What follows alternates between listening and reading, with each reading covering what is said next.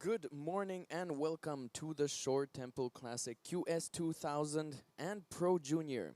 Percy here and very honored to commentate at this competition with legendary surfer from Indonesia, TP Jabrek. Yes, morning, Percy. Amazing day here, and yeah, good to be here for sure. After 10 years, we came here back in the days, but now everything looks. I don't know. Everything in India looks 100% different now. Everybody surf more, and I think the development been you know looks success here. Yes, and we already have some Indian surfers up and riding, playing it safe to start with a roundhouse to float finish, but that is a successful ride, so that will be a heat starter. This event is organized by the WSL together with the Surfing Federation of India and Tamil Nadu Surfing Association. And it's sponsored by Sports Authority of India, Sports Development Authority of Tamil Nadu, and TT Group as well.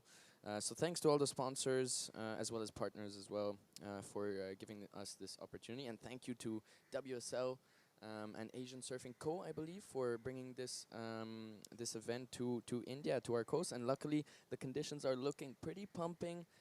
It's picked up from yesterday, and we're getting that last bit of swell, which has come through from all the way from Australia to Indonesia, and we're getting that last bit here. So I think it's making a lot of surfers smile along all the Asian coasts.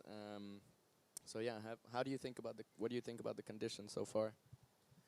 Yeah, I've been heard a lot of Mahabs, but I never been here. So to finally came here and to see the setup and the wave is actually it's really fun because yesterday was a bit smaller, today is a bit bigger, and I think the swell is growing throughout all this competition. So it's gonna be good condition for all the competitors. So looking forward for some action for sure. I would love to see more of the local surfers.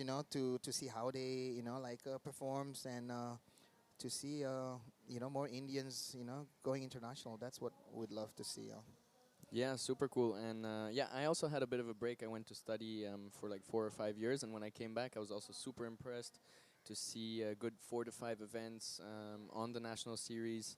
And also, they scaled it down from those big surf music yoga festivals to really focused, athlete-focused kind of events, which I thought was really cool because it was really about progression and bringing these kids up.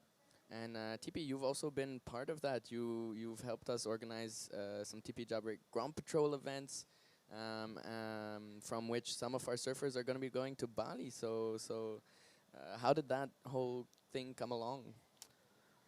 Yeah, here we go. This is a local surfer here. This is Praveen Ratod.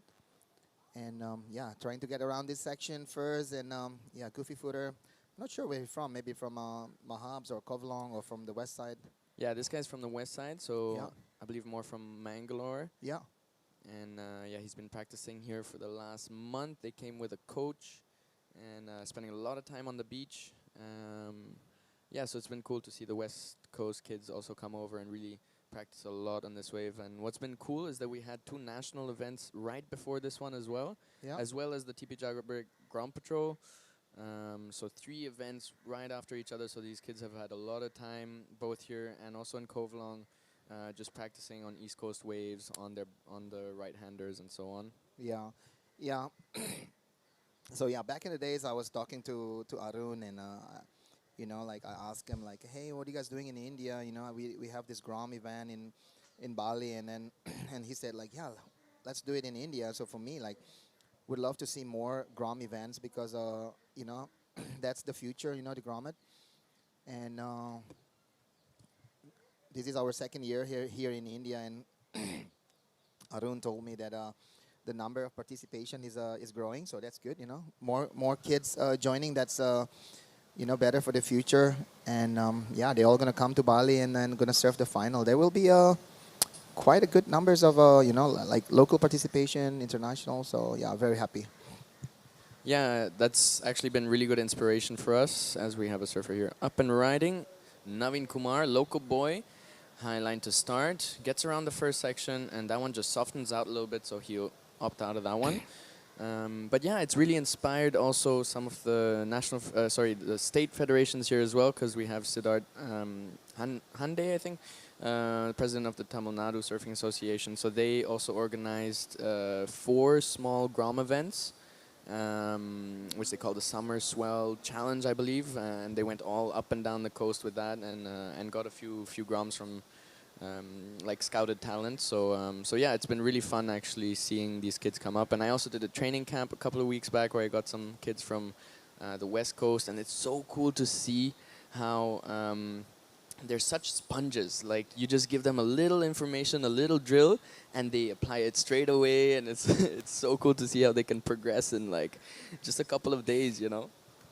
Yeah, I think in India is very important to I don't know what is the word, maybe like introduction to the ocean kind of lifestyle, because India have a lot of coastline, and the beaches is beautiful here. So can you imagine if like all this coastline become like I don't know, tourism destination, not only for surfing maybe, but also for like people enjoying the ocean, walking around, because the beach is I don't know, thousands of kilometers of sandy beach. So the potential is here. It's just we need more. I think everybody need to understand how to taking care of the the tourism destination to become like I don't know, a bit more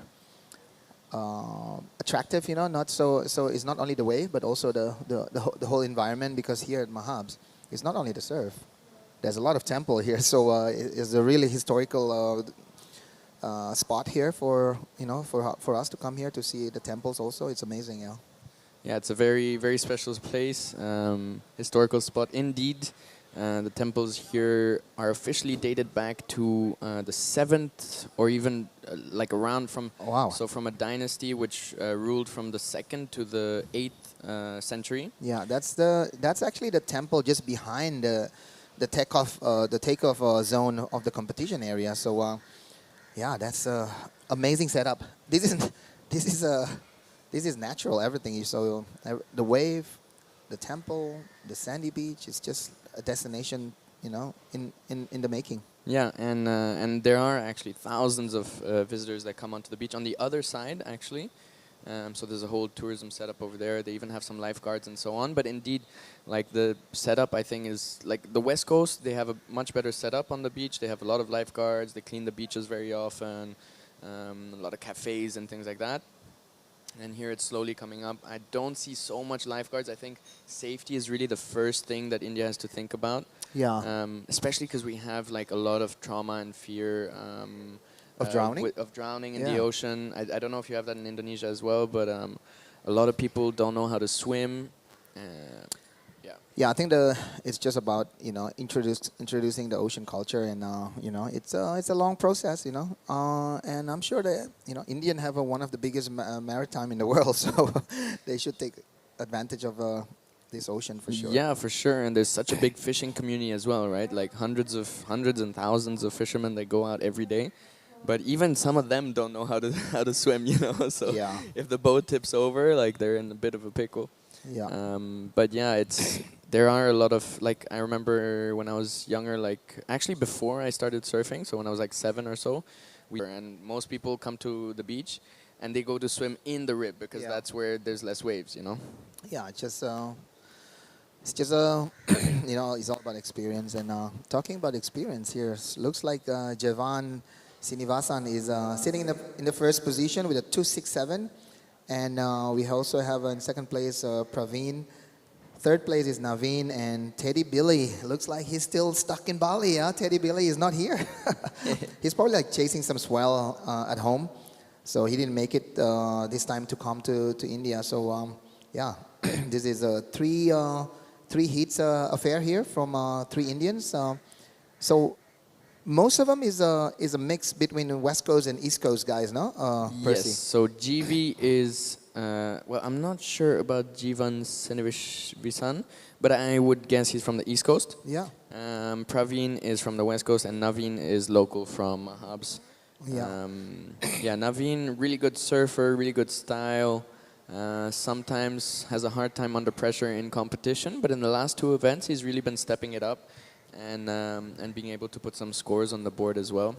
Yeah, if we see the condition right now, Percy, it looks like it's getting high, and I heard Mahabs get really good on the lower tide, because this is a point break. Of course, you need a bigger swell with a higher tide, but here we go. This is live action from Red. We have Praveen on the drone shot here. All right, looks like he laid down a pretty solid backhand turn to start. Now, deep bottom turn, lays another one down under the lip, maintaining speed down the line to find another section. This one goes fast, and he drives up into the lip just over, just a little bit too far over the lip. Yeah, looks like he's gonna take over the first place there because he only need a 0.05. So one of the smallest numbers to that's less than just a wipeout actually. Yeah. And looks like he managed to get that number. Yeah. Yeah, for sure. Looks like a bit of a slow heat, like it was pulsing a lot this morning, but we had a rising tide. Now we're reaching the high tide, so maybe because of that it's slowing down a little bit. But yeah, I hope there's still plenty of opportunities for our surfers in the water, and I'm sure there are. Yeah. That last one came in at a 4.67. Yeah, 4.67 for Praveen. And yeah, he's sitting in first position right now, yeah? He is, and that's the first average score reaching in the average range of the scale, so that's great to see as well. Here's our surfer, Jivan. He's drawing pretty nice lines, so it's really nice to see his wave reading. Just, I guess, a little bit overextended in some of those turns and not able to push as much as he wants to into those maneuvers. So that's why he's also not getting as big as scores. Yeah, you know a little bit about the Indian surfers, Percy. I have to say, like, they have really great styles. Like their movement, everything. It looks like.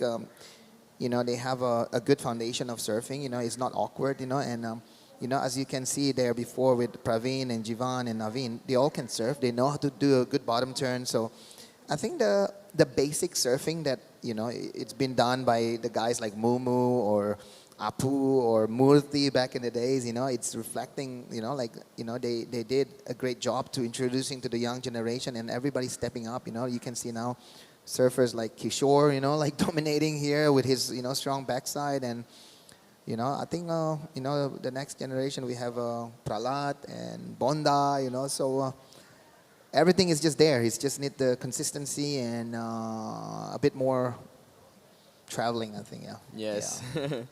Yeah, traveling, different conditions, different ways, and especially being exposed to different surfers and watching it and seeing it with your own eyes is a huge inspiration. So also bringing international surfers down here to India is also a great way for us to improve. And yeah, it's been fun and interesting to be part of this scene from the start. We had the first competition actually right here on this beach in 2011. Wow. I was 11 years old, and that was like back in the days, yeah. So Mahab's been like on the map already from day one, yeah. From day one, yeah, for sure. It's a bit of a swell magnet, so it gets a bit more swell than most other places, and just the setup here is really good. I think the reason it's a swell magnet is that the sea shelf is a little bit closer, so it drops deeper a little bit closer, so that swell really travels in nicely and hits properly. Yeah. And yeah, we get good sand because it's all beach. Like after the temple, it's just all beach, so all that sand just can come and filter through and make some beautiful. It's almost like super banks in Gold Coast. This place remind me a little bit of Snapper Rocks. Those rocks and the right hand setups, and yeah, it just depends on the sand, the winds, the swell direction, and you could get amazing wave here. Exactly. Yeah, it's funny you say that because in the ASC as well last year. I think it was one of the head judges or someone who said that it reminded them a lot about the Gold Coast as well. Yeah. Yeah, it's a fun wave for sure when it lines up. And yeah, speaking about swell directions and winds and so forth,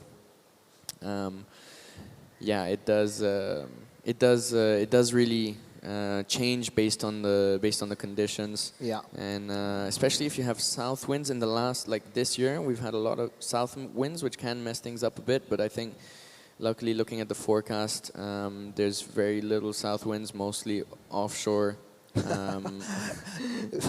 You know, I'm a traditional surfer, Percy.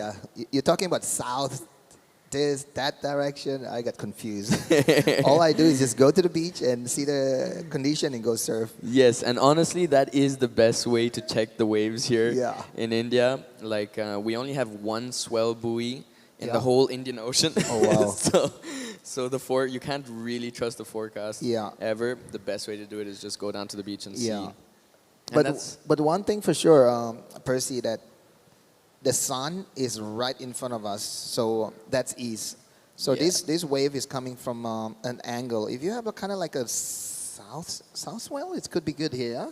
yeah, exactly. Yeah. So mostly we get south swells in this period of the year. It starts around June, and keeps going till mid-October, and then like almost bang 15th of October, Yeah. it'll shift to northern swells, like northeast swells Oh wow, yeah. that come from these like cyclonic storms in the Bay of Bengal. Oh, that's a different kind of a system there, and that's also pushed this way. Yeah, it does push this way. But the point breaks don't work anymore. Okay. Yeah. Like the right hand point breaks definitely don't work. and that's when Andaman is working, no? Andaman is no, actually, also not. Andaman is actually a whole other season. Yeah. But what we get is like these stormy swells. Oh, looks like we have a surfer up and riding, and this is Naveen Kumar, local boy. He's found a face. Yeah, with 1 minute and 50 seconds to go, he needs a 3.6. So he just let go that priority. Also, he need another wave. Yeah, and it's really unfortunate because he's a really great surfer. All he needs is a wave, and he can easily get that 3.60. So I hope he's gonna go back and probably at least sit on that second peak. Yeah, you Yeah. see the beach all the way Just up there. keep going, yeah. Just keep going. What is that a town down there? There is a town. Pondicherry is that way, you know? Pondicherry is that way. That's my hometown, like an hour and a half down that way. A bit more mellow of a wave, like it gets a little bit less swell because like we're kind of protected by Sri Lanka. Oh, that's true, yeah. But oh look, it's breaking all the way in front of the rocks. Sometimes you can get some good waves like in front of the rocks. Keep going from there, yeah. Yeah, and keep going from there. There is some backwash though too. So yeah, on the next heat we're gonna have who's that? Shane Holmes Shane Holmes from the USA, and we're gonna have 3 Indian surfer here. So a lot of Indian participation here. So super happy to see a lot of up and coming young Indian in this event. That's for sure, yeah. Yes. It's gonna be Ruban Vasu in blue, Kamesh S in white, and Ram Kumar in green. Yeah. So yeah, 30 seconds to go, 35 seconds to go. Looks like Praveen comfortably sitting in the first position with a 4.67 and a 2.63. So it still could be open between Naveen to get one more wave. 3.6. Yeah. That's 2 turns actually, you know. That's 2 turns, even Yeah. one big turn. He can definitely do it. He can definitely get it. But time is running out. Just a bit too much of a patient game, letting too many opportunities go, and it is coming down to the final seconds. So that is unfortunate for our local boy because he has a lot of good surfing to show us. And that will be it. Praveen Rathod and Jivan Srinivasan will be going through to the round of 48. And we're straight into the next heat. Shane Holmes, Ruban Vasu, Kamesh S, and Ram Kumar. Yeah, they put 20 minutes. So yesterday they planned for 25 minutes, but today they put 20 minutes, I think, because they saw how pulsing it was in the morning. And it was indeed quite frequent. Like I was in the water this morning and we had, I would say a set every 4 to 8 minutes.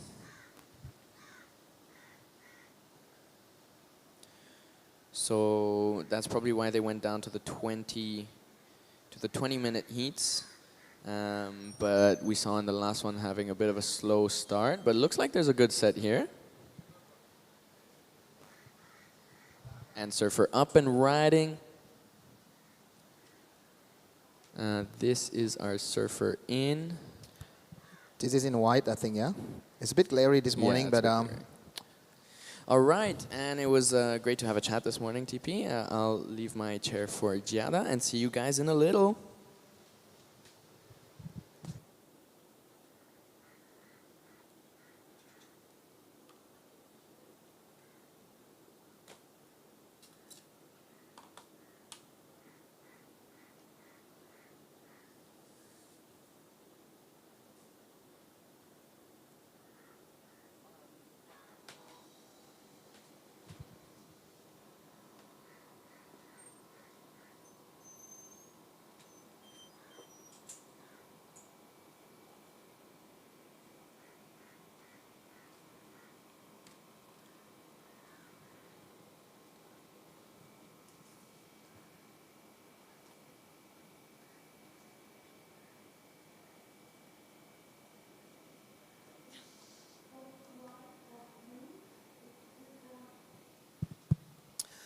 Good morning, Jada. Back here in India. This is day one. What is your thought? It has been so good to be back here. We have been eating curry every single day. We have been down at the beach. The cows are so cute. The temple behind us is absolutely gorgeous. The waves are kind of cooking. And it's been a good couple days, Tippy. What about you? Yeah, for me, my highlights is I don't want to miss any breakfast, lunch, and dinner because you know how expensive is Indian food or Indian restaurant in Bali, you know. So I'm gonna take advantage of it. I'm not joking, you know. For me, having those, you know, like I don't know. For me, like yesterday, I have this spicy fish curry was the best, you know. Like it's so good. Absolutely. Yeah. And the community here has been so welcoming. We are back in Mahabalipuram. We came here last year for the qualifications to the Asian Games, which was an incredible event. I have never been so welcomed like I have been here in India. Everyone is more than excited to, you know, show us their culture, their food, how Yeah. things work out here. So it's absolutely gorgeous. Yeah, for sure. Talking about local community here, we have a surfer from India here on his backside. Oh, this is actually white. Actually, before was not white. So this is a surfer from local boy Kamesh. So he's gonna put his score on his scoreboards right now. So yeah. I have to say, you know, like we've been to a lot of places, Gianna. You know, we've been to Taiwan, we've been to China, we've been to Korea. A lot of places, and I have to say, India is they have everything. They have the wave, they have the food, they have the hospitality. Everybody's so nice here, and I think we're gonna see us coming here more.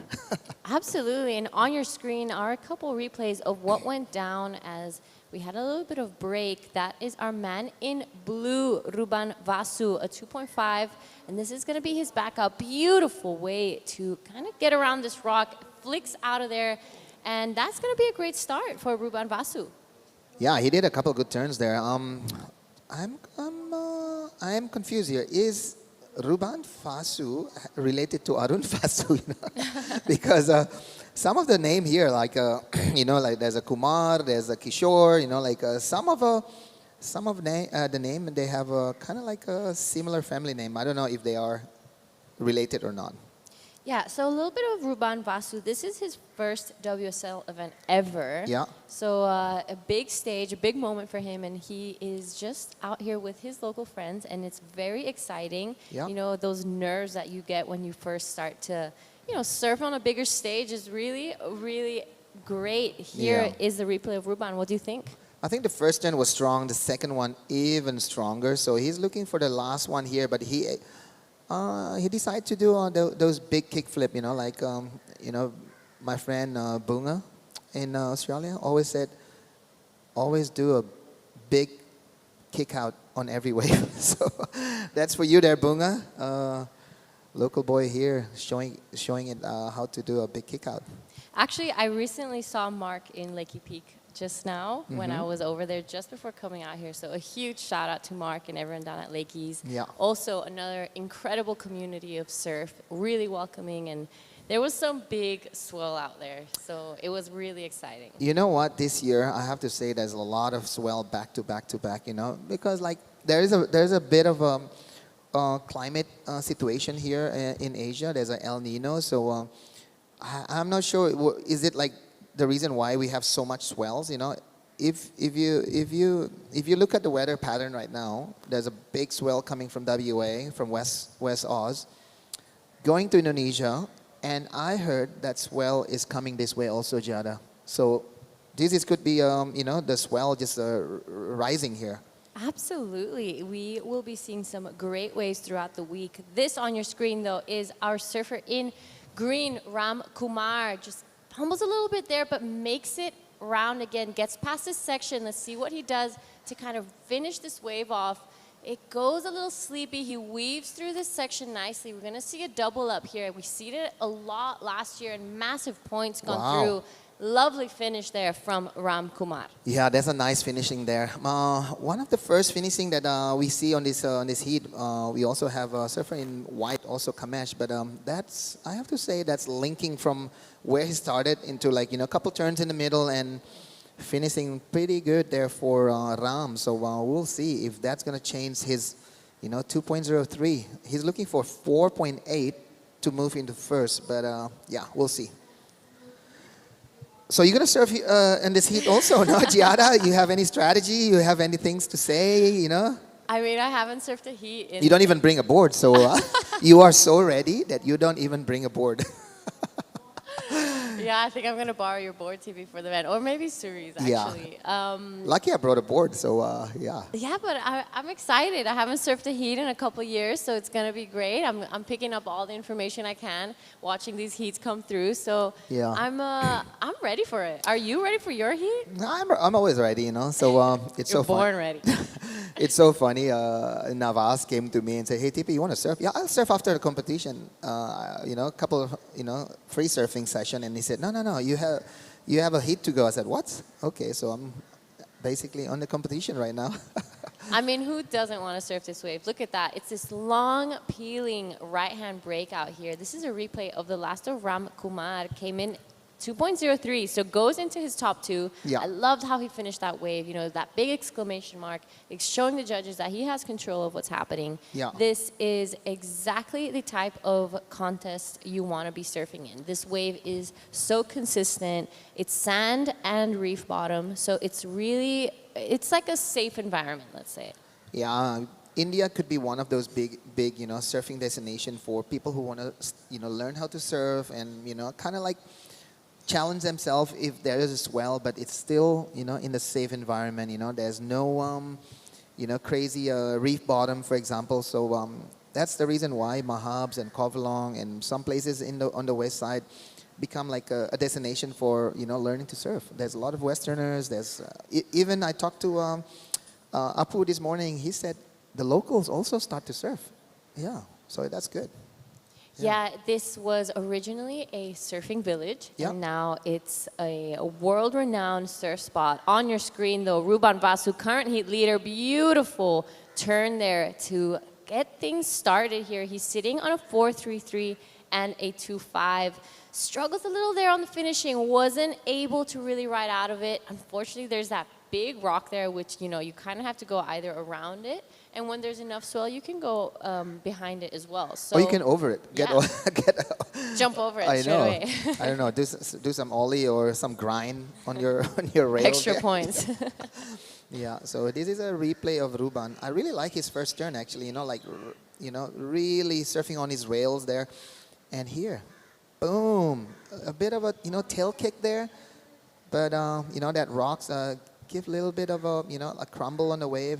Trying to get around it, but yeah, a bit stuck there. But he did pretty good 2 maneuvers there, and I think that 2.5 gonna be gone soon. Absolutely, he has the best wave of this heat, a 4.33. So he really is extending his lead right now. We're gonna be seeing a bit of a change there. 2.5 is gonna go flying out the window. Now it's up to Kamesh. Has a bit of work to do now.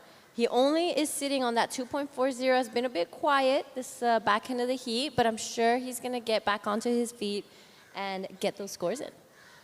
Yeah, the situation of this competition is, you want to be like either first place or second place to advance to the next round, And yeah, going to the next round will be more challenging because that's going to be where all the international surfers going to be waiting for you. There's a couple guys from Japan, from Indonesia. So, yeah, it will be a good feeling to advance for sure because in any competition, winning is always the goal. And talking about winning here, I think the last surfer who won this place was Tenshi Iwami from Japan. He beat Kian Martin on the last second, and Kian kept talking about it. He was not happy. Yeah, I remember watching that heat. Kian was winning throughout the whole 29 minutes of that heat until Yeah, Tenchi Iwami got that last wave and just switched it in the very dying seconds of that heat and managed to sweep the win off of Kian Martin. But it's been a couple years since, and it's an exciting year ahead. So I'm just taking a look. In the round of 32, some of the seeded surfers are solid names. We have Shohei Kato in the first heat, Raiha Onu, Roy Kanazawa, as well as Taki Kanazawa going up against each other. Iko Watanabe is here. Tenshi Iwami is back. He wants to get another win. Rinta Otu Kanoa-hije from Korea is also out here representing. Yeah. And there are some huge names, and it's going to be a great week of surfing. Yeah, one of the things that kind of like holding back some of the surfer from Indonesia to come here is because a lot of the surfers are on the Padang Cup right now. There's a waiting period that's supposed to happen sometimes yesterday, but it didn't happen. So a lot of the surfers, like didn't come. Like Pajar Ariana didn't come, and Ketut Agus didn't come, and some of the girls also didn't come because they are on those events on a standby. So yeah. Maybe next year, we can have more surfer from all over Indonesia also coming for this event. Yeah, this place is amazing. And, after this event, I'm sure if the wave is good, it's going to attract more people to come. Absolutely. And if it's not the waves, it's the curries, because it is so worth it. Yeah, I don't know about the curry, like here, like it's just, like... you cannot stop, like you put small spoon and I was like, I think I need more, Yeah, so we are on the screen here. Hello, everybody. Good morning. This is 8 a.m. here in Mahabalipuram, and it would be sometimes on the mid-morning and midday in Australia, and also in Indonesia and Japan.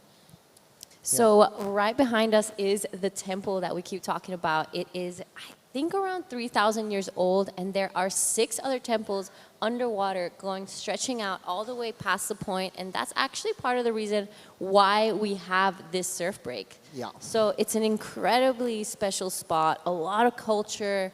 It's a staple point here in India, especially for surfing. I wonder if, back in the days when they built this temple, they see the wave, because I passed by at the Radisson Hotel last night. There's a really old-looking wooden shape of it couldn't be a boat, it could be something to slide on the wave, for example. So, I would be surprised if the Indians, already trying to, do something with the wave back in the days. I don't know, maybe the fishermen's trying to, go out on a small wooden, he needs a 6 now. Whoa. Ruban Vasu, actually, on his last wave was 4.17. So, yeah, great surfing there from Ruban. Sitting in the first position now, Ram Kumar in second, but still waiting for his last wave. And Kamesh looks like he needs to get a bit more active here. He only catch 1 wave with 4 minutes to go. Looks like, he need now he need a 2.07.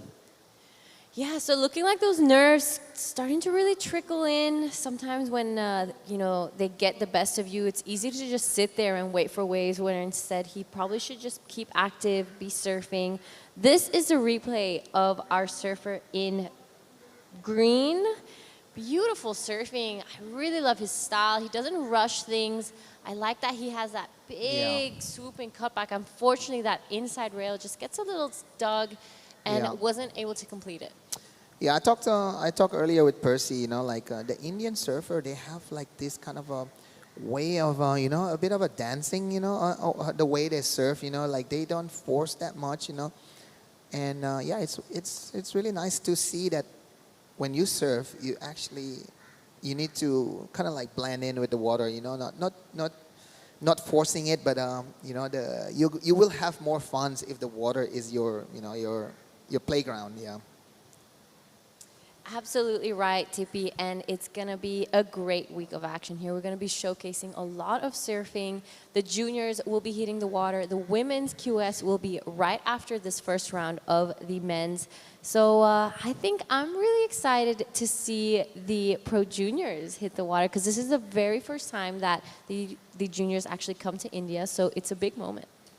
Yeah, for sure. Like having a junior is also a plus because it's an opportunity for young Indian also. You know, even they're like 12 years old, they can have a bit more comfortable because you know it's under 21 and under. So rather than going straight into the QS, they also have a bridge they can surf on this event. And yeah, the Pro Junior is an important division for everybody, especially in Asia. Yeah. I know you really pushed the juniors when we were doing Krui and Nias. What would you say? Why was that so important to you? You know, for Indonesia is a mandatory for me because I also run a lot of competition in our country. So, for me, if there is an opportunity to do a junior, we have to do it because it's just a platform for development. Junior is the future, and put an extra dollars on one more division is not going to hurt anybody. It's just become like a more advantage, I think. So, to see India is doing it, and hopefully, if we can see like Philippines, Taiwan, all the host country that having a QS, putting a junior on one of the division, I think it's just going to benefiting everybody. Yeah, that's what I think. Absolutely. I mean, that's the future of surfing right there, the juniors, and being able to expose them to such a high level of surfing at such a young age will kind of make the transition into the QS a little more comfortable. Yeah, for sure. As a as a competitors back in the days, when we were young, having a surfing competition is not there. So when I was like have the opportunity to do a lot of events in my time. So for me, doing a junior is it's a must. Because to see those happy face of kids coming together, surfing together, and some of the winners, even the losers have more motivation to surf. So I think it's a great experience for for kids. So back when you were competing, there wasn't any or so much contest in Indonesia. Where did you have to travel to kind of get that exposure? I have to walk to Kuta. I'm from Legian and I have to walk to Kuta, and it's almost like going to Pipeline. So the Kuta boys is so dominating, and for me, there's one contest every year, so it's not fun. So yeah, that's one of the experience as a young surfer back in the 90s. Yeah. All right, and that was a bit of a victory lap for Ruban Vasu. He will be taking this one out. Ram Kumar joining him into the next heat. With that, we're going to throw out to a quick break, and we'll see you guys in Heat 3.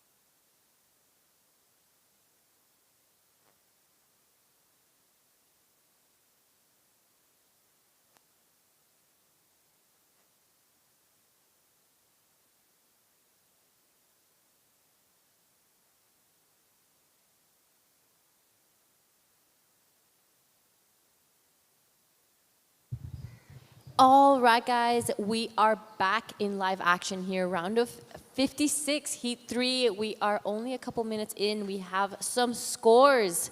It is a 2-8-3 for Som Sethi. We are waiting for just that one, actually. Lokesh Eth, Nihish Varun, and Lorenzo Kola Amjada Legati. And I am more than excited to welcome back into the booth Percy. Yeah, it's awesome to be in here with you again. Last year was super fun, and we have another 5 days of action, so really looking for that. Looks like the waves are pumping, and we have a lot of surfers, Indians, Japanese, Thai, Indonesian. Any other countries have you heard of? I mean, I think you're gonna have an Italian in the heat draw as well, so it's gonna be pretty exciting. I haven't surfed the heat in a couple of years, but besides that, it is an Asian event, so we have surfers from all over Asia. Usually, there are a couple other events throughout the year that are co-sanctioned with Australia. So on your screen though is live action Nihish Varun now. Beautiful opening carve there to start things off. Sets it up for this section, pulls into the tube and makes it out. That is an exciting way to start things off here for the heat 3 of the round of 56.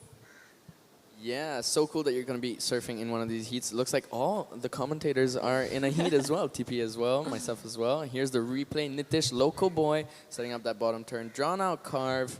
And yeah, he'll be really happy to start this wave with that. And the crowd went mad for this one with the barrel. His nose still sticking out the front, so I'm not sure how high that'll go with the score, but definitely fun to get a barrel and nice to open up the day one or the surf spot as well with a barrel. You know, just showing people that it is there on offer. I saw a really good barrel ride also yesterday, so looking forward to all these maneuvers, rail to rail, barrel, airs, everything. Yeah, we saw a lot of that go down last year. It was so exciting. We had a lot of swell throughout those 10 days of competition that we were here. So I'm hoping that towards the end of the week, we'll see something pretty similar. There we have it. First score for Nihish Varun is a 3.5. So the judges showing like great ride, but you know, a lot more could be done. That was a bit of a replay. Unfortunately, it was a bit of an up and out, but plenty of time, early days. Tell us a little bit about the surfers in the water, because we know you're a local here and that you have that local insight. Yeah, for sure. So Nitish Varun is a local boy here. He used to be one of the bigger names out in the water at the spot, and that's the guy we see on this replay with that good cutback and the barrel combo. So he got a 3.5 on this one, and yeah, it'll be a good heat starter, but he's definitely going to lay down some bigger turns to get his back up. And yeah, Nitish Varun is a local boy here. He started a surf and stay pretty recently, so he's been quite busy with that as well. Unable to do much training and coaching, but he definitely gets a lot of time out in the water. Som Sethi actually came out on top with the Grand Patrol, with the TP Jabrik Grand Patrol, so he'll be going to Bali for that one. I think it's in September or so, I'm not too sure. Yeah, he's been doing a lot of training with the TP Jabrik Surf Development Program. Here we have our surfer in blue. All right, live action. Lokesh now. Beautiful first turn. Really jams it tight in the pocket. Gets around that section, does it again. Unfortunately, just kind of airdrops down. Isn't able to ride out of it. But that was some great surfing from Lokesh. I love that first turn. Yeah, Lokesh is a local boy, so he's been surfing since 5 years, I believe, and he's been training a lot with the local crew. They're quite a tight crew. It's really nice. Sivraj Babu is kind of like he's on top of the rankings, the national rankings. So he does a lot of coaching with them from time to time. They pull the camera out, and he gives the rest of the boys some tips and so on. And then there's a whole crew of like 5 of them, and Lokesh is like one of the newer guys, but he's been yeah, showing up quite a bit. He's really focused. He's always the first one on the beach, and he does a solid warm-up routine and everything. So he's been really focused, and I saw some pretty radical turns from him. Also, I did a training camp with them like maybe 3-4 weeks back, and I've been really trying to get them vertical. And he did one like super vertical, drawn out bottom turn, brought it up. He has a really good top turn, but he needs to work on his bottom a bit more. And when he focuses on that, he puts some really good turns down. That's amazing. And, you know, so surfing is quite new here in India, and I think there's no better person to ask about it than you. Tell us a little bit about the surfing around here. Well, we'll get right back to that as we stick to live action. Som Sethi right now. Beautiful swooping cutback. Gets back to that power surf. Unfortunately, will be just that one ride. Right behind him is Nitish Varun. Apologies, I was mispronouncing his name earlier. Wasn't really able to scratch into that one. So it will be just that one ride from Som. Nicely done, but I don't, well, he's just sitting on that 283, so he's going to back it up nicely. But yeah, so there is so much that goes down here. I know there's some surfing as well on Goa, on the other side of India. How does the national tour work here? I know you guys had an incredible event recently, so break it down for us. Yeah, for sure. Just a little bit on the last surfer in the water. That is Lorenzo Cola. He's from actually my spot. He started surfing very recently, about 2 years ago, and I've done a little bit of training with him, but yeah, he's just in here for the experience and to catch a couple of waves and to see all these other radical surfers. The surfing scene here, yeah, it's really been growing since 2011, and we used to have these huge surf and music and yoga festivals. That was just to get us get a bit more attention from India and the government. And recently we got recognized by the Sports Authority of India, which released quite a bit more funding and just recognition for the sport in India. So big up to the Surfing Federation of India and Arun Vasu for accomplishing that. And since then, we've been having a lot of really focused events, which are just focused on progression, on the athletes. So it's just the community coming down, the judges, the surfers, the athletes, the coaches, and we just focus on getting better and better. And yeah, the main spots we have are, we have 2 on the west coast, 2 on the east coast. So we have Mahabs, Kovalong, and then on the west coast we have Kerala and Mangalore. So that's the main thing. And then this year we also went to the Little Andamans for the first time. So that was pretty exciting as well. Yeah, there was some incredible pictures coming out of that event. We have on your screen our surfer in blue, just scratching into a little bit of a smaller one. Wasn't able to get past that double up, but a good start there. Yeah. He has a bit of work to do. Yeah, I'm super proud though that he caught a wave and that he managed to put a turn on there as well. Like, that's already a big accomplishment. I've been just telling these guys, like, you know, getting out in the water, that's already one thing. Catching a wave, that's already another thing. Putting a turn down, that's already another thing. So it's really good to see that. And he's actually surfing my board, so I hope he keeps it safe because I have a heat coming up pretty soon. All right, so you will be surfing a heat later on. Tell us a little bit about what you're taking away by commentating and what you're going to apply when you're in the water. Yes. Oh, we have our surfer in green. Oh, smart competitive surfing, getting it back up real soon. And let's see what he can do. Another nice little cut back. Oh, just incomplete on that one, so needed the compression. And here's our surfer, Logesh, local boy, just losing it off the bottom. Oh, that was so unfortunate, but a couple of nice rides there. Now let's get back to you. Let's see what are you gonna take from this heat and do when you're out in the water. I mean, it looked like it slowed down a little bit right after high. Like, it was super pulsing throughout the morning until we reached high, but now it looks a little bit slower. So definitely gonna try to get some scores on the board as fast as possible. I don't want to be down in the 10 minutes left with like just one score or half a score or something like that. So I'm gonna try and get a couple of scores on a little bit smaller waves at the start, and then sit for some good ones later on and try to get some bigger scores. All right, so you've seen the growth in Indian surfing probably like more than any other local Indian surfer that we've seen. What do you think has been the main point of difference from back when you started to now? Coaching. Major point of difference. Back then we had no input, no knowledge in terms of coaching. You just go out there, you grab a board, and you try to surf, and that's about it. I was part of the first coaching camps when they had the first ISA course here. Samai and a few others did that course. Dylan as well.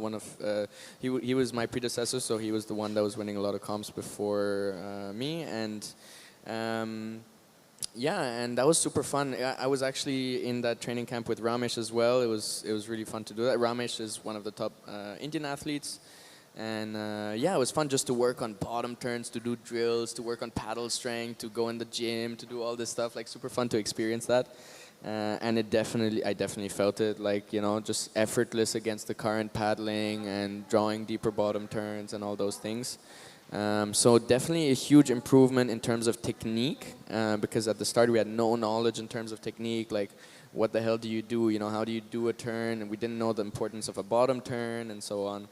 And so it was all about just like trying to push as hard as you can and like, get spray.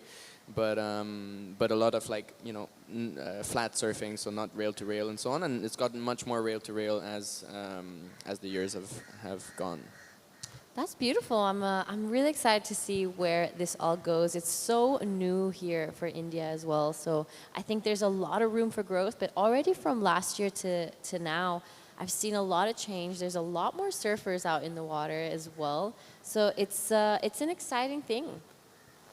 Yeah, definitely. Spots are getting a bit more crowded for sure, but still, it's still nice to, it's not that much of a surfing destination for tourists. I mean, on weekends, honestly, we get a lot of Japanese that come down from the city because they actually work in Chennai, and so we get like a crowd from like 6 to 8:30, 9. But it's not that like very intense touristic crowd that you can have in Sri Lanka or Indonesia or other places. So it's not like it's nice to have that a little bit more focused kind of environment for training and improving. And here we go. All right, beautiful first turn here from our current heat leader, Som.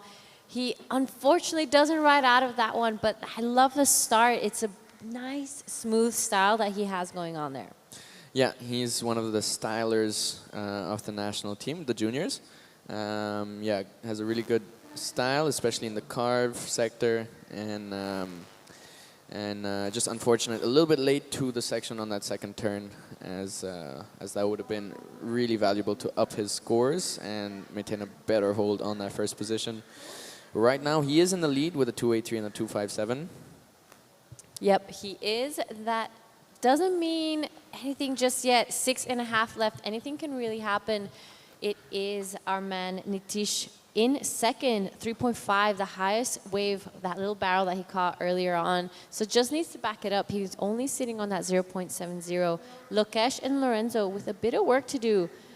They are looking for a 164 and a 348 to kind of keep this dream alive and get themselves into that next round. It's still really early days. Coming up in the next heat, we're going to see Selva Kumar in red, Ragul in blue, Maximilian in white, and Tipi Jabrik, our very own commentator, in the green. Yeah, gonna be super exciting to see him in the water as well, and in the water is also Maximilian. He's a surfer from my spot as well. Started surfing also just a few years back, and he's a bit nervous to be coming up against Tipi for sure. I mean, Tipi is such a legend. He came here. He's been here quite a few times. Like I think it's his 4th time here. I remember him coming in 2014, I believe, for I think an Asian competition back then, when the whole crew from I think we had Dede Suryana as well, and a few others. It was super fun to have those legends in the water here. The contest was at Kovlong though, yeah, right? Yeah, Kovlong, yeah. Yeah, they showed us a couple photos of Tipi when he was doing it, and he has this incredible photo where he's like pointing down at the beach, and this gorgeous wave he's riding is just like a perfect right-hand barrel. So it has a great history, Kovlong Bay. I know the festivals used to attract a lot of people. I've seen some crazy videos come out of that. And the contest as well used to be great. Yeah, for sure. It was a great venue, great contest. Now the surf spot's having a bit of trouble because they're building a lot of rock piers to protect the coast actually, and that's like holding a lot of sand back. So there's much less sand at the surf spot. We were there last weekend for a national event, and yeah, it was just a bit tough because there was very little sand on the surf spot. But there were still some waves, and there's quite a few spots there. Like there's a lot of rocks, so all the rocks were uncovered. I've never seen that many rocks at that spot before, but it was definitely nice to see some waves towards the last day. The last day got a little bit more swell. The beginning of this swell, pretty much, and yeah, there's a spot like a little bit further up the beach, which is really rocky, but it can have some really nice barrels. And I remember in the contest back in the day, I would spend most of my free time surfing there, and then when it would come to the heats, I would be completely dead. I couldn't surf anymore. I remember last year, you're a bit of a frother, so I can totally see that happening. I'm guessing also with that new coaching being applied here, they teach you how to, waste your energy in the correct way. On your screen, though, this is Nitish Varun looking for a 164. He's gonna weave through that dead section. Nice jam in the pocket there, gets past the rock, wraps it around there. This is a beautiful wave from our man in white. And he does finish it off with that strong exclamation mark. I think that's probably going to be best wave of the heat.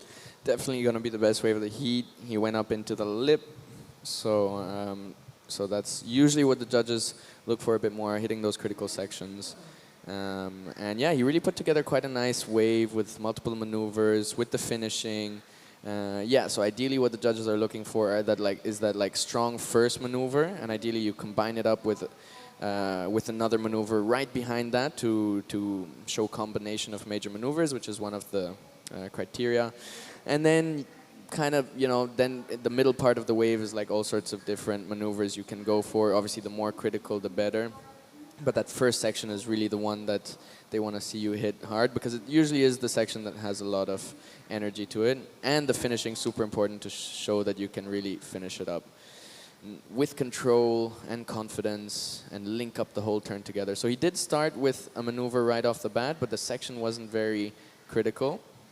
And then just pumping down the line, a bit of downtime until he had the second. So he didn't manage to put a combination of maneuvers on that first section, but he did get up into the lip on that second maneuver. And here's the combination. So here he went for that snap to carve combo, which is really good to put combinations in, and then finishes it up. And just hitting that double up on the end, which is what took him down. But I think the judges will deem that complete. And it comes in at a 4.33, so he comfortably jumps up into the lead. Somseti now in second, needing a 5.0 if he wants the lead. And Lokesh just needing a 2.84 if he wants to progress. So the heat's still pretty wide open. I mean, to take first is a bit bigger of a requirement, but to come in second, surfers in blue and green still have a chance. Yep, it is just about to reach that 1 minute mark of this heat. So critical moments here for Lokesh and Lorenzo. They kind of need to double down and get those scores. Not a big ask for Lokesh, a 2.84, but it will be all down to this one wave. Let's see what he does. 2.84 is his requirement. Good first jam there to start things off. Does it again here, gets past this section. Will he get around it? Unfortunately does not, so it will be those two turns. Let's see what the judges deem of that ride. What do you think in first glance? Yeah, just not super committed. I know he can be a bit more committed to his turns, so just not super committed. Because he doesn't have much of a score, I think he's surfing a little safer, so I think that might put a lid on the scores as well. But he has another 30 seconds to go, and there's a little opportunity here on the second peak. Let's see if he can grab into that one. But yeah, 20 seconds, not much time. You really have to fire for whatever opportunity comes your way. Yeah, so we will be counting it down. Break this replay down for us. What do you think? Yeah, so a little high line to start, goes into the bottom turn. Good bottom turn, cuts the first one a little short to maintain speed down the line, and then those pumps. And he just not really in rhythm with the sections of the wave, because he kind of did that second turn in between two sections instead of like really on one of the sections. So really important to find those critical sections and hit those ones hard, not instead of like going around them and hitting the in-between section around them. All right, and with that, we did finish off that heat. It was our man in white, Nitish, and our man in red, Som, getting that first and second. Unfortunate for Lokesh and Lorenzo, but beautifully done. We will be going to a quick break, and we'll get back to you in heat 4.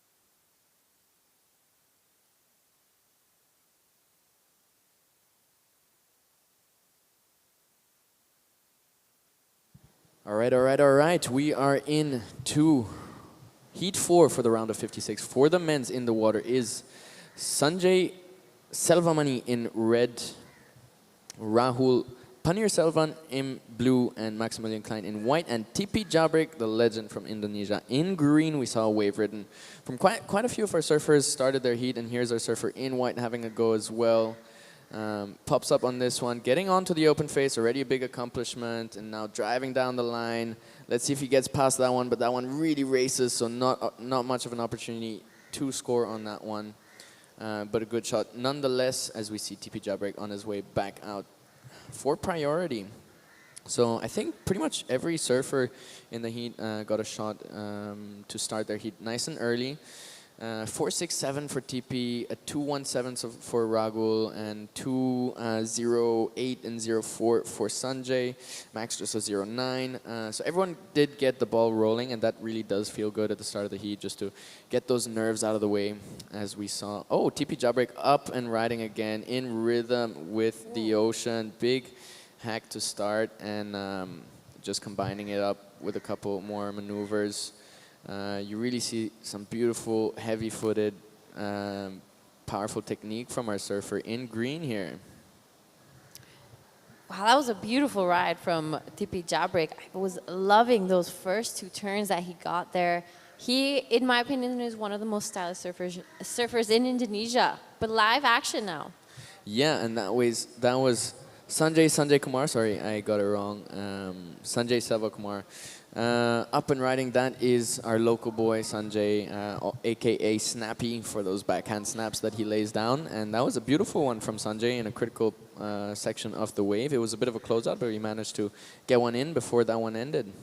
Yeah, that was a beautiful turn. He managed it really nice. He came out of it with a lot of speed. It was just unfortunate that that wave wasn't really working with him, but plenty of time, 16 minutes left on the clock. Tipi Jabrik still waiting for that one wave that we caught up with him.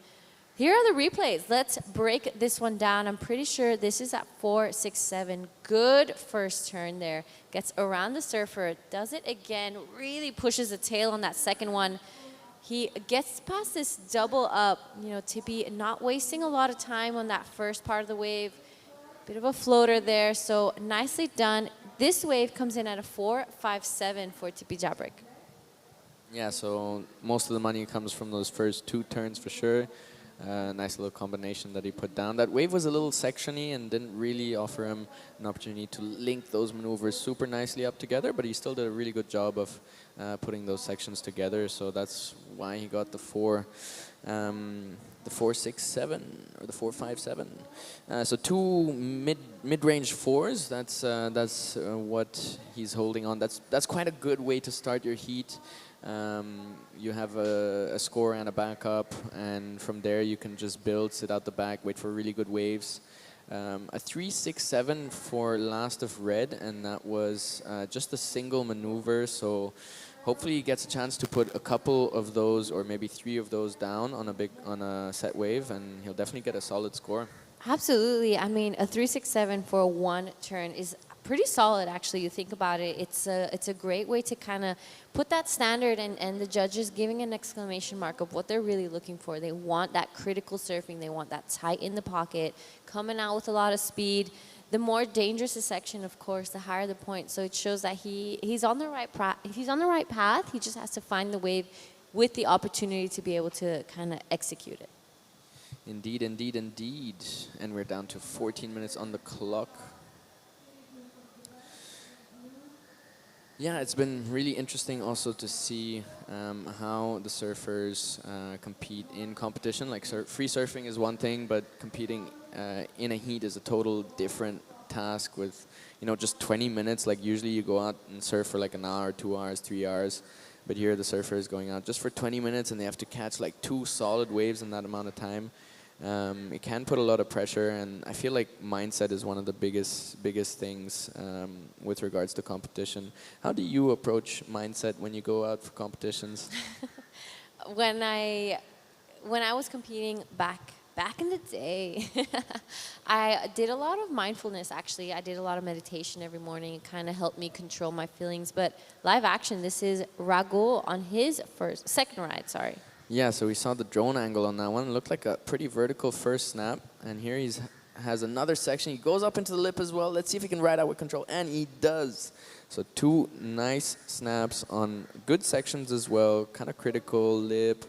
Look pretty vertical. I think that's going to go quite well. It was a bit of a smaller wave, but still getting the right sections on that one. And here we have our surfer in red, Sanjay, hitting, ooh, just a little late to the party, but still makes it out. I'm not sure what the judges will say about that one. We'll have a look. Yeah, unfortunately there he kind of wasn't really able to ride it out. The judges always looking for a solid finishing. They want to see control. They want to see that you have everything in the right place. So I'm not sure if that's going to be deemed complete, but plenty of time, 12 and 20 on the clock. So it's going to be a big day of action here for us in the Short Tempo Classic QS 2000. We will be going straight into the women's QS right after that. After this, we have 4 heats of the women, back to the men's QS, round of 48, up until heat 8. And then we will be seeing the men's Pro Junior hit the water. Probably going to be showcasing live action up until maybe 3 p.m. today. Yeah, it is going to be a long day. We have some pretty good swell, so it is a short window for this event, just 5 days. So I think they're going to try and run really every day as much as they can.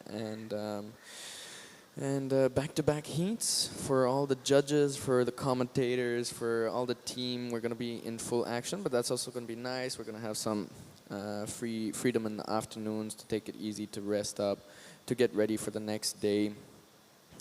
Just a little bit about the surfers in the water right now. Ragul Panir-Selvam, also a local boy, part of the first/second generation of surfers here in Mahabalipuram, and he's also a shaper, he's also a free diver, he's also an acrobat.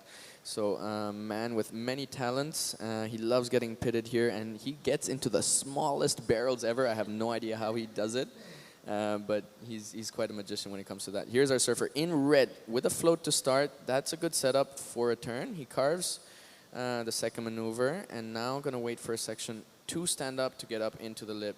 And he does, putting that one down. Let's see if he has any opportunities on the inside as Tipi Jabrik out the back, getting pitted, and he comes out. Let's see. Yeah, just a barrel for Tipi. I don't know if he managed to get a turn on the first section, but he's definitely having fun out there. Absolutely. Tipi's having a time of his life. I know he loves a good right-hander. He surfs the river mouth back at home almost every day with his daughter, Suri Jabrik, who is also competing in this event. They surf that right really well. I think ever since I started surfing, I remember him being at that right all the time. So it's great to see him in Mahabalipuram doing the same thing. Yeah, so that's the Peranan right-hander, right? Yeah, super cool. Really fun spot. I got the chance to surf it in 2016 when I was 16 years old, and so many opportunities actually there. Like if you go a bit further down the beach, there's another right-left. If you go further up the beach, there's like a couple of lefts. Like so many different opportunities there, but the right there is super fun. Yeah, that right. I'm a bit more of a left gal, so I surf the sandbar. We're pretending, but we like the left. Yeah, I always see all the guys on the right-hander, and it is a good wave. Like it stands up maybe a little bit more, gives a bit more of a critical section to hit, but the lefts are great. Yeah, it's a short, punchy ride, but that sandbar for me stole my heart many years ago. You need to come visit us again because it's a great spot. Yes, I've been wanting to come up there since a long time. Maybe next year, we'll see. Looks like a beautiful wave is coming through the lineup, and TP grabs that one. High line to start, just driving down the line. Looking for this vertical section, hits it with ease. Look at that technique. And then just closing it out. What a styler, great to see. That was a great ride from Tipi Jabrik, just showing how well he surfs those right-handers. Surfs Peranan every day. So that's going to be a great score. He is a current heat leader, 467, 457. He does not want to get back in this booth. He's like, I'm gonna be surfing again today. So here he is. Let's break this one down. Tipi Jabrik kind of highlines that first section. Beautiful jab there to kind of set things up. Pushes that tail there, and unfortunately this wave doesn't cooperate, but he got 2 really nice turns out the back. So still waiting for that last score to come in for Tipi, but he has a solid lead. It is Sanjay in second. A 5.57 is his requirement. It is Raghu in blue with priority, and out the back 3.70, and Maximilian Klein with a bit of work to do, a 5.97. Yeah, down to 8 minutes. So this is approaching the 5-minute mark, and this is still the kind of time in the heat where you're still looking to build on your scores a little bit. But it is consolidating to be green in first and red in second, and they're soon going to start to look to defend their positions as well, and their positions in the next round. Ragul and Max do have a bit of work to do. Max not really getting a chance to do a maneuver yet, so just fighting to get past those sections. But we'll see if he gets an opportunity in these 8 minutes. And Ragul getting that one wave. I think his last wave came out at 3.17, so that's the one with the two backhand hits on a bit of a smaller wave. So let's see if he can do that on a bigger wave and up the score. He's looking for a 3.70. So it's not too high, and he will probably have a chance of getting out back. And he has priority right now, so let's see what he can do. Setting up the bottom turn, just under lip on the first one. Now it stands up, going into that section, but dig in the nose, and he goes down. Yeah, that was a bit unfortunate there for Ragul. Not a big ask, 3.70. He had a great chance. It was a good wave selection, but unfortunately did go down. Chippy Jabrick out the back. 6.5. It is currently 8:45 in the morning here in Mahabalipuram. We are just past the high tide. We will have a 0.2 meter low at 2:40 this afternoon. So it means some great surfing. Yeah, it is new moon or no moon, and that does mean the tides are pretty radical. So low tide is definitely going to be very different conditions to right now. I saw a bit of current when I was at the mid tide this morning, so I think current's definitely going to pick up, but I hope the winds stay nice and clean. It's looking super beautiful out there. This looks like a bit of an open wave for Max. Let's see if he gets a maneuver in. Carves the first one, and now looking for it to stand up on the second section. He's driving. Let's see if he can hit that oncoming section. He does, but just unable to bring that one through. But good opportunity there for our surfer in white. Getting a maneuver in, he'll be happy with that. Yeah, approaching that 5-minute mark when surfers in the lead are going to start defending, and they've been waiting for that priority. Sanjay now getting that priority.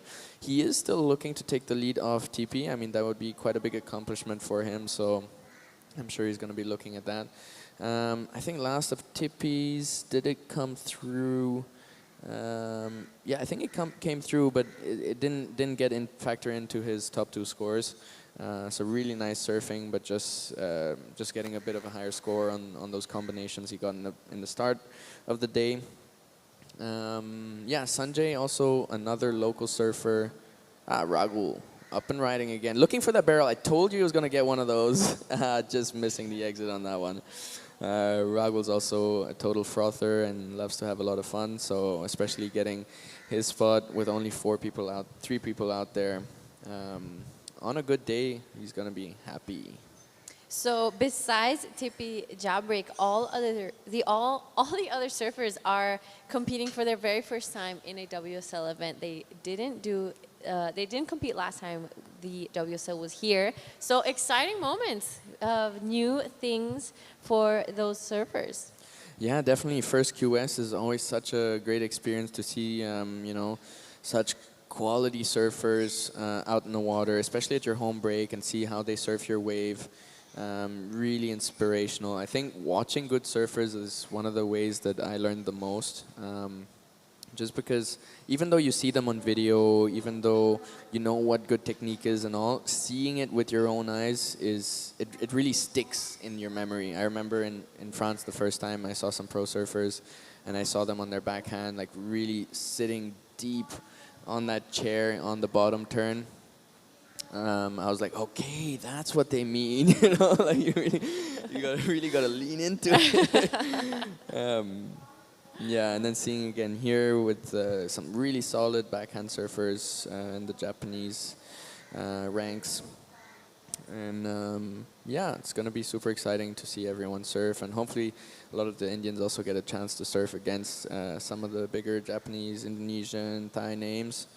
Yeah, right now I think a lot of them are in this first round, getting a shot to get a round in, and then the higher seeds also from our national series come in the next couple of rounds. So it's going to be exciting to see them as well. We have, yeah, really 4 top athletes which are like on the top of the rankings of the men's, and they've been really pushing a lot of work in terms of progression. But then close behind we have like our national coach Sanjay Selvamani. He's also in the rankings right behind them. Ajish, one of the guys that's been competing since my time, also in there. And yeah, it's actually really cool how many opportunities WSL gave for Indian surfers in this event. So they're all going to be super stoked. I can totally agree with you. I think seeing professional surfing live and up close is so different to when you see it through a screen. I feel like screens really take away how incredible and how talented these surfers are. And when you get to actually see it in person, you live it and you breathe it in these events. So it's a great way to improve. And then obviously being able to have the live and be able to watch those replays is a huge positive for surfing as well. You get to see what you did wrong and improve for the next time. So hopefully we will be coming back to India a lot more and having these events. And I'm so positive that there's going to be so much growth in Indian surfing from last year, but from now on it's going to be crazy. Yeah, and just a minute and a half left. TP Jabek in the lead with those 2 mid-range 4s. Sanjay with an opening here. He has priority. And he needs a 5.57. So pretty much if he can do that turn that he got on the 3.67, if he can do 2 or 3 of those, he can get that number. But he only has a minute and a half to go. He does have priority. Let's see if he has a chance. Max and Ragul needing... Oh, here we go with red. Having a shot. This one looks like an open face. It's standing up now. Hits that second one. Pulls out the tail, but just gets a bit hung up on the top. And that was his shot at taking the lead. But he did use that priority in any case. Smart. Not giving that opportunity to surfers in blue and white who are also looking to take the second position from him. So we'll see. It's down to 40 seconds. There still is some chances for blue and white, but they don't have priority. So TP might have a chance at taking any opportunities that do come through the lineup. This is the Shore Temple Classic, QS 2000 and Pro Junior. It's so exciting to have Pro Junior here. It is the first time in India, and yeah, just so cool to, because we're putting a lot of work into the juniors, into the Groms. All right, we have our surfer in white, up and riding without priority on the inside, and TP taking off with priority on the outside. I think he put a couple of turns in, and now just finishing that one up on the oncoming section, and that is the end of the heat. TP coming in as the vanquisher of this round 1 heat for the men's. He is into round 2. I hope he doesn't come in my heat. Oh, you gotta get rid of them quick, those big guys. Yeah. Both of you are gonna be in the same heat. I'm gonna be here by myself. I hope not. Oh, gorgeous view of the temple that is located right behind us. There we have the ocean in the background with that. Yeah, so this temple, super historical site. I mean, it was built, I mean, the confirmed dates are around, you know, from the 2nd to the 8th century. But there are some myths and legends about the 7 pagodas, and this is actually just one of the pagodas. The other 6 are all in the ocean. And so some of the historians, a solid turn from our surfer in green, really laying into that one, especially because he saw that it was a bit softer on the 2nd section. Yeah, so these temples, super cool. Also because of those myths and legends that, you know, there's another 6 and they're all in the ocean. And actually during the tsunami, the ocean went back a little bit and they had a chance of seeing with their own eyes the remains of those temples. which kind of lean to say that, you know, they could have been built much earlier than that as well. And some historians even say it goes back 11,000 years to ancient civilizations like Lemuria and Atlantis and all these crazy things. Beautiful temples and carvings throughout Mahabalipuram. It's really special to walk around here. And the skills are still in the hands of our locals. If you go down the streets of the fisherman town, you see every second shop, like people sitting there and carving. And if you even want to learn how to carve, like they'll just sit down with you for like an hour or two or however long you want and like show you how to have a go on it. Actually, yeah, that's true. Yesterday, one of the artsmen sat down with me and I did a little bit as well. So cool. He was really kind. He's actually right behind us. He's located under stairs. Actually, he has his little spot down there, which is really cute, right next to Joe's Cafe. And he was kind enough to kind of sit with me and be like, hey, you want to try? And I was like, yeah, of course. So fortunately, he walked me through it, and I didn't ruin the current little statue he was making, but it was really fun. Yeah. Are you going to make yourself a little statue or maybe a pendant or something for someone special back home? Maybe. I think I'll bring some stuff back home for sure. Nice, super cool. And we are into the women's. In the water is Hinata Shimizu, Shishti Selvam from Kovlong, and Anarin Engstri-Sawang. Super cool to have all these athletes from all over Asia and new names to try and pronounce. It's really cool. Different cultures, different languages. Actually, Mahabalipuram in that Pallava dynasty from the 2nd to the 8th century was one of the major trading ports in India. So they did trade with all sorts of Asian countries from Sri Lanka all the way to China. So it has a history of attracting attention from all over Asia. And we're seeing that again, but this time for surfing. Yeah, so it went from a trading hotspot to a fisherman's village to now a surfing central. I mean, this is an incredible spot. There is such a great surfing community. You just walk down the beach and there's such cute little restaurants. There's a lot of seafood around. Everyone is extremely welcoming. I'm so happy to be back here. I was really excited when they told me that they were bringing it back, and hopefully it's an event that we're going to be seeing every year from now on. Yeah, that would be amazing. I mean, also this year I heard there were quite few QS events on the Asian tour as well. Like a few of them got cancelled and so on. And I feel like India is quite an accessible country in terms of prices, you know, for stay, for food, for all these things, for visas, for all these things. So it could really offer some good opportunities to the Asian surfers to collect some points towards their rankings. And definitely for us, like just inviting, you know, one way for us to improve is obviously going to other countries and getting different waves and seeing the surfers out there. But the other one is getting them to our own country and just being inspired by that. So I'm really happy that we get both of those opportunities. You know, we did send some of our surfers to Aussie for the Phillip Island Pro in Feb last year, or March, I believe. All right, we have one of our surfers up and riding. This is our surfer in white with a nice carve to start. A second one pushing hard on that tail. This is really like a heat opener, a little small to medium wave on the inside.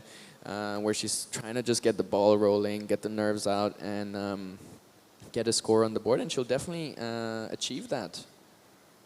Yeah, so great ride from our surfer in white. We are into the women's QS round of 24, heat 1, 417 for Hinata Shimizu to kind of start off her campaign here in the Short Classic 2026. So exciting moments ahead. We're waiting for the last score of white. It comes in at a 3. So great start for these ladies. Just now, it's all eyes on Shristi, sorry. And it's all eyes on her now. Let's see what she gets done. 15-minute mark, so still plenty of time. There's a lot of waves out there, and as the tide gets lower, I'm sure we're going to be seeing a lot more opportunity for these ladies. Yeah, for sure. Super excited to see what they can do in the water. Here we see Shishti Selvam in blue taking off on this one on her backhand, just digging that outside rail. It looked like it hollowed out quite a bit, and she was sitting quite far on the inside. So yeah, some of these do really pick up quite fast, and there's different ways to get into these waves. Actually, it's quite an interesting takeoff. If you go sit quite deep, you get that backwash that you have to negotiate, and if you sit a little bit less, there's like a random, not a random, but like there's a nice peak which kind of forms a little bit off the main peak, and that one can be really nice. And I saw a lot of people being able to enter those waves really early because it peaks out quite a bit. So that's a really nice takeoff to be able to glide in nice and safe. But then once you're past that, it does hollow out quite a bit on the sandbank, and sometimes you even have like a double up section a little further down from that, which is usually the one that people get barreled on, or they find like really nice sections to hit, of course. So yeah, it is an interesting wave. There's a lot of different peaks, points, places you can catch it. You can get insiders, you can get outsiders, you can sit at the peak, you can sit at the second peak, you can sit next to the rock, you can sit many different places. So it is a good playing field for strategy, and really sitting there on the beach and looking at all the different options and how often waves come on the different takeoff spots is a really good way to build a bit of a strategy, a bit of knowledge of what's going on in the water so that you can adapt as the heat goes on. So just a bit of info. Our surfer in white, she is our young woman from Thailand, Aunarin. She spends a lot of time in Canggu. She trains with Chilapuk. I've seen them out at Sandbar at the right almost every single day. So she's really put the time and work in. And that is her on your screen right now. Beautiful first turn. Does it again, backs it up. Let's see if she finishes it off nice and strong. And she does. So slams that one done. Aunarin looking for a 1.18. I'm pretty sure she's going to go straight to the lead with that one. But it is Hinata with that 417. Still hasn't backed it up. Plenty of time. She has priority. So she is a competitor I've seen quite a bit throughout this Asian and Australasian tour. So has a lot of heats under her belt. She has a lot of experience. This is a bit of a, I would say, a warm-up round for her, especially for the level of surfing she has. She has her twin sister probably here as well, and both very, very talented surfers. That's funny to have twin sister in the water, both looking the same, both surfing radical. Are they both goofy or both regular, or like? I'm pretty sure they are. Same yeah. foot, huh? Yeah. Right. So it's we've had a couple of them in the same heat when we were in Korea. So it was really entertaining to watch. Both of them were neck on neck. I think it was probably Hinata, if my memory serves me right, who got the win out of that one. But on your screen, live action. Shishti getting the takeoff on that one, carving back to start, another carve. So let's see if she can get back onto the open face, onto a bit more of a critical section. But she'll be already super happy to have put the board on rail and put down a couple of maneuvers and get a bit more of a substantial score. Like for a lot of the athletes here who are competing for the first time in the QS, it's just, getting those little wins, making it into the lineup, cooling the nerves down, being able to get on a wave, being able to get the takeoff, getting onto the open face, getting a turn in, already huge accomplishments, and just building that experience. As the experience grows, like you get comfortable in competition, and eventually you can start really performing. But it's important to get these first experiences in. And we see Hinata now up and riding, just past the first section, carves the first one, looking for it to stand up, but it looks like it has a bit of a double up on it, and she is out of there. Right, great start there for Hinata. Backs up that 417. She needs a 317 as the last of Aunarin came in at a 433. So best wave of the heat. Here are the replays. This is Hinata on that last one where we just caught up with her. Beautiful surfing there. She pulls out early as this wave gets a little sleepy and dies out. We've seen a couple of those come through. It's funny how the wave selection is so important out there, as some of them really stand up all the way through, and other waves just kind of die down and don't give you so much opportunity. So I think that's a huge, major advantage point that some of the local surfers are going to have out here. Huge factor. Like I've been out there at the peak waiting for like a huge set wave. It looks like the best wave of the day that's coming through. I pop up and it's just flat. And I'm like, what the hell is up with this? And yeah, so this morning we were sitting out there and discussing with a few of the other athletes, and there are some which are like either really drawn out, so really fast and hard to get past the sections. And then there's others which just flatten out of nowhere, and so it's really hard to find that perfect mix, that perfect line which gives you all the right opportunities. But I saw some of them really able to do some really good wave selection and finding some little nuggets which, you know, I almost wouldn't have really looked at, and when I look back I'm like, whoa, they got 4 turns in there, that section stood up for them. So yeah, really cool to see that experience also in terms of wave selection, also at a new spot for all these people, right? Like everyone, like quite a few of them came in just a few days early, but they didn't have that much time to prepare either. I think since this event was announced pretty late, like only 3, 4, maybe a week max of practice before the event started. But yeah, a lot of them got in rhythm with the ocean, and right now in the water are our surfers Hinata and Anorin in the lead. Hinata with that second wave coming in at a 3.60, and she takes back the lead. But Anorin is following close behind, only needing a 3.44 to progress, and there are 8 minutes on the clock, which leaves a lot of time to find opportunities out in the ocean. They will be weighing every wave that comes in. Is this enough of an opportunity for a 3, for a 4, etc., and kind of just like leaving anything which is under their requirement go, and looking for those that really give them an opportunity to score something they need. All right, a couple replays. This was our surfer in blue, Shrishti. Nice first turn there. You know, she really picked off a great wave here. I think this one is a little bit of a smaller wave, but look at the bowl on it, and she just keeps close to the power section. She's close to that whitewash and doesn't lose through so much speed throughout it. She has that board alive. It's pumping, it's moving, so she doesn't waste a lot of time. This is live action now. Our same surfer in blue getting a couple nice swoops in out the back, jumps off this wave. Not so opportunistic as maybe the last one she picked out, but she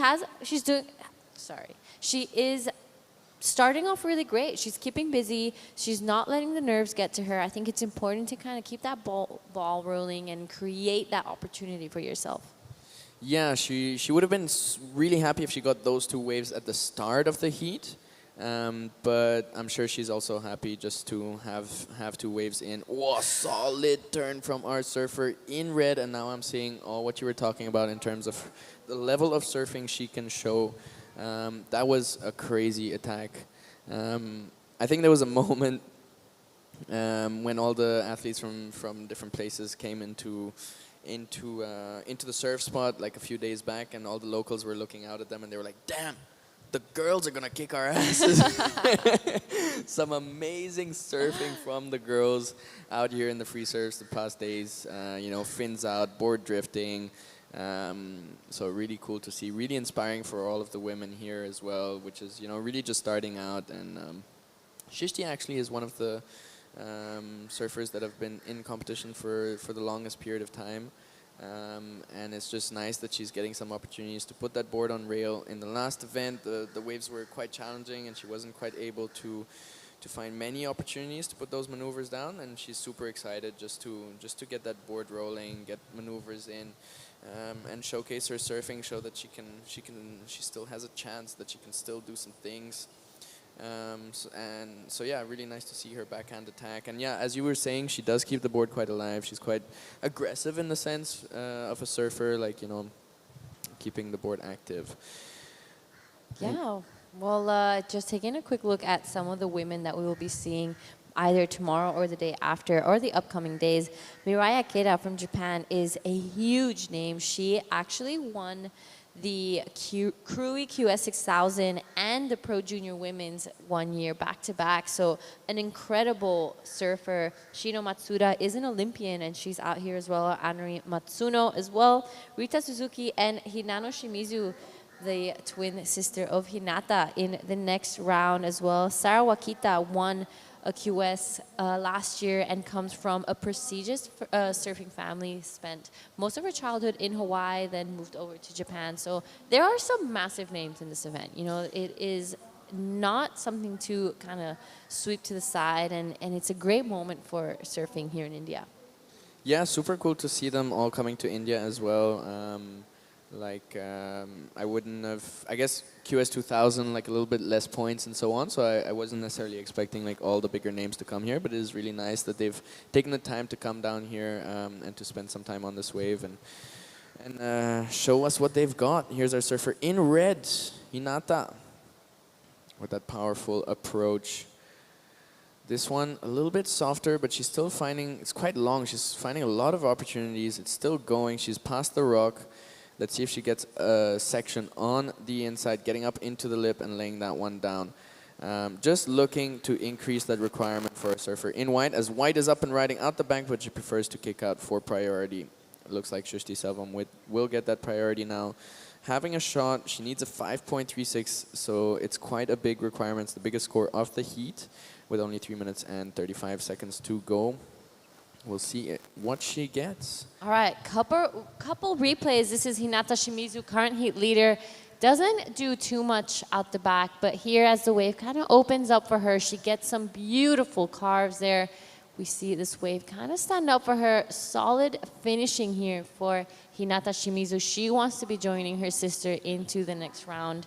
Anorin, our surfer from Thailand, on the next one afterwards, decided to pull off quickly. There wasn't too much happening on that wave. She didn't see the potential to improve on that 3. So scores are in. It is a 5 for the last of Hinata. Does extend her lead. It is now Shrishti with a bit of work to do. 5.36, you're right, is a pretty solid requirement. She has to be aiming for at least a 5.5 or a 6 to kind of keep her dream alive and get into that round of 16. Yeah, so she's definitely going to have to get a longer wave with quite a few combination of maneuvers. Probably get up into the lip, which I know she can do, to get that 5.0. Well, 5.36 that she needs. It is still the highest score of the heat. And yeah, Hinata getting a 5 on that one with that mid-size wave. So also showing that the judges are looking at those combination of maneuvers. You know, if you can really put a long wave together, you will get rewarded in terms of score.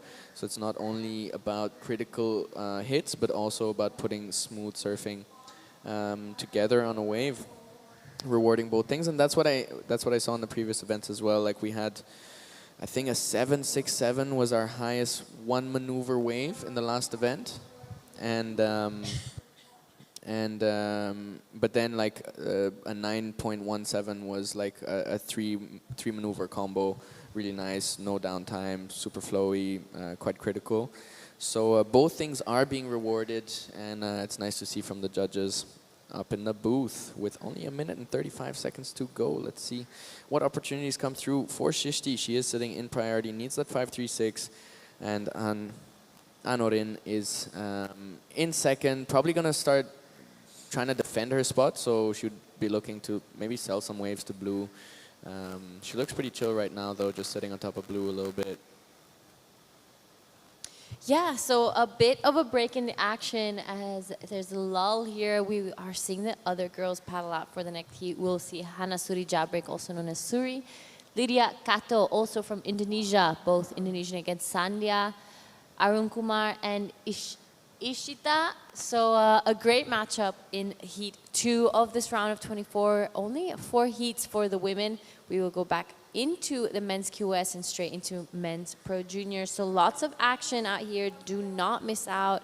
Waves are gorgeous here at this point break in Mahabalipuram.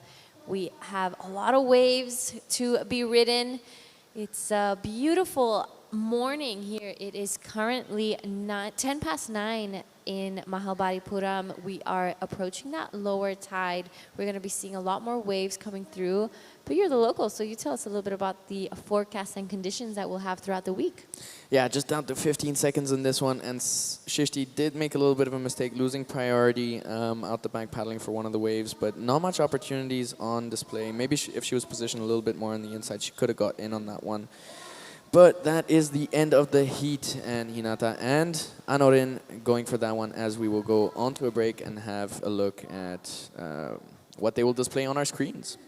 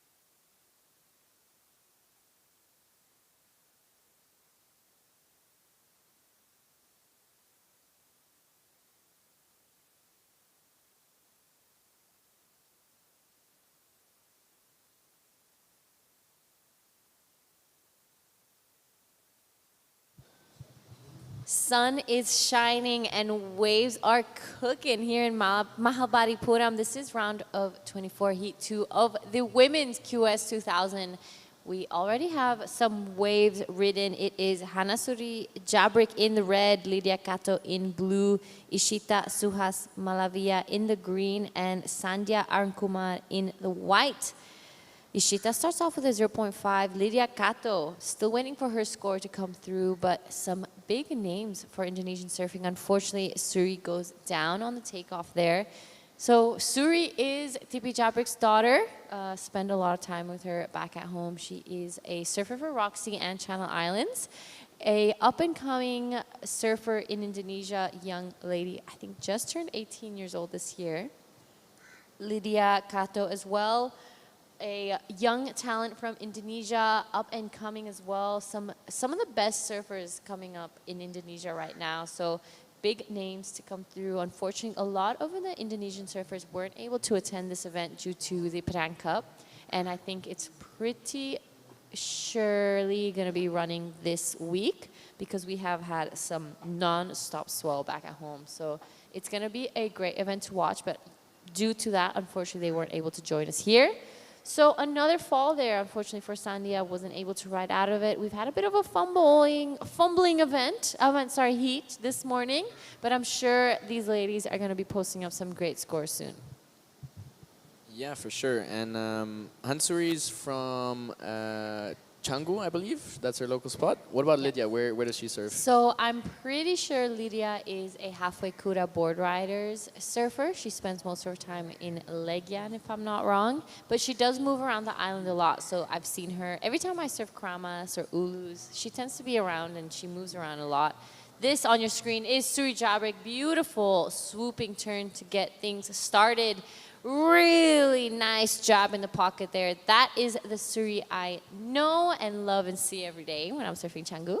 And the jab is in their second name, and they are masters of it, the Jabrik family. And yeah, beautiful style from Hansuri. Honestly, I really see the style from her father in there. Here is Lydia drawing out that big swoop. Lovely work there from Lydia Kato. You're right. Lovely swooping cutback to start things off. So both Lydia and Suri, I would say, are kind of known for their style back at home. They're very, very stylish, elegant surfing, very feminine, which I love. Especially Lydia. She has a bit of that back knee drop that we like to see. So unfortunately, I think she got injured recently, but she is back in the water and looking strong as ever. Yeah, it is super interesting actually to see the women surfers like in general with regards, because they I guess have less like muscle mass, you know, that they're using. But don't get me wrong, I've seen also some very strong women surfers as well. Don't intimidate me, I'm scared. But yeah, in terms of technique, it's really impressive to see how proficient they are in the water, on the waves. Because I guess they put a little bit less power, a little bit less, you know, tweak into their surfing. They really use technique to the max and super elegant, super clean surfing. So it's really inspiring to watch. Actually, in terms of coaching, I often look, oh, Ishita here, putting some turns down. Wow, super cool. I had her in a training camp a couple of weeks back, and she was struggling a lot with mindset and all sorts of things and this spot and the waves and everything. But it's really cool to see her now looking much more confident, and she's surfing for the first time back on her board. She was borrowing a Channel Island twin pin from someone else, like a bit bigger board. Those are great boards, yeah. My favorite. Yeah, huh? It's my favorite board ever. Sick. I have a pink one at home that I use all the time. All right, couple of replays. Break this one down for us. Yeah, so just a heat opener, and she gets a pump in, and then really, what I like about her surfing is that she really pushes through her maneuver, rotates fully out of that turn, and gets the most out of each of her maneuvers, also on that jab at the end. But here is Lydia. Really drawn out lines for Lydia. Oh, sorry. No, beautiful surfing from Lydia. I love her style as well. Really nicely done. She finishes it off, giving the judges that exclamation mark that you really need when you finish waves. showing that you have control, showing that everything is perfectly in position. So that was a really nice ride from Lydia. She's going to decide to do a bit of a run around, but she is sitting on a 367 and a 3. Hanasuri Jabrik a 483 for her first ride. But I was loving that wave from Ishita, was it? That she kind of has that really elegant style as well. It's very feminine, very cute. I'm loving it.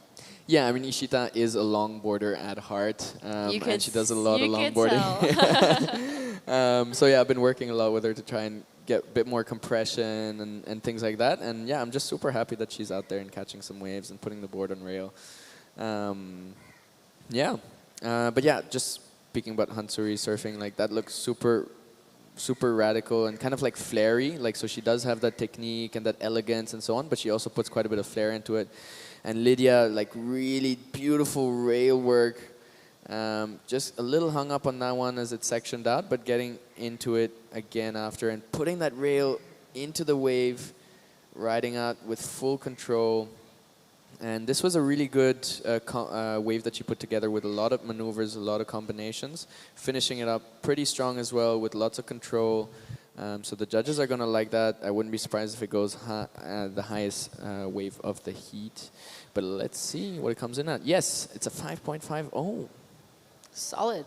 That's a solid score for Lydia Cato. Really jumps and extends her lead over the rest of the field. Actually, a couple years back, me and Lydia were on a Channel Islands trip in HTs, and I don't know why, but, well, I know why, but none of us came prepared for the swell that actually came that time, and it was like 8-foot HTs, and we were so scared the whole time. There was a bunch of girls, and actually, we ended up all being out there and charging, and I remember, like, Mila Coco Brown was there, and she got an incredible ride that still gets reposted now. So it was such a fun trip with all the ladies. A huge shout out to everyone in CI Bali for kind of making that happen. And if you want to go watch the recap of it all, it's all on YouTube. It's called Yeah the Gals.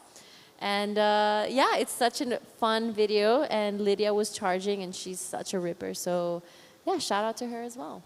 Yeah, it's been super nice to see these girls out in the water, getting some opportunities to score. Down to 10 minutes and 30 seconds.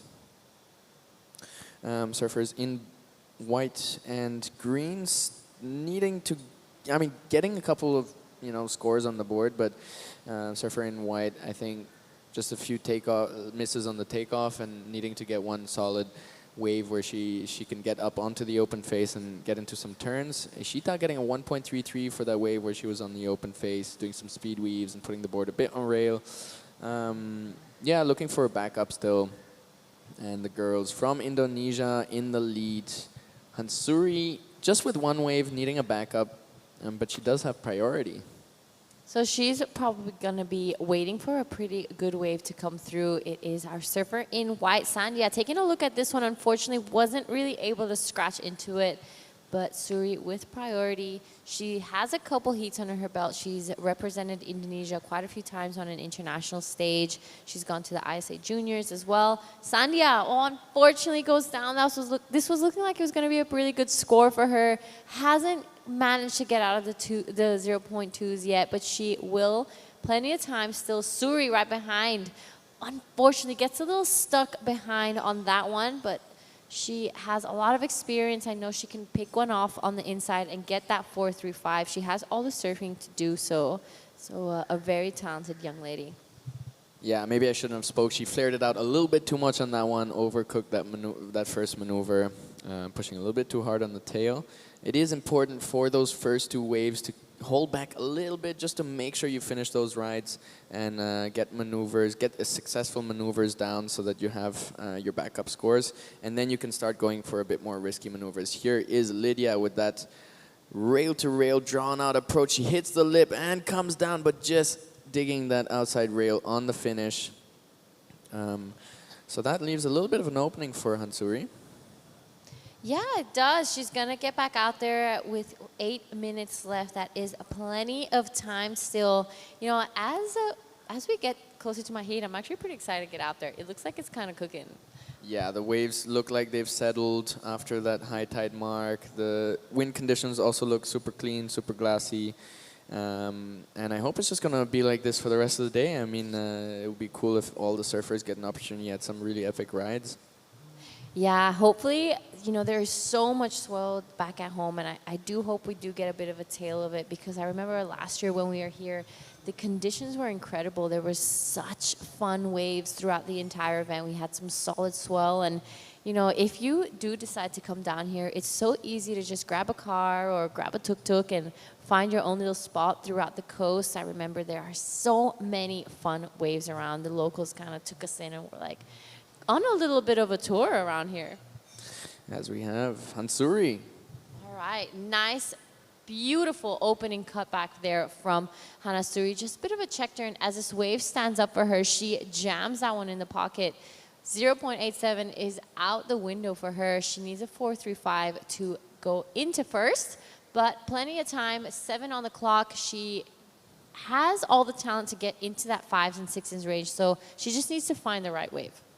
Yeah, I really like that first turn. It was a solid carve in the pocket, really tight radius, lots of spray. Like, those are the kind of dream carves for me, for my surfing. So it's really nice to have the girls out here to show us really good technique and help us improve our surfing. That one comes in at a 4.83, and she is into the lead. Lydia now needing a 4.23 if she wants to steal it back from Hanasuri. Yep, still plenty of time. These two young ladies have competed so much against each other throughout the years. They both started surfing, I'd say, at pretty similar times. So they know how each other works under pressure. They know the strategies. I'm pretty sure they've, practically grew up surfing together. It's so nice to see them turn into the young ladies that they are today. Not only great surfers, but great humans. So it's great to see that next generation kind of step up. Yeah, super cool. And it looks like they're taking this as a training round, just exchanging shots for the lead, as our surfers in green and white are looking for some opportunities on the inside as we approach the last 5-minute mark. Yeah, I've said it a few times. The best way to improve your competitive surfing is by competing. I mean, there is no other way to kind of replicate that feeling of being under pressure, surfing heats, and being out there. On your screen, though, Lydia Cato, no pressure at all. 5.5, wants to back it up. Nice turn there. Kind of really follows the lip line, carves it around, gets past this sleepy section, does a couple more carves there. She wants to be back into first as Suri got that 4.9 to kind of jump into the lead. Will she finish it off? Unfortunately, we will get right back into live action. Behind her is our surfer in green, Ishita. Beautiful style there, really elegant. I'm loving what she's doing, and she doesn't really hold back, which is really nice. All right. Beautiful wave from our surfer in green, Ishita. Really putting some of that technique into play here with that open hand and looking in the right spots and drawing those turns out. So really cool that she's able to do that. Also under pressure, like one thing is being able to do the right technique, the right surfing in your free surfs, in your trainings and so forth. But as you were saying, managing the pressure and doing that in these pressure situations is a whole other accomplishment. So I think she'll be super happy about her experience here. And for a lot of the surfers here, it is their first experience competing at a QS event, and that is what they're looking for. They're looking for a positive experience competing against these world-class surfers. Just to start their career, in terms of international events. And we will be having more and more events, I believe, in India as our president of the Surfing Federation for India has become the Asian Surfing Federation president as well. And I think they're in discussion with the WSL and Asian Surfing Code to bring a few more events here. It is an accessible country. And we have gotten our routine pretty well down in terms of organizing events. We've been practicing really hard on the live, so we even have our own live team now. I'm going to be trying to train some commentators. We just had a course where we trained 18 new judges. So we have a whole bunch of new judges. So yeah, just I think building up the whole scene in terms of event organizing and so on to bring more, to be able to host more events over here, and give more opportunities to our Asians. I mean, we've said it quite a few times already before, but there is so much opportunity for growth in surfing in India. And already from 1 year ago to now, there has been a massive change. And, you know, that exposure, not only in the live, but even having those professional surfers come all the way here, some of the top surfers in Asia, and being able to see them live is a huge opportunity for the local surfers and for the next generation as well. It's just such a difference to see not only what the surfers are doing in a heat, but the whole approach to it, like their warm-ups, their routines, how they get ready, how even days before they're out here, some even weeks to kind of really get used to the waves, the equipment that they're riding. So it's a huge thing for the local community here. Yeah, for sure. Massive opportunity for us. And this is really turning out to be a boxing match. Ooh, we have Sandhya here up and riding on her first wave. As she manages to put the board on rail for 2 turns, she'll be really happy. Look at that. 3 flowing turns. And that was our surfer in white. Now going up into the lip. Will she make the finish? No, she just loses it. That would have been a super experience for our surfer in white there. So I'm just really proud that she's able to get up on that wave, as she had a few stumbles to start with. And even though it's down to the last few minutes, just having that positive experience of getting a wave in a heat is super important. And the fact that she got onto the open face and was able to do a couple of turns is massive. I think it comes in at a 1.77. So yeah, that's quite a good score in terms of yeah. 1 minute and 10 seconds to go. This has turned out to be quite a boxing match, as Hanasuri is going for another hit here. Yeah, it is Lydia Kato with the current lead, 5.50477 to back it up on her last one. That was some incredible surfing from Lydia Hanasuri Jabrik. Unfortunately, it went down on the last one, but in a solid second. It's looking like for now she has that 1 foot into the next round. Ishita and Sandhya with a bit of work to do as we reach 40 seconds left of this heat. Some massive scores that they're looking for, but as we said, it's all about the experience. They're out here having a great time. Beautiful, stylish surfing from both of them. So I'm excited to see them surfing and throughout the event this week. Hopefully we get a couple free surfs together. 25 seconds left, and we will be seeing Arisa Ishii in red up next, Jirapat Chulasu in blue, Riva and Arti in white and green for the next event. We will be counting this one down as Lydia gets a bit of a victory lap. Beautiful looking wave there. She really jammed that one. Love how electric she's looking, but is in no rush. So well done to Lydia Kato and Suri Jabrik. We will be seeing them probably tomorrow. With that, we're going to throw out to a quick break, as I'll be welcoming Tipi Jabrik into the booth, and he'll be joining Percy.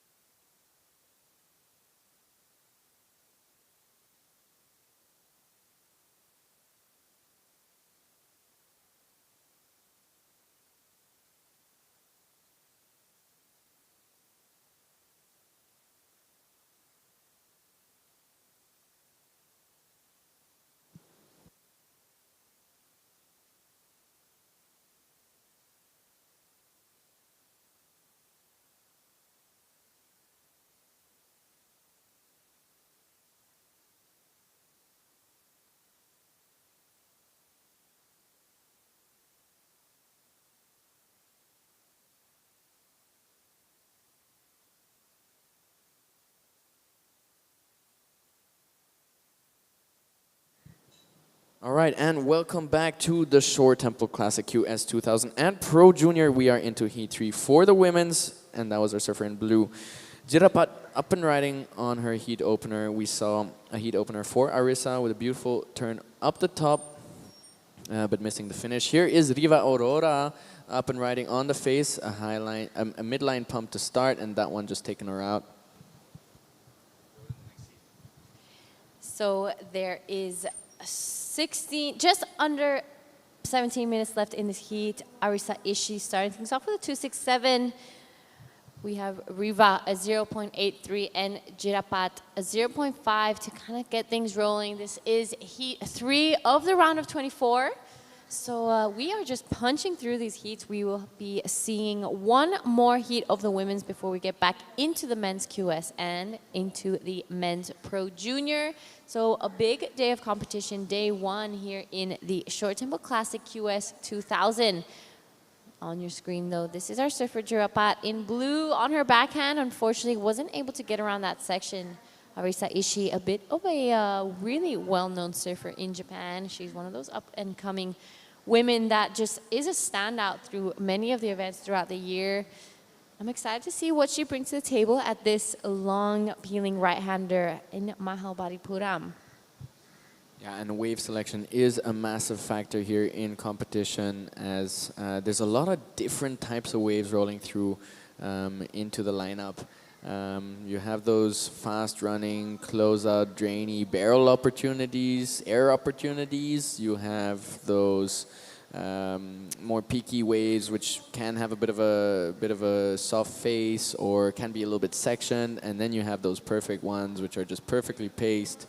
And those are the ones I'm going to be looking for, especially on the backhand. I just want to get into that rhythm of bottom to top to bottom to top.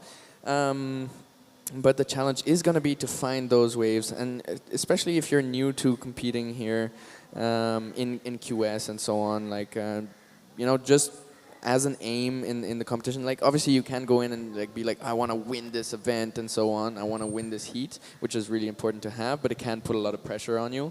I think like making just these little goals of like, I want to be able to catch a first wave within these many minutes. I want to just find my rhythm with the ocean. And have a couple of waves that ride. I want to be able to do maybe 1 or 2 turns on a wave. You know, having smaller goals that can really help you build up some experience and have a positive experience is really a nice way also to approach mindset. So that is also how I'm approaching this one, because it's been ages that I've been since I've been competing as well, at least a couple of years. And before that, I had a long break of 5 years where I was studying up in the Netherlands in the cold, where there was no ocean anywhere close by. Wow, huge difference with Netherlands and India. So, wow, how did you end up there? Yeah, I don't know. I just I was looking for some interesting programs, and there was one really interesting one, which was pretty much a free card, like a free ticket to take.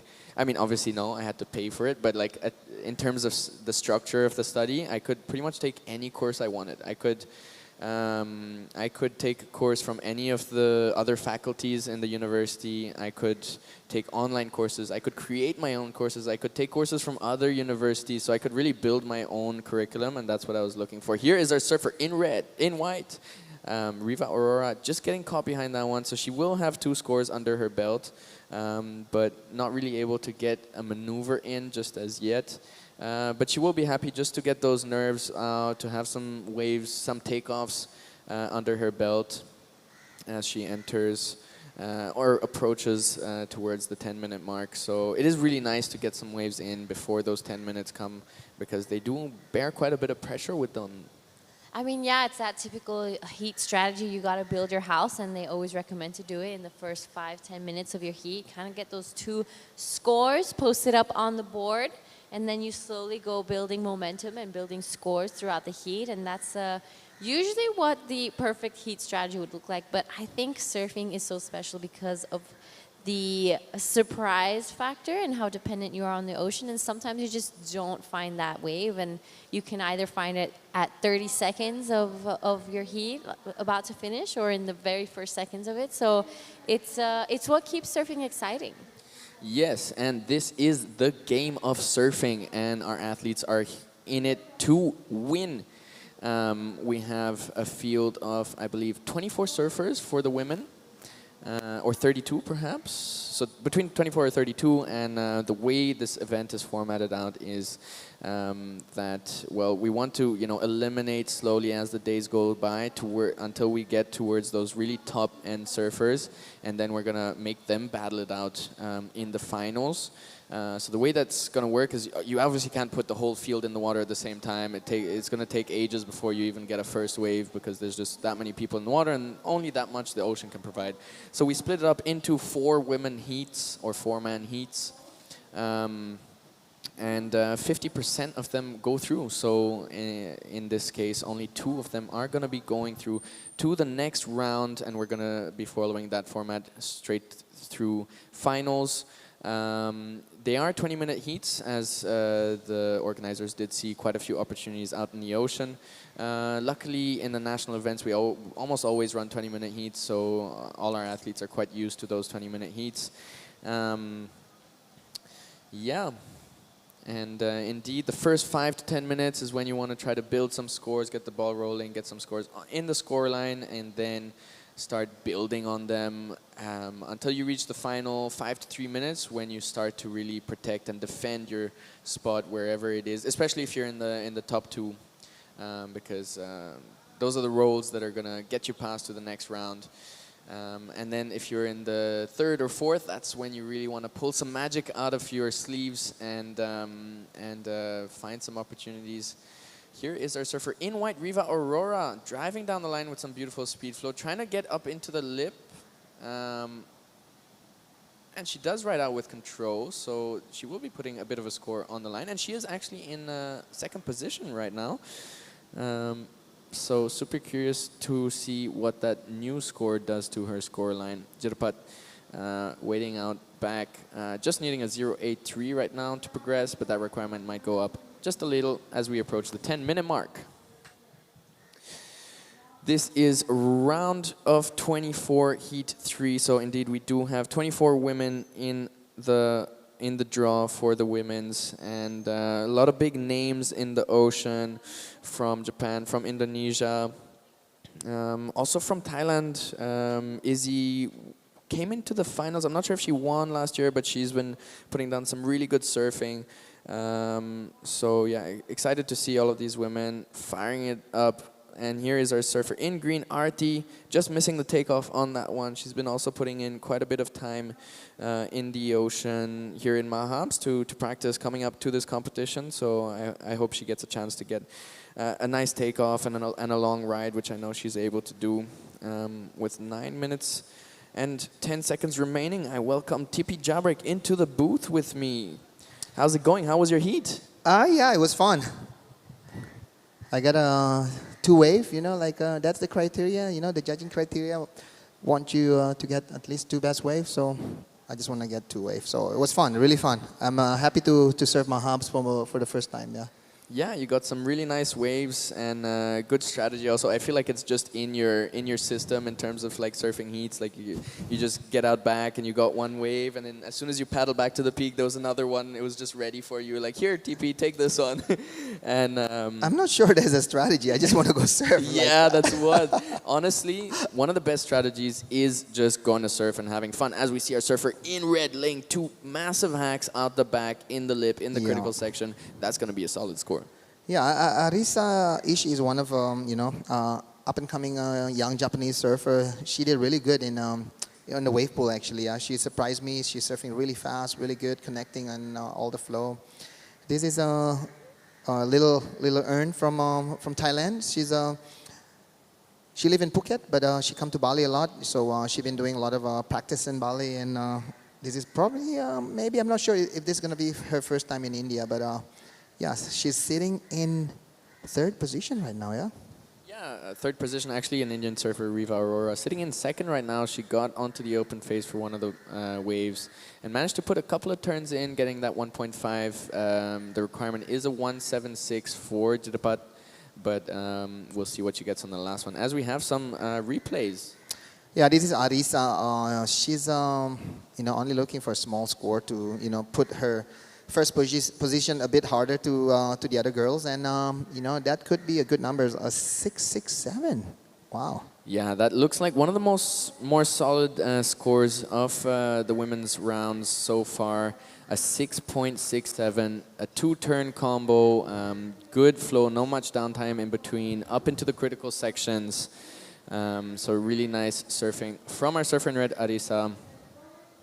And then Little Earn also got a 2.83. So first and second is our two international surfers. So surfers and two local. There's only one, yeah. So Arti didn't come, yeah. Yeah, she's in the water. Oh, as she's well. out there. Yeah, Okay, she's out okay. there. She just didn't catch She any just wave didn't yet. pop up on that wave yet. So she'll be looking for some more opportunities. Riva got up on a couple of waves, got a couple of scores. Should be looking to get some more out the back. She does like getting priority. She really surfs at the peak, so it's nice to see that even with the big boys. And here is Arti down the line, speed. Let's see if she gets up onto the open face, but that one runs out. And I know, like some of them aren't very comfortable around that rock, so they'll kick out before the rock arrives. Yeah, for sure. And I have to say, there's to see the young Indian surfer, more women's Indian surfer is good for the sports actually, because it's such a. I have to say it's such a like a male dominating, but in the water, especially in even in Indonesia, it's a bit of male dominating, but I have to say like more Asian countries like producing more girls is actually good for the sports, because you can see like there's a lot of strong Japanese, there's Thai, there's Philippines, and also there's a couple of good Indonesian right now, and to see more Indians is what we need for the sport. Yeah, and because it's so new and so up and coming, there's a lot of opportunities also for these women in terms of, getting coaching, getting opportunities into competitions and so on. A little bit harder for the men. You really have to be good to get those opportunities in terms of coaching, in terms of competitions and so on. So it is the right time, especially here in India, if you want to get involved in surfing. Or if your kids, your daughters are like watching this and they think it's exciting, they think it's cool, just come on down to any of the beaches. There's almost surf schools at every beach in India now. Yeah. Even up to 7 surf schools on a single beach. So plenty of opportunities. And now we're getting more and more coaches as well. We've got 1 or 2 coaches on the West Coast now since like about a year. We have more coaches on the East Coast as well. So there are opportunities to get quality training. There's the ground patrols. There's also the state associations also organize some events to get practice in heats and so forth. So we are really building out this learning environment for girls and boys, youngsters of India to get into surfing. And if you're watching this out there in India, do take note and do come down to the beaches. Surfing is actually one of the safest ways to engage with the ocean, because you're permanently attached to a flotation device. And so that's a really good way to get into the ocean. And it just introduces you, it gives you a lot of knowledge, because normally you're scared of waves, you're scared of the current, you're scared of all these things. But as a surfer, you actually use current to your advantage. You use the waves to your advantage. So you get comfortable with all these elements, which can sound a little bit frightening, as we have our surfer in red up and riding right now with a beautiful carve to start. Now she gets past that first section. Another carve. Let's see if she can combine that one up into the lip for that one. Beautiful combination from Arisa, yeah. Arisa. Yeah, tell me a little bit about yourself, Percy. Like, what is your background? Yeah, so my background, well, I grew up in Oroville. It's an alternative community, an hour and a half to the south of here. And it started out as a desert. Like, it was literally like just a desert with like big canyons and stuff. And then they had like this idea of creating like a city of the future where there's no cash, there's no government, there's no like a new system kind of. So it was the 60s, so a lot of a lot of hippies from all over the world were really like inspired by this, and not only hippies, obviously all sorts of people came down to Oroville and started building the forest. That was the first thing that we had to do. Wow. Was building the forest because there was absolutely nothing there. I mean, I live like 5 kilometers from the ocean, and Okay. when I was like 1, when we first settled there, we could see the ocean. Like Yeah. that's how bad it was. But yeah, so we've developed a lot of skills in terms of forestry, in terms of organic farming. You sounds like you live in the 60s. You didn't build the city, so I mean, like your surfing background. Tell me a little bit about your surfing background. my surfing background, I started as a swimmer actually. Okay, yeah. And in our swimming pool, we had a little poster of Samai and Juan, who started their surf school. All right, here is some of our surfers. That was the replay for Riva on that wave, getting a little turn in, so she'll be happy with that. But yeah, my surfing background, I started around 9 years of age. Actually, You were 9 7. years old. 7 was my Wow. first time on a board, actually. Oh, One of wow. my friend's dads had a board, and he was surfing on one of the beach breaks, and so he gave me a go. And then 2 years later, I saw another poster where Juan and Samai started a surf school, 2 guys from the Basque Country. Wow, that was an interesting fade-in takeoff. Not successful, but nonetheless, good attempt. And then yeah, I got hooked like from day one. I remember already taking direction, having some faces to surf on like the second or third day. My first wave was a nosedive though. I do remember that. And then yeah, started competing in 2012. And just got through one round first, and then the next year I got into the finals, and the year after that I started winning until I was 19 years of age, and I decided to go study. Where did you go? I went to the Netherlands, like craziest weird place to go because there's no waves, it's cold. I mean, there are waves, to be honest. I've there's surfed wave, there a little bit. Where do you surf? Zandvoort or something? I think somewhere next to Netherlands, next to Amsterdam. Yeah, Zandvoort. Possibly, yeah. They have like these big cannons on the beach and stuff. Close to Haarlem, no? I'm not sure. I just went there once, to be honest. Oh wow, You sound like you know the Netherlands quite a bit. No, I- I was far inland, so I actually. Where are didn't- you? I was in the Twente region, so it's like Oh, all the way Twente, yeah. next to Okay. Germany. Close to Germany. Yeah. Oh, nice. Wow. So yeah, good experience. Coming back here to help surfing in India. That's for sure. It's a good advantage for everybody. Yeah, and that is the end of the heat. So look- Arisa taking it out with Jirapat in second position. Riva unfortunately not able to come up all the way into second to pass through to the next round, as we will go on a short break before the next heat.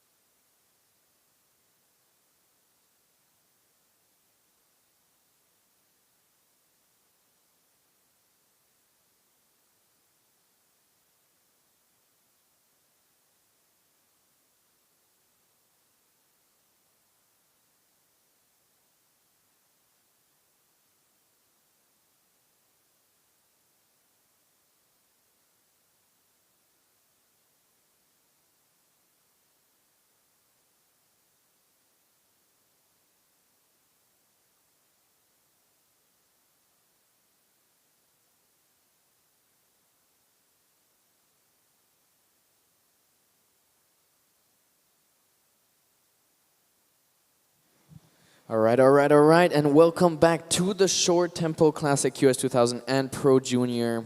We are into Heat 4 for the round of 24 for the women's, and that was Isabel Higgs on her heat opener. Beautiful wave to start. I feel like that's going to be the best wave of the round so far. She's been working on her wave selection all week long, starting off with a nice wraparound carve. This one a little bit wobbly, but still managing to put a lot of turns into it. That was her third turn there, a jam in the pocket. She got past this section and now went up further into the lip. So that was her fourth or fifth maneuver, and then carving it out as that wave ran out of juice. So really milking every bit out of that wave was Isabel Higgs from Thailand. She had quite a good result here in the last Asian Championships that were here last year. So I'm curious to see how she'll do in this event, as we see our surfer in white, Devi Ramanathan, having a look at this wave. It is open priority to start, so you can have a look at waves and not lose any priority, not be afraid to lose any priority or so. 17 minutes and 35 seconds, and now our surfer in red, Renon Matsuyama, up and riding into the lip for the first turn. That was a powerful turn, but unfortunately not making it out of that one. How important is it to hold back the risk factor a little bit at the start of the heats and just make sure to get some scores on the board? You know, the funny thing about this wave is, Percy, it's a point break. So, you know, in your mind, you're always going to think about a long right-hander. So, sometimes, you know, you cannot hold back. You just want to do, you know, like a lot of multiple maneuvers on it. But you have to understand, even though it's a right-hander point break, there's a lot of section. And sometimes, you know, your mind's saying, let's do something big in that section. But, you know, those sections might hold back, or they're going to have a little bump on it. So that's what happened with Renon. Looks like, you know, when she's doing the bottom turn, she's having this thought about, you know, the section going to providing like a really good, you know, like you know, like like a good punch to push back, yeah. But I think, you know, if you put too much on the tail of the boards, it's just gonna, you know, like fly away from the wave. Yeah, I think that's what happened with Renon. Yeah, and just looking at the swell conditions, we do have a longer period swell, but it is mixed with some shorter period swells. Yeah. So that is what makes it a little bit sectiony and can make some of the sections a little bit softer. So it's important to just really read those waves well as you're surfing it, as you're paddling up to take the wave. A big score, however, from our surfer in blue, Isabel Higgs, 5.5. It was quite a small little insider, but she put like 5 turns on it and got a good heat opener. Yeah, Easy Higgs from Thailand, actually. She live in Oz, in Australia, so she have a lot of experience doing competition. And, you know, her first opening ride of 5.5 is just shows that, you know, sometimes you don't have to be on the best wave to get a good number, you know, as long as you maximize the, you know, all the potential on that wave. And a 5.5 is a decent number to have on, you know, on in the first 3 minutes of your heats, for sure. Definitely, and she's already up into the lead with that. I mean, also after the high tide, we've seen the ocean slow down a little bit, so it is smart to really get those heats started as early as possible. And make sure you have some form of a score on the board before you start waiting for those real quality waves, because you know you can't always be sure that those quality waves will come through and that they'll have the right sections, right? Some of them just run really fast on the sandbank, some of them soften out, so you can't fully rely that, you know, you will get the quality right. So you got to scrape together a bit the scores, and that's what we saw from Isabel Higgs starting out this heat. And that was a good heat start. Just under 15 minutes to go, and we'll see our other surfers also opening up their heat. Yeah, you know, having this event live on the broadcast, yeah, unfortunately, there for surfer in white, there's Defi unable to get around that section. So, you know, to be able to broadcast live to the world, you know, about this wave, it shows like this is a quality wave for a QS, for a competition. You know, if we travel around the world, you know, our expectation for a competition is always, you know, an opportunity to make a score. And this wave have all those elements. You know, people can come here and have this view of, oh, I can make a couple turns on that wave, and that's good enough to show to the world, you know, the potential of Mahabs, you know, in the future, you know, to keep going as a host, you know, become like a destination, tourism grow, and all you need to do is just keep doing it. consistency is the key. Yeah. Yeah, for sure. And these waves definitely giving quite a few opportunities, especially when conditions are clean and when there's swell coming in, just like we have on the forecast for the Short Tempo Classic QS 2000 and Pro Junior, which has been organized by the WSL, by the Surfing Federation of India and the Tamil Nadu Surfing Association, sponsored by the Sports Authority of India, the Sports Development Authority of Tamil Nadu, and the TT Group. So thanks to all the sponsors and partners as well for making this possible. And for the whole team of volunteers and people really behind the scenes, building up all these tents, the judging booth, in this incredible venue, which is Seabreeze and Marmar's restaurant. This is Heat 4 for the round of 24 of the women's. After this, we go back into the men's round of 48. That is gonna be my round as well. And I believe you've also gotten in to that round through your last heat. So I hope we don't have the same heat, because then we're it's gonna be Jada by herself here in the commentary booth. But yeah, I'm super excited to get a surf in. The waves do look, even though it's a bit slower, they do still look super pumping, as we've seen some of these opportunities come through. And yes, every wave, every surf spot is an opportunity. In the eyes of a competitor, every wave is an opportunity to score. As we have Izzy up and riding again, driving down the line here, and up into the lip for the first maneuver, seeing a bit more flair on this wave. Just a glimpse of what is to come in the next couple of waves as she builds her scores. That was a good maneuver, but just the one maneuver, so she'll be looking for a similar, another opportunity to get multiple maneuvers. And here is Giada.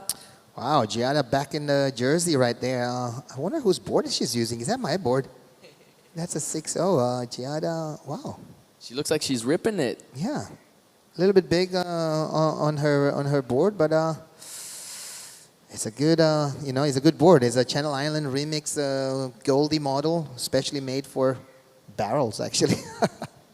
You brought a barrel board to India, damn. Yeah. That gives us a lot of credit, you know. Like, you were expecting to get that many barrels. That's great. Yeah. So this is a replay from Giada. Nice swooping, front side back side right there, and we'll see if Giada can get some numbers, because she only need 1.56, and yeah, still waiting for Renon also, if she's gonna change any situation. So here we go. Giada moving to second place right now with a 3.07. Yeah, and you can see the competitive experience there, just being able to catch a little wave and manufacture a score on that with multiple maneuvers. So great effort there from Giada as she jumps up into second position. Yeah. And the requirement from Higgs is pretty big. She needs a 6.76 to take the lead. But nonetheless, going to be building on some scores as we approach the 10-minute mark. You know, I'm really looking forward to see Renon get a good one, because she's a really capable surfer. She's a young junior, want to push into into the scene, and I've seen Renon surfing really well. If I'm not wrong, she was also in the junior team of Japan. If I'm not wrong, I saw her maybe in El Salvador. Maybe if I'm not wrong, it is the same Renon that I've seen representing Japan. So. There's also the twins, a couple of good up-and-coming Japanese surfers are here in this event. So with 10 minutes to go, Renon looking for 2.25, and Defi Ramanath from India, Kohlong, Chennai, from Kohlong, looking for 2.67. So still open for this, three surfers to catch up with Easy Hicks to move into the second next round. Yeah, definitely still open. Giada is looking for that backup. Renon, we saw the flare she had on that first wave, just going down, overcooking the first maneuver. Davy now up and riding, beautiful high line to get past that first section. Now she put the board on rail and just losing stability on that one, on a couple of little ribs on the inside. But she'll be going back out to catch some more in the remaining 9 minutes. I'm also super excited to see one from Red as she sits out there with priority right now. Only needing a 2.25, so that'll be probably quite easy to get for her. Giada, however, is going to be getting a backup pretty soon, and she might increase that requirement. This is this is heat 4 of the round of 24 for the women. And after, I think we're going into heat 5 after this, I believe. I think this is for the last men. heat. The This is last heat, yeah, of and the then we're gonna do it to the women. yeah. And then it's the men round of 48 heat 1, followed by a round of 48 heat 2, and that's my heat. So I'm gonna go and get ready for that after this heat. Really looking forward to get in the water. Had a really fun session this morning. The waves were super pulsing early in the morning with the rising tide. And conditions were also like much bigger than yesterday. It was hard to find the exact like really good waves with the right pace, but yeah, if you fish around for enough, and that's why I think it's so important to get in the water a bit early in the morning, at least for me, just to get a shake off those first bad waves where your body's like calibrating to surfing. Yeah. And finding how the surf spot is this morning. What are the emotions this morning? Did they have a good night of sleep? And are they ready to fire, or are they still a bit sleepy and grumpy? Yeah. But Izzy, really good read on this spot. I've seen her since pretty much like a week or so practicing at the spot, and she also has experience from the Asian Championships last year. And she's been just surfing all day long. Like every session I go in, she's there. Wow, So yeah. lots of experience here as we see our surfer in green. Giada getting up into the lip now, entering another section here. Yeah, you know something about Giada. She used to represent Italy in the world, in the ISA, in the World Games of, qualification for the Olympics. So Giada is no stranger for the jersey. That's for sure. Yeah, that's for sure. And she looks super comfortable in there, getting a back up, a 3.4 on her last one. So now the requirement for Renan is a 5.64 if she wants to get the jump on Giada. That is the highest score of the heat so far, but I'm sure she'll be able to do that if she finds the right wave. Even if you have all the best surfers in the water competing against each other, it's about the waves they're able to find, about the opportunities they're able to find, their wave reading skills, and whether they're able to use priority in the right way to get the right of way on those waves. So lots of different things that come into play in competitive surfing, and it's not just about the technique and the quality of surfing as well. Yeah. So what are you gonna ride on your heat, Percy? I just have some JS that a friend brought back from Thailand, I believe. So it's an epoxy board? No, PU. I don't even know. Oh. Yeah, I think it's epoxy. How big is but it? it's 5'11". It's like quite a bit too big for me. What? 5'11"? Yeah. I rode a 6.0 today, so it should be okay. 5'11". Yeah. No, it's fine. It's fine. It works. Like Yeah. I just have to really push that back foot really back on the tail pad for. Are you a goofy footer? I'm a goofy. Yeah. A little advantage because you can go big here. On your backside. Yeah. Yeah. I hope so. I hope I get the waves to do it. I'm gonna make a call on your heats now. I know. Hope gonna- you give me some good voodoo. Yeah, I'm gonna put a lot of pressure on your on commentating your heats for sure. Yeah, yeah, definitely feel a bit of pressure also because I'm up against 2 Japanese and they've been surfing super good in the free surfs. Oh, you've been putting some homework on your surfers on your heats. My Yeah? competitors. Yeah. I mean, I just saw which country they're from. I've been talking to a lot of them in the water, and Who's yeah, your favorite? all super guys. Who's your favorite surfer in the men's division? I forgot his name probably, but He's so good that you forget his name. Yeah. yeah. But yeah, I've just had some nice free surfs with him, and I saw him put down a really solid combo. He has like white dyed hair on top. He's a goofy footer? He's a goofy footer as well. His name is Yuma. Yes, Yuma. Yes, Yuma. Solid surfer, always so jolly as well in the water. Like Yeah. he just plays around. He has that Grom mindset. And yesterday or this morning, he was trying to surf the backwash from the rocks as well, and then like pop up on that and try to get a wave. So he's like really just having a lot of fun out there. Yeah, Yuma is I have to say he's great competitors. He come to all the event in Asia. He come to Indos a lot, and yeah, he's no stranger, that's for sure. Yeah. Yeah, definitely. I saw him and his friend like doing some heats and filming each other and stuff. And I think he came in and like within 5 or 10 minutes was able to get like 2 solid scores with like 4 big turns. Here's Nice. our surfer Renon. She's looking for that 5-6-4 carves to start. This one a little bit on the second peak, so it's a bit flatter. But now it might stand up. Oh, wow. And it does. She goes into the lip. Will she get another opportunity? Wow, beautiful wave selected Oh. here for Renon. As she puts down Yeah. 4 big turns. The last one Yeah. was the money turn. Yeah, I think you know, she's looking for a 5-6-4. You know, she really putting it into the last minutes of her heat. You know, we'll see like a bit of a behind the takeoff, but she's like putting a setup right here into like 3 big maneuver.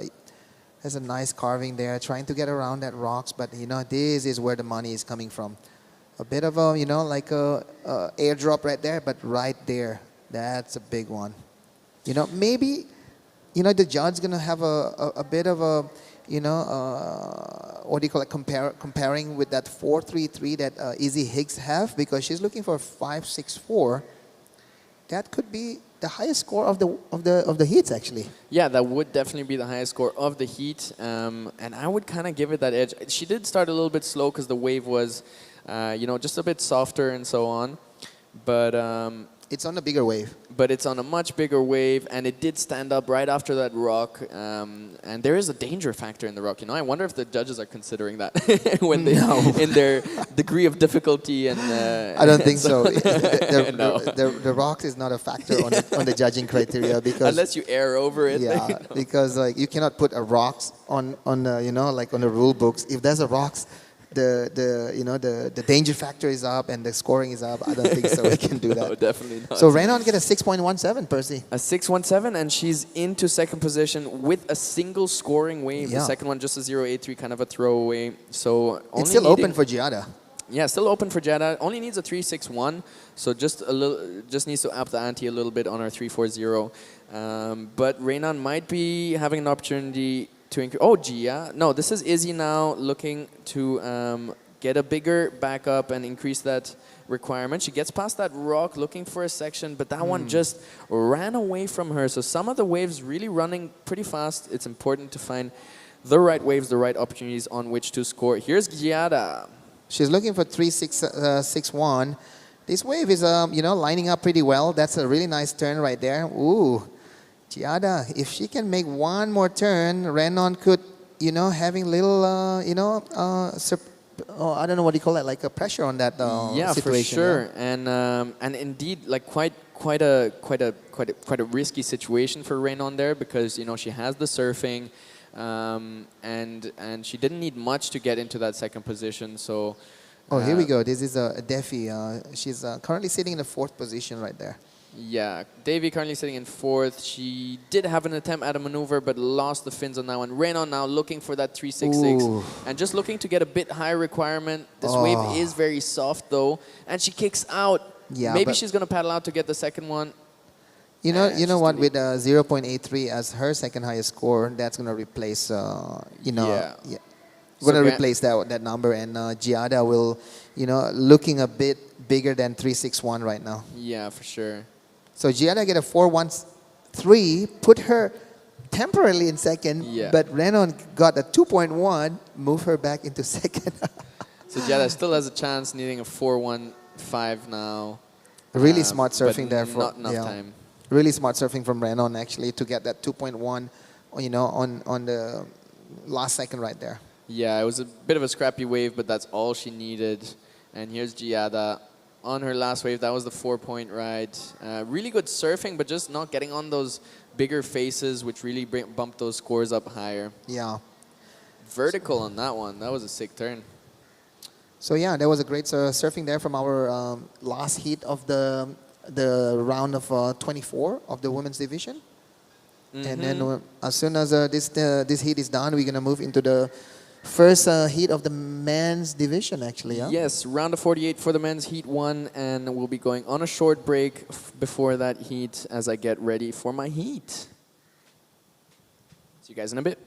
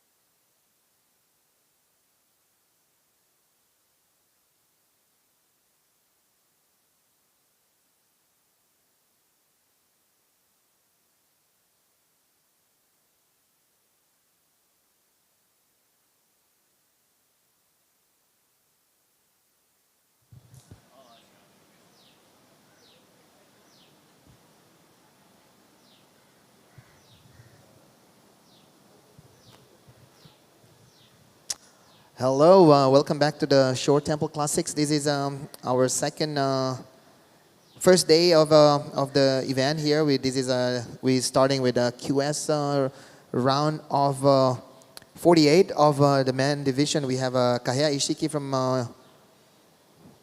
from Indonesia and Japan also, and then we have also Rendra Attard, and then also Harish Mutu, and also Praveen Ratut from India. So yeah, 18 minutes and 20 seconds ago, I'm here with Ty Surati from WSL. How you been, Ty? I'm good, thanks, Tippy. Great to be here in Mahabalipuram. Yeah, and what is your highlight so far here, Ty? Let us know. Here we've got wide up and riding. Yeah, this is Rendra Attard from Indonesia. Yeah, I think the highlight is the waves. We've come here day one and the waves are kind of firing. Yeah. Talking about highlights here, Ty, Rendra just got a screamer right there. Yeah, that's how you want to start your heat for sure. You'll be pumped with that start. Yeah, to be able to start, close to the rocks and get around the rocks and get that finishing is the one that you're looking for to start your heats for sure. Yeah, definitely. As we watched the replay here, it didn't look like much when he took off, but it was sort of a long down the line grower. It looks like snapper a little bit, no? Yeah, it does a little bit. Yeah. Ooh, here we go. Rendra trying to still get around that corner. The rocks, he already passed the rock right there. He's going to see he passed the rock right there, and then he's going to do one big one right here.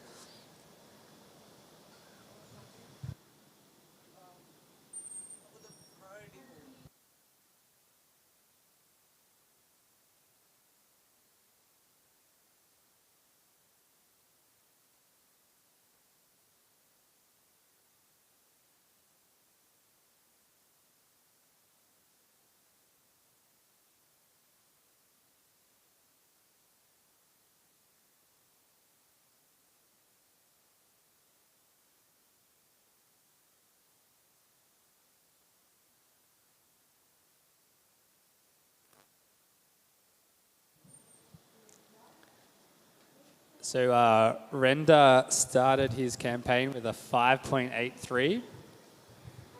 Be pretty happy with that, paddling back out. Yeah, Rendra travel here with his mom here, he's only 18 years old, 19 years old, a surfer from Sanur, up-and-coming junior, really good surfer. This is live here from Mahabs. We have Ty Surati here. Ty been really instrumental, helping the growth and development of surfing in Asia, by bringing like a lot of high-quality QS event in Asia. And yeah, you're also the one who's dealing with the CT coming to Philippines, no? It's a great event to have in Asia. Yeah, there's been plenty of events happening here in Asia, and yeah. It's pretty cool to come to places like this that you probably don't think of as a first choice for surf destinations, but yeah. Once you get here and you get immersed in the culture and the food yeah. and the local surf community, yeah, it's a great opportunity to explore the world and see some new places, and so happy to be back here in Tamil Nadu, and yeah, looking forward to coming back every year. Yeah, for sure. Here's a surfer from Japan. We have Kahea Ishiki on his second wave. I'll get around that rock side also. Nice top turn right there. I'm sure his father going to be so happy to see if he can, finish this wave, because I know his father Yoshiro-san is really, one of the dad that always bring kids to surfing everywhere. Here's another replay of Kahea. Yeah, I think the waves are starting to improve with the tide draining out a little bit, and yeah. Moving into the round two of the men. Yeah, the guys are finding the good ones and surfing incredibly well and dodging that rock. How is it out there? You had a heat this morning, and you got a couple of good ones. Yeah, I just want to I just want to participate. I don't want to take any of the sets from the boys, so I just surf inside, and whenever there's a wave that none of them looking at, so I just go. So I get 2 wave and I made it to the next round, and for me, I just want to surf more, in any chances that I have. I just want to go surf. Here's Surfer in green, this is Praveen Ratut from India. Oh, just unable to get around that one, yeah? Yeah, he started strong with that first turn, but then just came a little unstuck there. Yeah. He had a great first round heat, and I'm sure he'll be looking to progress through this one as well. Yeah. So tell me, Ty, you know, working with, you know, the crew in India to bring this event. So I have to say India is one of the up-and-coming, you know, like region in Asia. Tell me a little bit about India. Like you've been working with Arun a little bit, no? Yeah, we've been working with Arun since 2023. The Surfing Federation of India is great to work with. Yeah. Super organized, and they've been running lots of national events here and a few WSL events and ASC championships as well. They're a polished outfit, and they've made it really easy to do this WSL event here. And yeah. I think to work with, you know, people and also organizations that have the vision that, you know, can bring India to the next level, that's what you want to have, no? To have that relationship. Yeah, absolutely. And India's just in its infancy of surfing, but there's some real talent emerging, and the Federation has sent teams to Australia to compete and Indonesia as well. And yeah, they're just improving in leaps and bounds. Yeah, looking here, a live action there from Rendra. Ooh, if he could just, you know, able to finish that last maneuver right there, he could get into like those, you know, equal or even better than 5.83 that he started with. This is a surfer from India. We have Harish Muthu, currently sitting in second position, but still early days. Kahea is getting a couple more scores to locked in. Yeah, nice, easy style and nice to watch, and goes on the inside of the rock that time. But yeah, a nice ride there. So how are we looking at the scores? We've got green in fourth place, red in third place.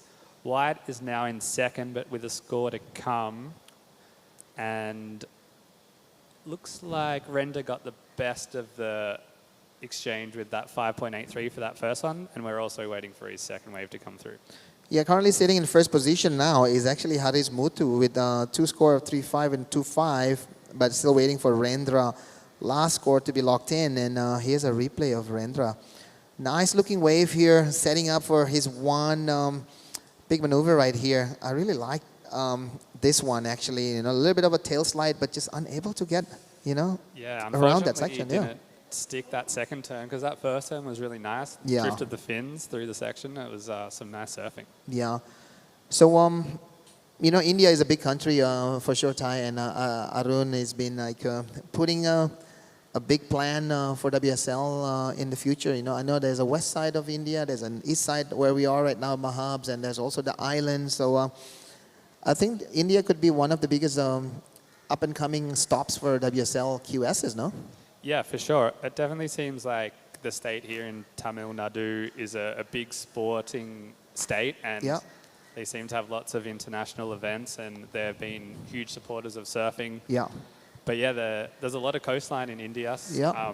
I'm sure there's lots of waves out there, and yeah, we're keen to explore some more options. I know they did a nationals event at the Andaman and Nicobar Islands, and heard great reports from there. But yeah, the whole west coast looks like it would have waves, and the south tip, and there's obviously a lot of other countries nearby like Sri Lanka and the Maldives that have lots of good waves too. Yeah. So this is Kahea from Japan, currently sitting in third position actually. He's only looking for a 0.83, and I'm pretty sure he got that 0.83 right there, yeah? Yeah, that was a smaller insider wave, but I think he would have got the 0.83 for sure to put himself up into the top two. Yeah, so Ty, tell me a little bit about you. You live in the Gold Coast area, you know, so you fly from Oz to India. How easy to get to India? It's a couple of flights. Yeah. It's so far west that it's a lot of flights. We flew through Singapore and then to Chennai, and then it's only about a 1.5 to 2 hour drives from Chennai. So and it's a nice drive. I don't think I would actually drive myself. The traffic's a little bit crazy there in the city, but it's a great cultural experience. And I mean, I don't know about you, but the heat here is quite warm. Yeah, it's pretty warm here. This is like our summer here in Bali, but I have to say, the water is nice. The water is like beautiful. Like for me, like I live in Bali. Traveling around Indonesia for me, like it's amazing because the water temperature is what I'm looking for. And when I come here and surf Mahabs, it's really, really nice actually. Yeah, it's such an amazing setup here. The temple in the background and the perfect right-hand sandbar. Yeah, you couldn't really ask for a better setup. Yeah, for me, traveling from Bali is quite easy. It's only like 3 hours flight from Bali to Thailand. You can fly from, either Singapore, Kuala Lumpur, or Bangkok, and then it's another 3 hours fly from there to Chennai. So it's quite easy actually. Yeah. It's easy. It's not like I don't know. If you come to Krui, it's just their bus ride is already 6 to 8 hours alone. Yeah, it's definitely nice having events close to an airport. Yeah. Here we see Red. Wow. He's really surfing really well here on this Yeah. wave. I love his style. He's nice and fluid and easygoing. Ooh, Haris Mutu. He's only looking for a 4.15. So we'll see if that's the score that he's looking for. Surfing really good. Yeah. Really fluid. This jump into round 2 has really seen the quality of surfing step up as well. So it's going to be interesting to see if he gets a score. His highest score before that was a 3.5, and he's chasing a 4.15. So this is a replay, Ty.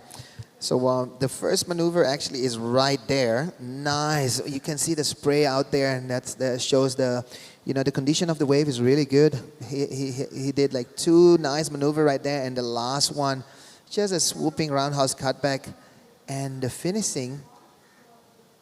A little tap there. So I would say it's a 4.44, no, 3.9. 3.9, close, didn't quite get the score. The judges still, require him to do a bit more maybe on the end. Yeah. But this heat's been action-packed. It's been non-stop, For sure. non-stop rides. Yeah, it's been a good heat and should be an interesting finish. It's quite close. Red only needs a 3.72 now to jump into second, and Blue needs a 4.94 to jump into the lead. Render's looking good with a 2-wave total of 10 points. So, but he's not safe. They're not too far behind, second and third. Yeah, nothing is safe right now. Talking about the WSL event, we watched some of the replay the other day of how crazy Chopu was. And I saw like,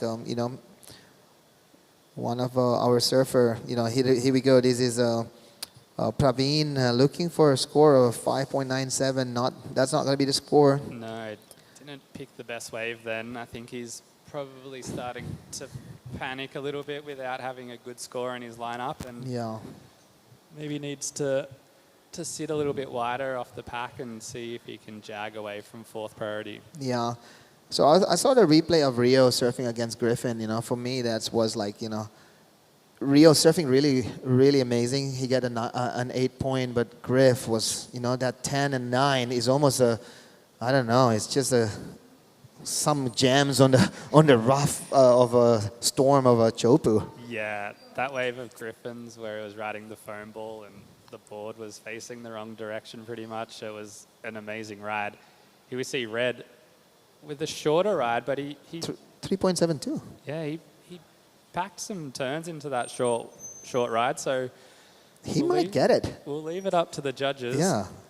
But I like the way he surfed though. He's looking for 3.72, and he surfed for that number. Yeah, I think so too. Really nice top turn there. Just like no downtime. Just keep going. You see his bottom turn. Like there's not like unneeded like a hop pumping or anything. It's just one flow. Yeah, he did well to fit the 4 turns into that wave with no downtime. So it could be replacing that 3.5 because his 3.5. Here we go. Haris Mutu get a 3.8. he got the score. There you go. He moves into second place. Yeah. And now Blue is chasing 2.56 to go back to second. Yeah, I would love to see an Indian surfers, advancing at home. It's really good for everybody in India to see. In competition, everybody have a fair chance.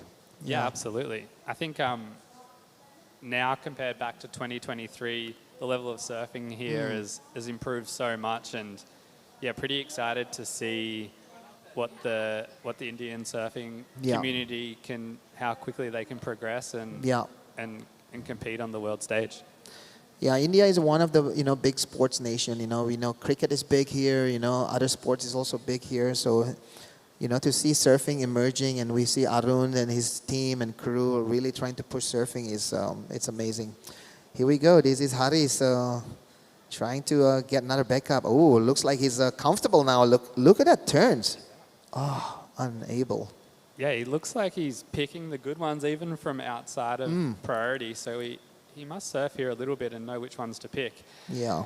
And there's Blue chasing a 2.56. It was a smaller inside wave. I don't think we saw the start of it, so it'll be interesting to see what he got done out the back there. 2.5 minutes to go. Yeah, it's going to come down to the wire here, Tippy. Yeah, it's going to be a interesting situation because Kahea only looking for 2.56. I didn't see the beginning of that wave, so 2.56. That's one big maneuver actually. Yeah. Not even big. You just need like a takeoff and a turns. Yeah. So it's down to 2 minutes remaining. Looks like there's a set coming out the back. We have green in priority. Yeah. So, if you think about India, there's always a big destination for traveling around India. And, to come here and to see, what Rendra is doing right here, the wave is, I have to say the wave is inviting. Yeah. Yeah. Everyone is pleasantly surprised when they get here and see this perfect right-hand point break and warm water, and the food here is amazing. Yeah. It's a great place to visit. Yeah, for sure. If you think about India, people think about the Taj Mahal, the Rajasthan, the mountain, the food, this and that. But wow, who's this? Wow. This is Praveen. Yeah, he's out of nowhere. Just he had some really nice moments in his first heat. I was watching. I was like, oh, who's this goofy footer? But yeah, he put together a wave there. He's got 60 seconds to get back out the back and see if he can get a second wave. Yeah, he's looking for a 6 there, Ty. It's a hard, it's not easy to get it with 50 seconds to go, but Rendra did a good wave right there. Yeah, he's cruising out there in first place. Yeah. We're still waiting for that score of Blue to come through. He was chasing a 2.56, and the judges must be deliberating. Oh, Praveen. Yeah, it's coming down to the wire here. Oh, here we go. This is Kahea. Can he get around this one? He's looking for... he moved into second right now, Ty. Oh, he's going to get a good one there too. Yeah, I think that rubber stamped him in second place there. That looks like it would be his second best wave, and Red would be chasing probably a score in the 4 to 5 range with about 10 seconds to go. Red sitting at the back in priority, having a look at this smaller inside wave. Yeah, so Haris with his last chance here, 4 seconds to go. What can he do around that one? Ooh. Yeah, I think that's all she wrote, with White taking the win and Blue in second. But great effort by the local Indian surfers there, really showing. Yeah, that last wave of green was quite nice. All right, thanks for having me in here, Tippy. Yeah, great insight from Ty Sarati. Amazing to have more WSL event here in India, and all the hard work is really appreciated, and looking forward for more event in India from WSL. That's for sure. Yeah, absolutely. So yeah, waiting for score right here. Ty Kahea is still sitting in the second position. He's looking for 5, 6, 7 to move into first place, and we'll see if. That's going to be the numbers that he gets on the last wave. Nope, it's no, not yet.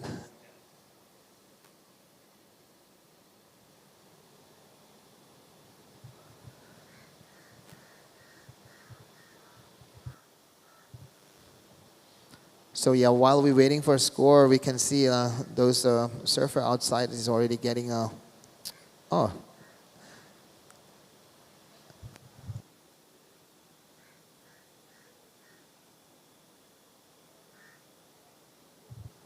Okay, we're gonna have a little break on this one, and we'll be back as soon as everything is start as soon as possible. Thank you very much.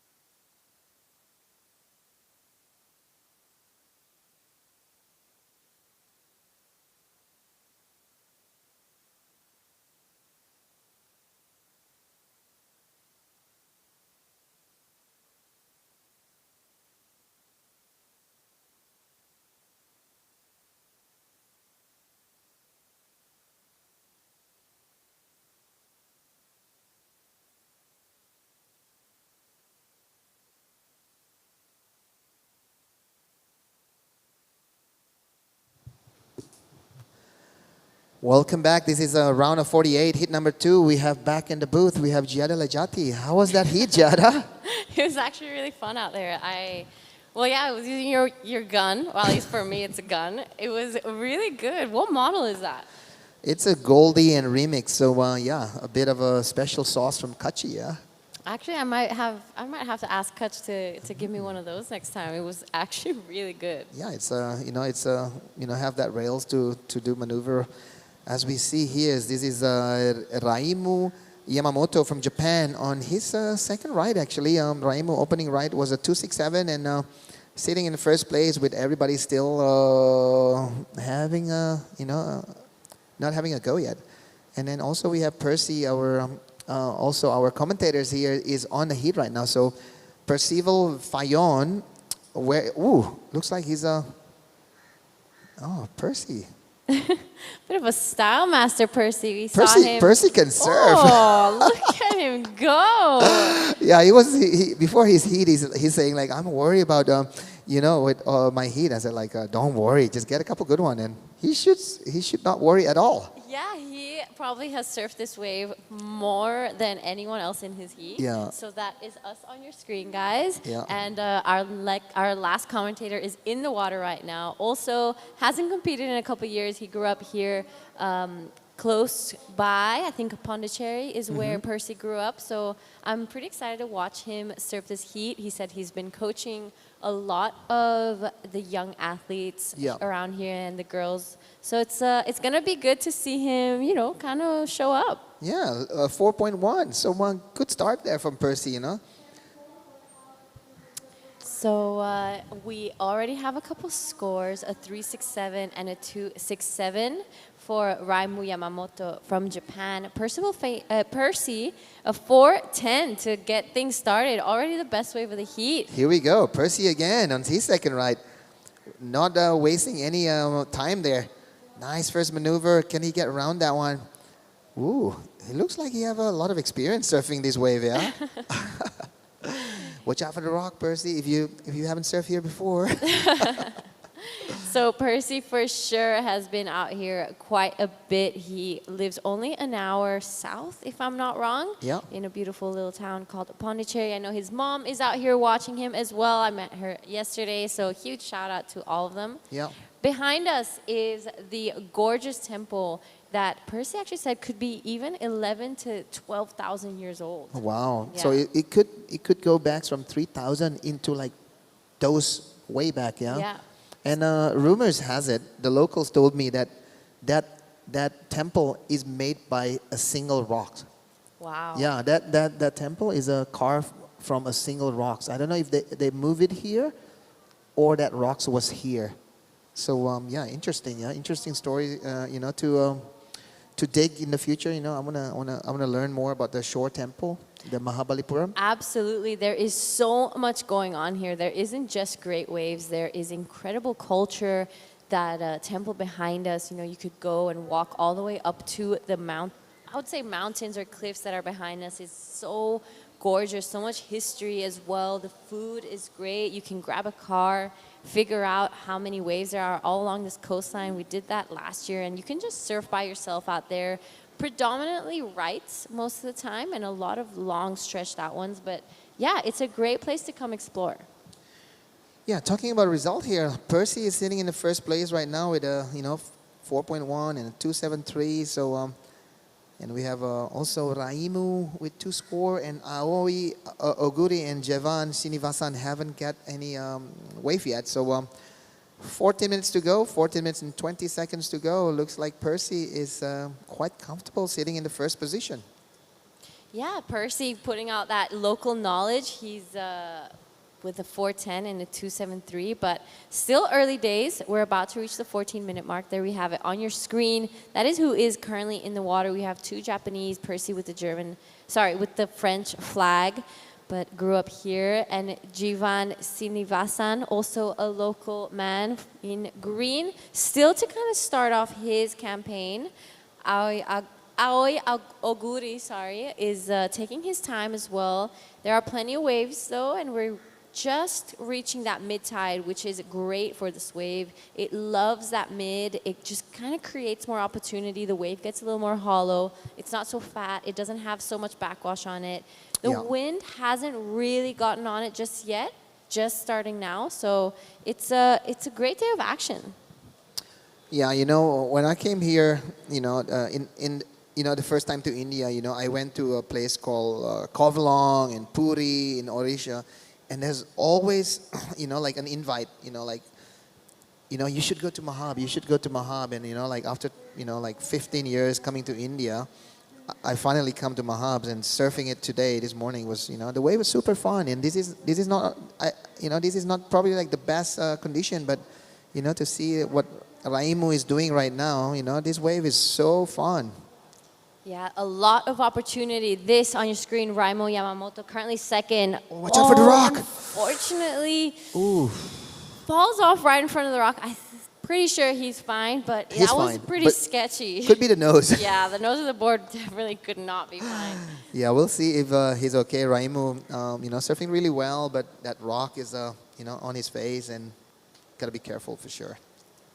Yeah, so as last year, as the swell kind of picked up, we would see a lot of the surfers kind of either go behind it or in front of it. Yeah. Couple replays. So this is the last of Blue. He's looking for a 3.17.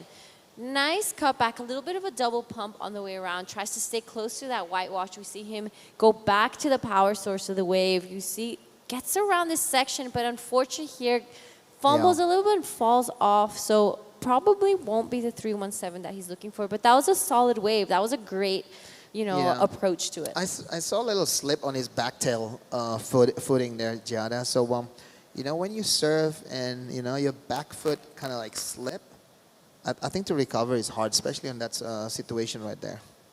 Yeah, it was unfortunate, but he's a great surfer and so talented. You could see he has that nice style that everyone kind of opts for. He's gone back out plenty of time. Our surfers in red and green quite still throughout this event. We're about to reach that halfway mark, and they still have no scores. I think they got a little bit too peaky, 20 minutes can go past by so fast. It's almost like halfway there, 11 minutes to go, so it's almost halfway. Yeah, so it's looking like our commentator Percy might be joining you in the next, in this round. Yeah. So when's your heat? I'm going to surf heats number 7. So here we go, Percy. Wow, this wave is open. Boom, nice. No. Oh, I just jinxed it. He could get a big score there. Oh, unable for Sorry, Percy. I'm not gonna call any of your wave right now from now on. Yeah, it was so unfortunate. It looks like he got that outside rail just a little, stuck on the bottom turn. But it was looking like he was on the way to a great wave. Percy did mention that wave selection is so important out here because it's so easy to just pick out those waves that kind of fatten out and Yeah. don't give out this opportunity. But this, Jivan, first wave of his heat, good first opening turn. Loving this wave. Look at the wall on it. Does it again. Gets around this section. This wave gets a little sleepy. Unfortunately, just gets stuck behind and wasn't able to complete it. Yeah, Jivan being a little bit, what do you call that, selective there on this heat. His opening ride was, 11 minutes to go. So here, I really like this first maneuver from Percy. This one, just a little wobble on his front leg there. Oh, yeah. That wave was only a 2.10 for Percy, and he's still sitting in the first place. I would last night during the opening ceremony, it was amazing to see, like Arun's get super appreciated from all the surf community here. Arun is also being elected to become the Asian Surfing Federation president. So India is having a big future. Yeah, Arun is really loved by the community out here. He's such an incredible human, and he's given these people so much opportunity. Here we have on your screen Raimu Yamamoto, currently in second, a 317, his requirement to go into the lead. Good-looking wave, a bit smaller than his previous one. Beautiful cut back there. Yeah. Gets around the section again. He's keeping the float. He has that Mikey Feb short under his feet, looking really lively. Yeah. And he's flowing through those turns really nicely. Yeah, I think he's going to get that 3.17 requirement for sure because right now he's sitting in second position. It could push him into, first position with that wave. This is a replay from Raimu. Starting like, a bit of a, oh, wow, that's a strong first maneuver right there. And just straight into super vertical top turn right there. A bit of a shampoo there, nothing serious. And here we go, this wave just kept giving it to him. That was a really nice ride from Raimu Yamamoto. Love his style. He has that textbook surfing, really competitive. He's keeping it really lively. I love how his board hasn't really stopped moving from start to finish of that wave. He's keeping that flow. His rails are engaged. He has that rail-to-rail surfing that the judges love to see. So I think you're right. I think he's definitely going to be getting that 317. I don't know if it's going to be the best wave of the heat. There wasn't any really exclamation mark in that wave. It was mostly like... just connecting the dots, yeah. Connecting the dots, Yeah. right. So here we go, 5.83. Nice. I'm sure he's happy with that. Now situation is going to be, on the other three surfers, we have Aoi Oguri. Haven't opening any right yet, a 6.83. I'm not sure if Aoi is here, Jada. Yeah, maybe there has been a bit of a no-show from our surfer in red, but still... No, he's not here. I didn't see any red out there. So this is going to be an interesting a battle between Jivan and also Percy. So not much, needed by Jivan. He's only looking for 493. If he can, replace those 1.9 and get another score, with 6 minutes, 50 seconds to go, anything still can happen. Yeah, there is still plenty of time. Early days here in this Heat 2 of the round of 48 QS Men's 2000. We will be finishing this round and going straight into the Pro Junior Men today and then finishing it off there. Wrapping up day 1 here in the Shore Temple Classic QS 2000. It has been an incredible day or morning of action. We haven't even gotten to 12 o'clock just yet. Yeah. So it's a lot given, and I think Mahabalipuram is one of the most consistent waves in India. Last year when we were here, I think for 10 days straight, we had constant, beautiful peeling right-handers here. I know you love a good ride. I see you surfing Pererenan every day back at home. So Yeah. maybe you could win this event. Who knows? Make a bit of a comeback onto the QS TV. I might have to go to the gym. Canggu is a land of gyms, so I might join the membership there soon, yeah? So, yeah, Raimu with a 5.83 and a 3.67 is sitting in first. Percy Fayon with a 4.1, and then also 273. He's looking for a 541.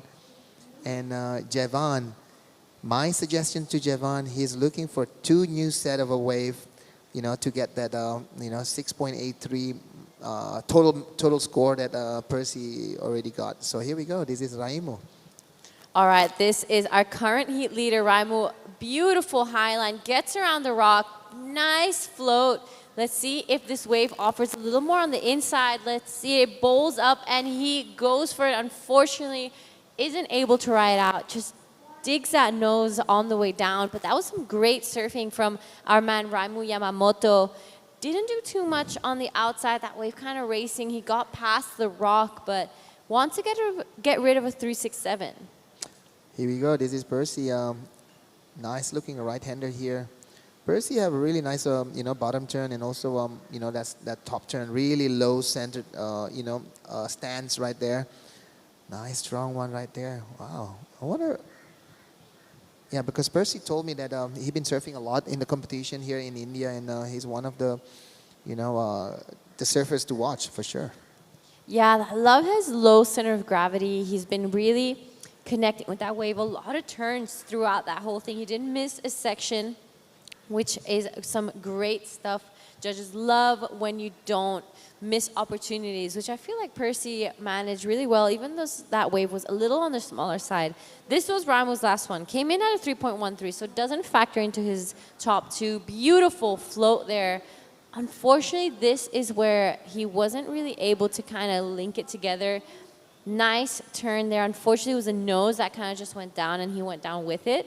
But Percy's last one came in at 3.30, so does extend the lead slightly. Jivan Srinivasan is now with a bit of work to do, a 5.23 to go back into an advancing position and kind of keep his dream alive here in Mahabalipuram at the Shore Temple Classic QS 2000.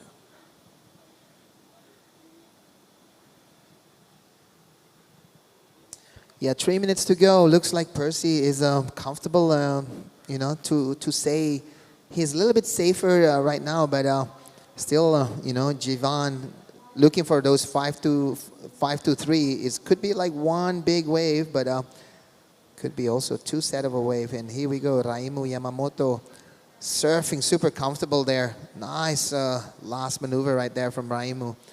And yeah, Raimu surfing quite smart there, not, going too deep, I think he saw something, just close to that rocks. That's what happened with a couple of the guys yesterday. I saw them like surfing really wide, and then there's a sets come like this one, and, he maximized this wave. All right, I love that first turn. He was really close to that pocket, really tight. Here we saw him just get around the section, this wave. As the tide gets lower, we're seeing it bowl up. I think that's probably going to be the best wave of the heat. That finishing was so strong. That exclamation mark that we've talked about quite a few times. Part of the judging criteria, they're looking for speed, power, and flow. And of course, how critical your surfing is. So once you're in that crazy section of the wave that is just really hard to complete and ride out of it with control, the judges eat that up. Yeah, so his last wave is a 5.5, quite a solid 2 numbers here from Raimu, a 5.8 and also a 5.5, putting Percy to looking for a single score of a 7.23. That 7.23 is the highest score of the event, if anybody gonna get it. Yeah. Yeah, it would be. It's an extremely hard score. We haven't seen anyone really get past that 5.5 range just yet. So Percy's going to kind of have to give it his all if he really wants to get back into that first place. Yep. If not, it is Jivan with a bit of work to do, unfortunately, a 5.23, only sitting on that 1.9, so still a bit of work to do. Yeah, I would love to see more opportunity for Jivan, but, only 1 minute to go. It's going to be a little bit hard for him, but he's sitting in, actually in priority. So he's pretty deep, waiting for the sets to come, and who knows, a 5.23 is not impossible. Yeah, you're right. Here is a wave that gives that opportunity. So if he wants to, he can even go a little closer to shore, find that opportunity somewhere down there. We've seen it last year quite a few times, just those clutch heat moments where people needing a score and they get it just at the very last second. So hopefully we have a bit of a battle, but if not, it is looking like Raimu and Percy will be going into the next round, hopefully tomorrow. So that is Percy on your screen. Good turn to finish things off. 20 seconds left. It is now Jivan, all eyes on him. Will he get one last chance to kind of fight his spot?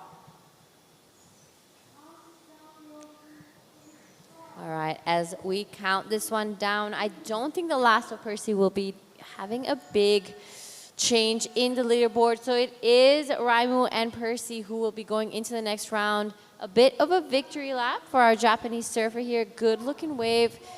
This thing really starting to bowl up as the tide gets low. We're going to throw out to a quick break before we commentate Heat 4.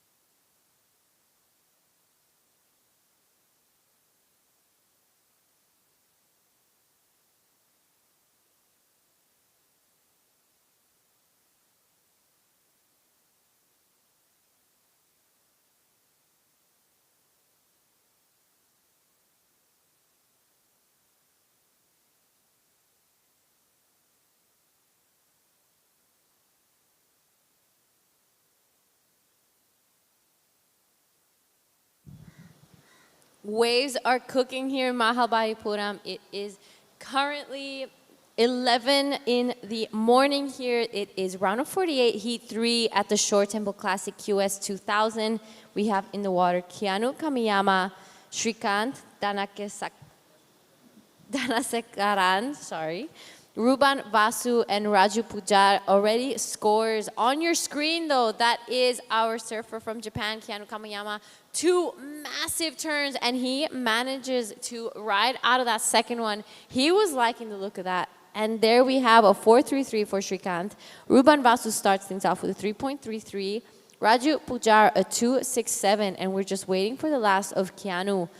Want to welcome back in the booth Tippy Jabrick. Break this replay down for us. So yeah, this is Keanu Kamiyama. I have to say, you know, he did a really good maneuver right there. Really low bottom turn there. Can he get around that one? Yes, he did. So yeah, it's going to be a good number there from Keanu. He looks happy, you know. His body, you know, showing that he's pretty comfortable on that one. So yeah, talking about Shrikant. Shrikant is a good surfer also from India. He managed to get a 4.33. You know, to open a ride with a 4.33 is a, you know, is a good keeper for sure. And yeah, I'm super excited to see what's Keanu Kamiyama gonna score on that one, because that's gonna put, like, you know, the standard of this whole heat. It is a 6.17. So Keanu Kamiyama putting a strong exclamation on on 15 minutes and 50 seconds to go. The Japanese surfer sitting in the first place right now with Srikant second, and we have Ruban Fasu. He was surfing really good on the earlier round. Ruban was surfing, super solid. I want to see him getting more opportunity to showcase his his surfing right here. And then also Raju Pujar, an Indian surfer. So 3 Indian and 1 Japanese. So open to grab to move into the next round. Yeah, absolutely. And it's looking like we have a gorgeous setup this whole week of waves. It's going to be so much fun to watch. We have the setup, long peeling rights here in Mahabalipuram. Gorgeous sunny day. The wind just starting to pick up now. A bit of texture on it, but it is not affecting us. Here we have some live action. This is our surfer Srikant. Highlighting this one, let's see what he does. He kind of shaves off some speed there. Love that turn. Unfortunately, the whitewash just explodes up under him and isn't able to ride out, but that was looking like it was going to be a pretty solid score. He already has a 4.33. Keanu Kamiyama, 6.17, highest score of the day for now. So as we get deeper into the draw and into the rounds, we're going to be seeing some great surfing because people have to really start to ramp things up. So yeah, this is surfer in green. This is Ruban Fasu. Whew, looks like a bit fast that wave. Some a point break is there's always some wave that's gonna open up and some wave didn't. So yeah, maybe. I don't know. There's a lot of chop outside. Maybe there's a bit of a wind swell pushing into the lineup that creating those wave that's shutting down before it's getting into the sand. Yeah. There we have all along the coast are the fishing boats here, and it's actually was first known as a fishing village before surfing became such a hot spot here. Now you walk around and there's surf shops, there's surf schools, so it's such a great thing to be able to see how much towns have grown because of surfing and how much tourism surfing can attract. Yeah, surfing is one of a key potential elements of pushing tourism for sure. Like you've seen like a lot of coastal town become like a tourism destination. The big one is Gold Coast. Gold Coast is a beach town that become like a big destination for almost every Australians. All right, on your screen, this is Keanu Kamiyama. Good looking turns there. Love that second one. Gets that third turn in. He's loving it. Big look up to the judges. He's feeling it. That was a beautiful ride from Keanu Kamiyama. Oh, wow. Look at this replay right here, Gianna. A little slow-mo there showing how deep his bottom turn. Another deep bottom turn. The top turn, he didn't waste any time, to connect all those maneuvers. It was a 3 fast one. So a bit of a, angry look to the judges and saying, what's up? Give me the score. So Keanu Kamiyama looks angry there. Have you ever done one of those claims to the judges back when you were competing? Oh, you don't want to see. One of the craziest claims that I did was in HD. I was looking for an 8 points. I made to these barrels, and I came out. It was like maybe 15 seconds before the heats ended. I was claiming probably like 5 minutes after the Hooters, so that's how long was my claim because I got an 8.9. No way. Yeah, it was crazy. Claiming is a big part of getting the numbers, for sure. Absolutely. 7.5, see? There we go. There we go. Dicho y hecho. He did it. Keanu Kamiyama, 7.5. That is actually the second. No, that is the highest score That's we've the seen highest all score of morning, the day. and the second one as well. So 7.5 and a 6.174. Keanu Kamiyama. He is in a bit of a flow state right now. Oh, he's angry. Yeah, 7.5 is full of energy.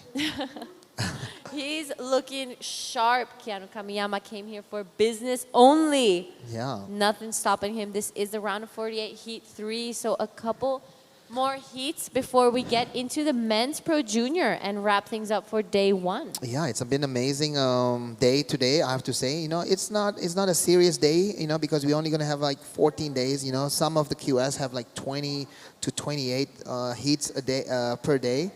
This one, we have to say, it's a cruisy day. It's a nice wave, good wave. Easy for everybody. No not much, like, have those, 3 heats back to back. Everybody have to serve max 2 heats today. I have to serve another heat, so.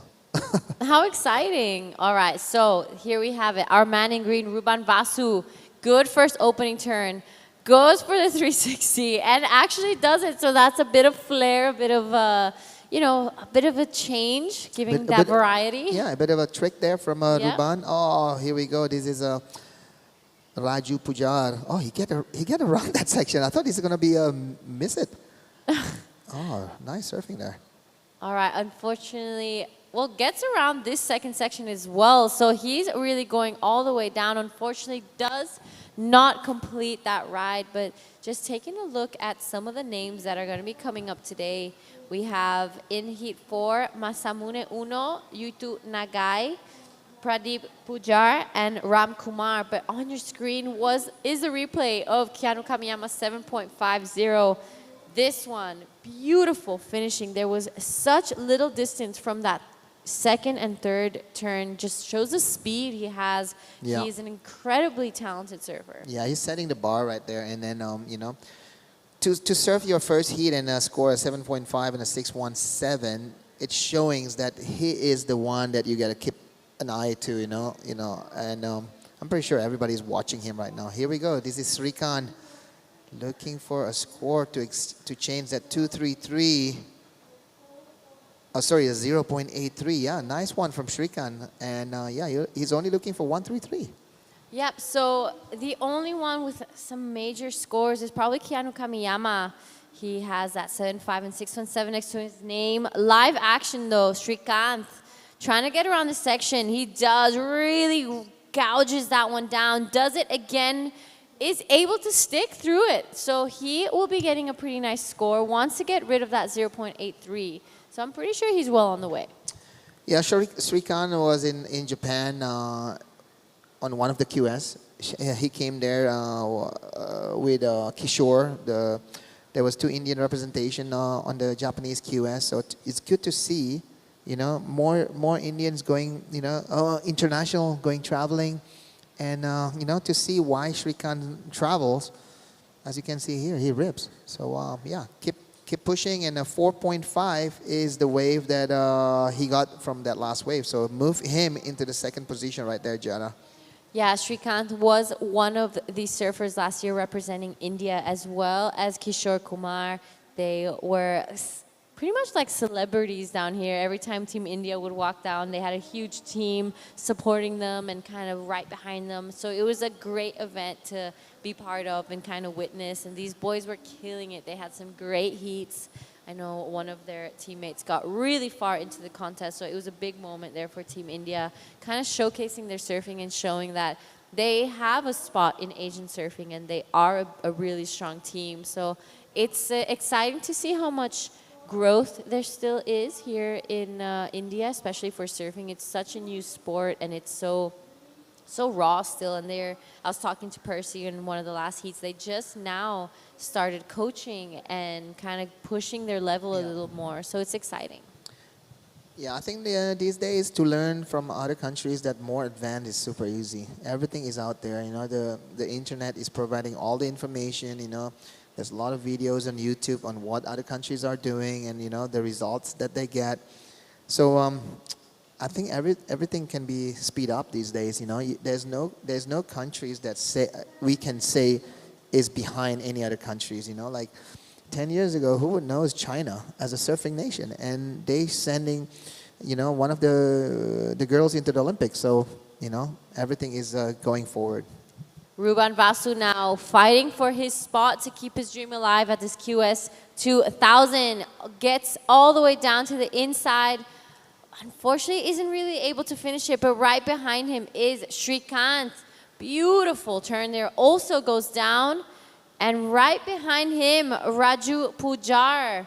So a bit of back-to-back action here, but not anything major. It is still Keanu Kamiyama with that 7.5 and 6.17 in a solid lead and 1 foot into that next round. Yeah, amazing surfing from Srikanth. I really like his style. Super strong, super stylish, and looking for to to replace that 4.33, but we'll, you know, not pretty sure if that's going to be the number from his last wave, because he did fell off on the last one. Here's the replay of Shrikant. Nice opening right there. Super strong with a bit of a tail push right there. Another tail push right there. Just here, unable to get around that one. Yeah. So yeah, with 5 minutes and 30 seconds to go, this is the angry man, Keanu Kamiyama. What he want to do here? All right, good looking wave. He takes to the air, unfortunately goes down, but he is giving that variety already. He has a solid lead, so it's looking like it's gonna be a battle for second. Ruban Vasu, a 6. That's a pretty solid requirement. Our man in blue on your screen, Shrikant, beautiful surfing there. Does it again, get past that rock. Let's see what he does on the inside. This wave really starting to bowl up for the surfer. Beautiful finishing for Shrikant. He is gonna do the runaround just past that 5-minute mark. I think he's getting rid of that 4.5. Yeah, for sure. It could be like, you know, in those numbers where Keanu Kamiyama's number is, you know, maybe around, you know, those 5 or 6s, you know. Who knows? I'm not a judge. But, you know, the way he surfs, I really like it. Strong surfing, strong finishing, and, you know, take everything on the box to get a bigger number. All right, here is Shrikant's beautiful opening cutback. Here we have that bottom turn that everyone loves. Really lays into it. I love how he gives that variety. He's keeping it fresh and clean. You know, judges love when you have that different type of surfing, and here that finishing really drift the tail. Wow. Beautifully done by Shrikant. I really wonder if Ivan Balabala have a claim on how good is Shrikant surfing, because when I went to Japan, Ivan was coaching them. Do you think Ivan have a you know, a reason why they're surfing so good?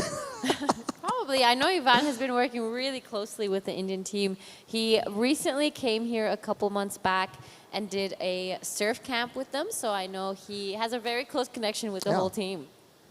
Yeah, so a big shout out to Ivan. I'm pretty sure he's watching right now on his computer at home, wherever he is. Could be in Spain, could be in Bali. So yeah, Shrikant surfing really well, waiting for his last score. Could be on the same range of a 4.8. Oh, so yeah, 4.8.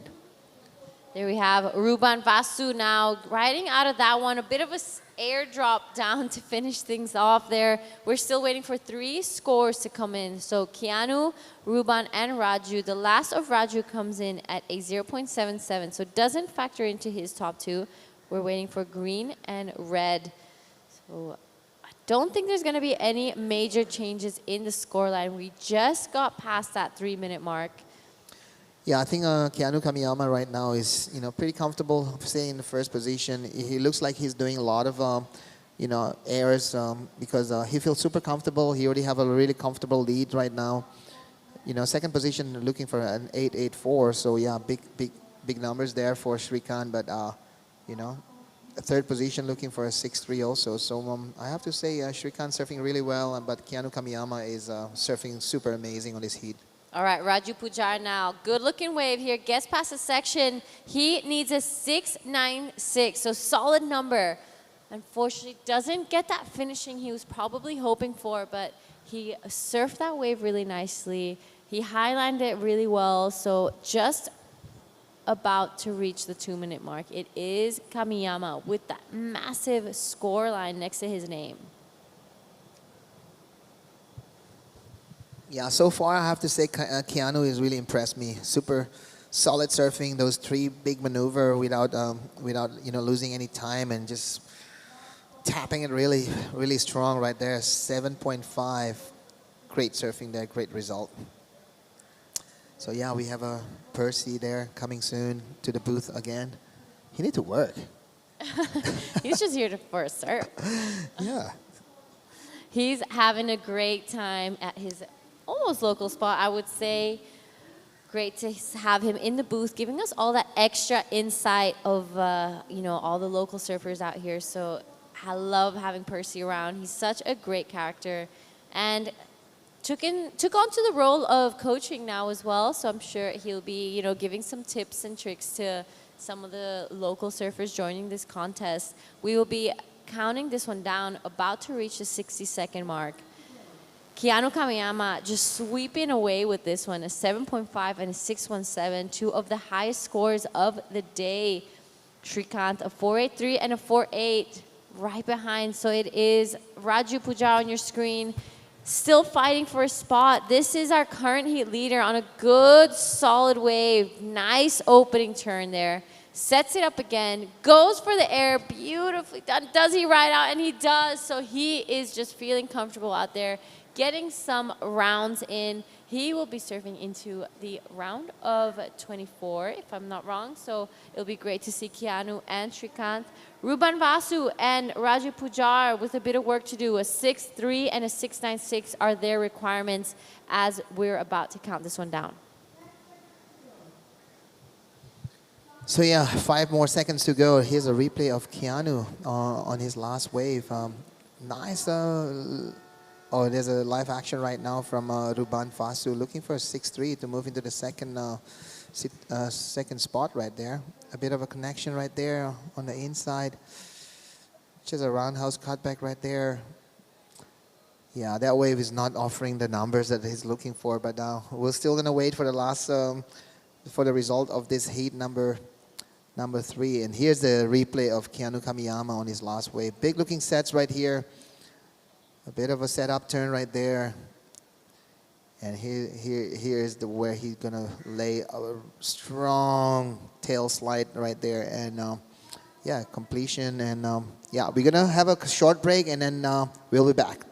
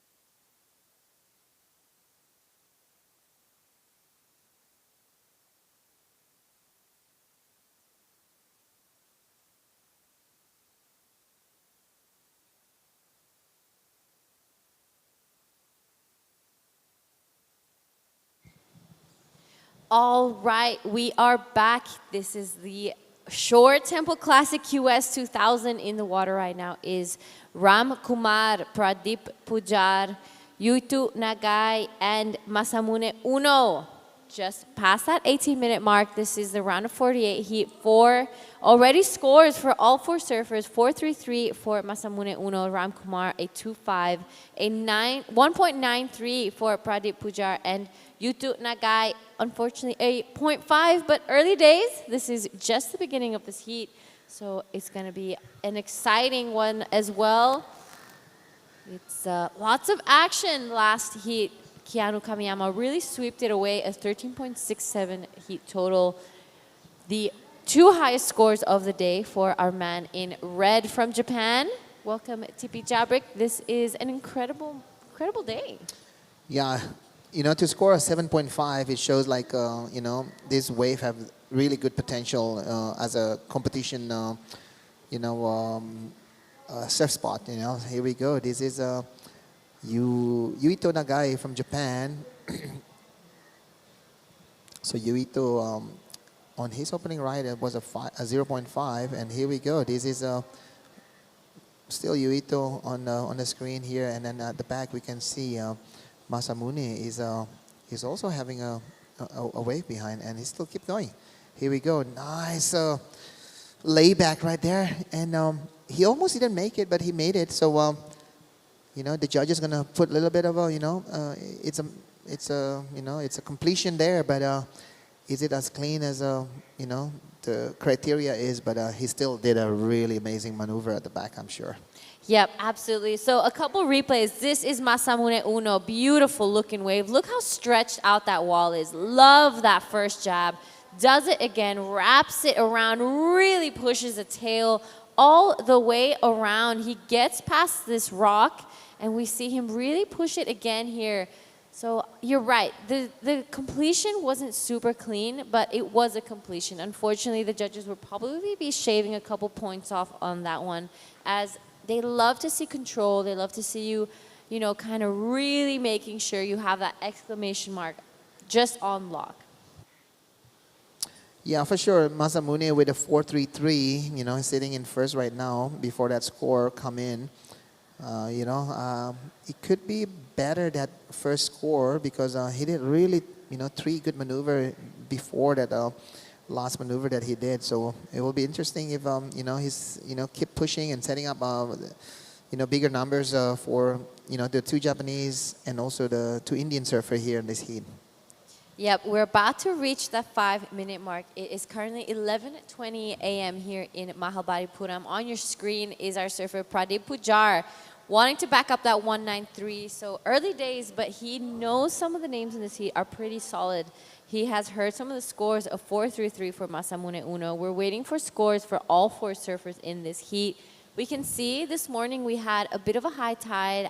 I would say I think it was at around 8 a.m. We had a bit of backwash. The wave maybe wasn't as long, whereas now as the tide starts to go down, we're seeing that long, beautiful right-hander kind of stretch out and get past the rock. It starts to really bowl up and give this opportunity to the surfers. It is going to be a great afternoon of surfing. Hopefully the wind doesn't get too strong throughout the day and we keep that glassy conditions. As we see on your screen right now, it is Yuto Nagai paddling back. So a couple scores being dropped. Masamune Uno, the last one, a 5.83. So the judges really scoring those first couple of turns he did out the back. Yeah, so a 5.83, that's a decent number actually, to be able to get a 5 to close to 6s. It's a good numbers to have for sure. And so we have also the Japanese surfer with a 3.07 and a 0.5 looking for 116. That's Yuito Nagai. And Ram Kumar only also looking for 173. So first is pretty comfortable. We have Masamune with 5.83 and a 4.33. But this is still open situation for surfer in second, Pradeep, Yuito, and also Ram Kumar to battle for that second position. If not, they get a better wave and, trying to get first with, 13 minutes to go. Yeah, so all 4 surfers have 2 scores next to their name. 13 minutes on the clock. It is Masamune, our surfer from Japan, 4.33 and a 5.83. You're right, a solid number. That's practically a 6. Some of the surfers today have been winning heats with a score like that. So it's a great start, but as we get deeper into the draw and some of those higher ranked surfers come in, it's going to get tougher and tougher, and the surfers are really going to have to start pushing it. And, I would say most of the surfers for now have been surfing at a 60 to 70% of their ability. And as they get deeper into the draw, they start to pull the tricks out of their hat and, start to ramp things up. On your screen, though, it is Yuto Nagai, 4th priority. So he doesn't really affect anything as he kind of misses that wave. Just keeping busy, keeping an eye out on what's happening on the inside. We can see a lot of these surfers using long leggings out there as there has been quite a bit of jellyfish. Yeah, but this morning there wasn't any jellyfish, so let's not putting our eyes away from Masamune. He's going super fast right there, but just a little bit unable to stick that maneuver. Here we go. This is Ram looking for 173. That could be 173 right there. He made that maneuver. Yep, 11:50 on the clock. This is the round of 48, heat 4. Coming up next, we have Ren Okano in the red, Sanjay Selvamani in blue, Tsugumi Watanabe in the white, and Nitish Varun in green. Yeah. So this is a bit of a drone shots here. I would love to see a bit of more of the temple view. If the drone can have an opportunity to shoot it from the temple to the wave, or from the wave to the temple, you can see a better view of where we are here at Mahabalipuram. Amazing setup here. The temple on the background, the wave, peeling on the right side, going right from the temple. So, yeah, what an amazing setup here at Mahabs. Talking about lunchtime, it's 11:26 here, so I cannot wait for, oh, here we go. This is the drone shot that we requested. That's the right side of the Mahab Beach. You can see there's more people there. It's a bit more of a local destination there. There's local tourism there. There's a more lifeguards, Percy told me, but on the left side of the wave, of the temple is where the surfing is happening. And here we go. This is a live action from Pradeep Pujar, unable to get around that one. So yes, Ram Kumar get a 2.00, move him into second position.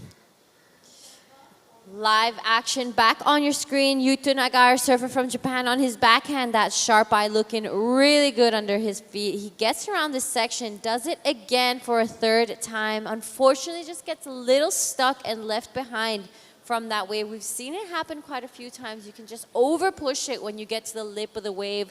Behind him, Ram Kumar tries to really push the tail out. You could see all 3 fins out the back, but unfortunately goes down there. So it is our surfer, Masamune Uno, with a 5.83 and that 4.33 next to his name, looking really good. So on your screen, that is the town Mahabalipuram, where we are at right now. A gorgeous little spot tucked away an hour south of Chennai.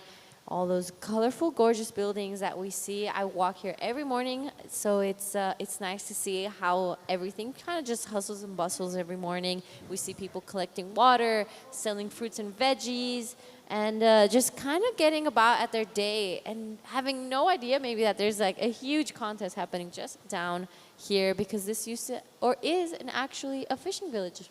Yeah, I think, to have a surfing competition here, and then here we go, another top view of the coastline of Mahabalipuram. So we are sitting on one of those hotels on the right side of the tip side of the point break, and you can see there's a the right hander is just peeling, and you can see the potential. It could go like hundreds of meters, this wave. If the the swell is right, the direction is right, the potential is just unlimited. Yeah, I think this is probably one of the most consistent waves they have around the area. Last year we were here for 2 weeks, and there was not a single day where we didn't have waves. It was just a constant show of these long peeling right-handers, just all the way down from the top of the corner there, just as we were approaching next to the temple, all the way down to the inside. Some waves on the bigger days of the swell getting past that rock, and it kind of had that snapper rock feeling to it. So it's such a great quality wave, and it can showcase some beautiful surfing. Yeah, I think the setup for surfers to come here is, it's there. There's a lot of accommodation in Mahabalipuram. There's like homestay. There's, if you want to come as a backpackers, for example, there's a lot of homestay around here. If you want to, go luxury a little bit, there's a Radisson Hotel, also not far from the point. Last night we have the opening ceremony there. The food was amazing. They have a really nice swimming pool. The garden was amazing. You come to India, you can have all the variety. Any kind of traveling. What do you call that? Selection that you want. It's possible here.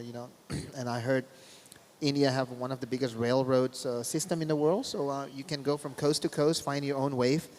There's every coast have their own kind of like a beach break, kind of a point breaks, so you can surf from, Odisha close to Bangladesh until Kerala. That's how far is the East Coast.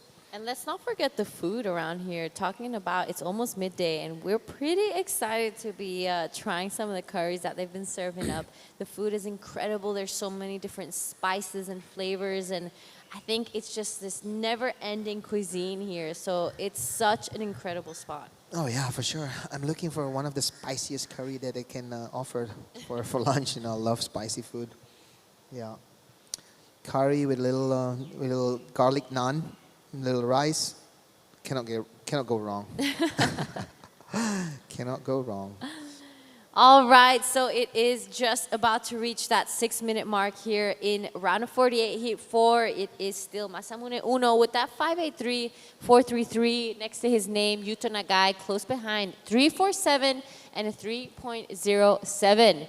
It is Ram Kumar and Pradeep Pujar with a little bit of work to do, both looking for requirements of 4.04 for our man in green and a 4.24 for our man in white. The ocean having a bit of a break.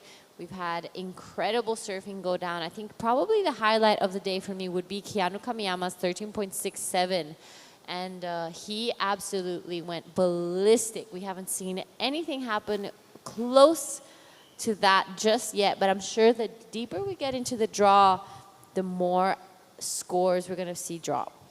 Yeah, a lot of surfers, Giada is just testing the situation. You know, they don't have to make big scores yet. You know, they they still like looking the situation, the condition, and all the other competitors. You know, because a lot of these Indians is also you know could be a surprise surfers. You know, like as we can see Srikanth on the earlier heats. You know, like he surfs super good and. You know, many of the top seed surfers gonna come surfing tomorrow. So we'll see more of a action pack. You know, when the higher seeding surfers are surfing. But you know, yeah. So far, Keanu Kamiyama putting a strong performance. And here we go. This is Masamune Uno. Ooh, little barrel. Look at him. He found a bit of shade out here. That was so fun. Really jams it in the pocket, though. This is your current heat leader, Masamune Uno. Does it again. Love how he pushes the tail there. He got that shade in the beginning. 2 solid turns to finish things off. He will be getting rid of that 433. I mean, who doesn't love a good little barrel? Oh, yeah. You know, the best way to get, you know, away from the heat is staying under the barrels, inside the barrel. So, yeah, Masamune, I would love to see the numbers and the replay again of that wave. You know, he managed to get a barrels just in front of the rocks, actually. Yeah, that's a bit of a sketchy area, but he had all the control in the world. You know, many of these surfers come here, I would say a week or even 10 days before the contest start to get their reps in, test their boards out, and really get a feel for the wave. Now on your screen, Pradeep Pujar looking for a 4.24 to get back into this heat and keep the dream alive. This wave kind of tapering off, not really giving so much opportunity as maybe Masamune Uno's waves have been given. You could really see the difference in maybe the wave selection. Masamune has been really pushing on those bigger sets and kind of wanting to get those big scores.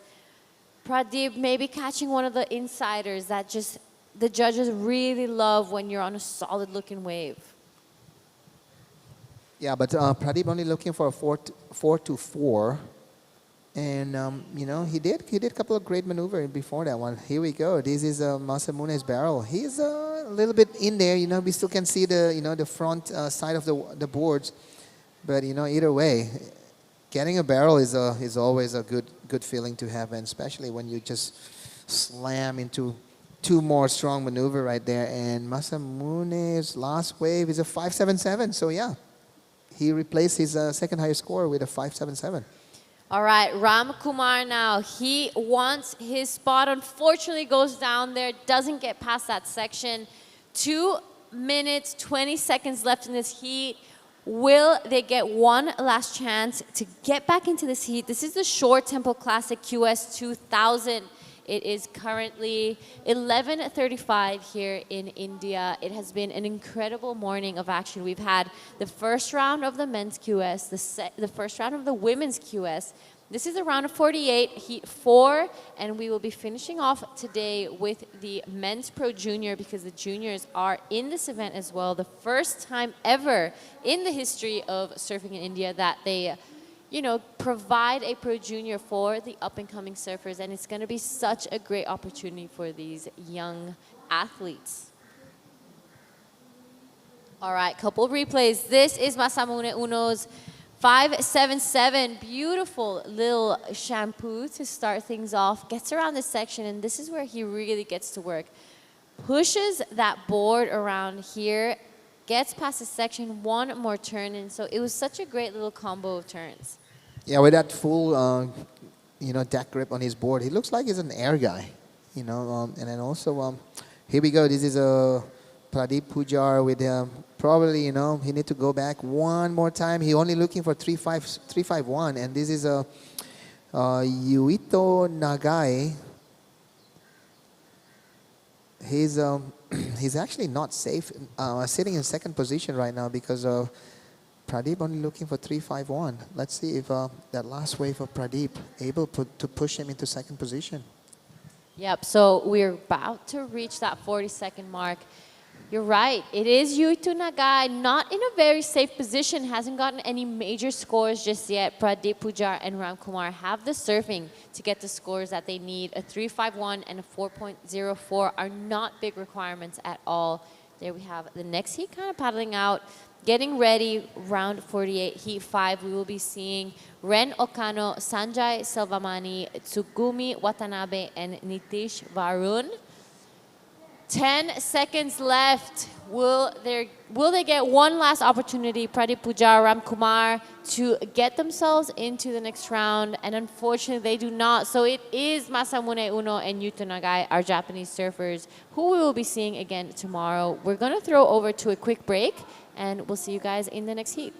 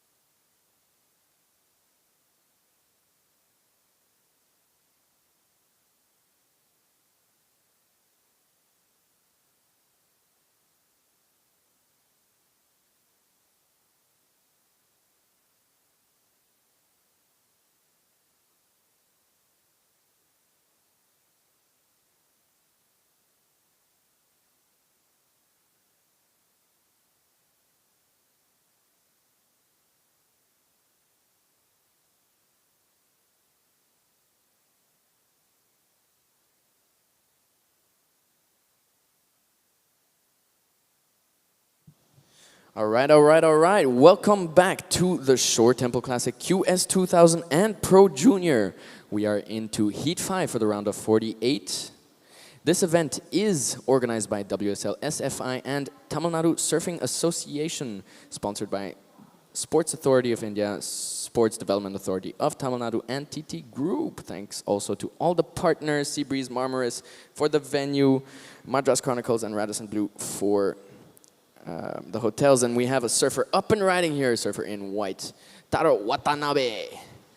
He's not Taro Watanabe. I just saw the second name and I was it's Sugumi Watanabe. So Taro Watanabe surf in the North American region, so he's not going to be here. All right, sad. I was hoping to see an epic surfer out there, but this guy also an epic surfer.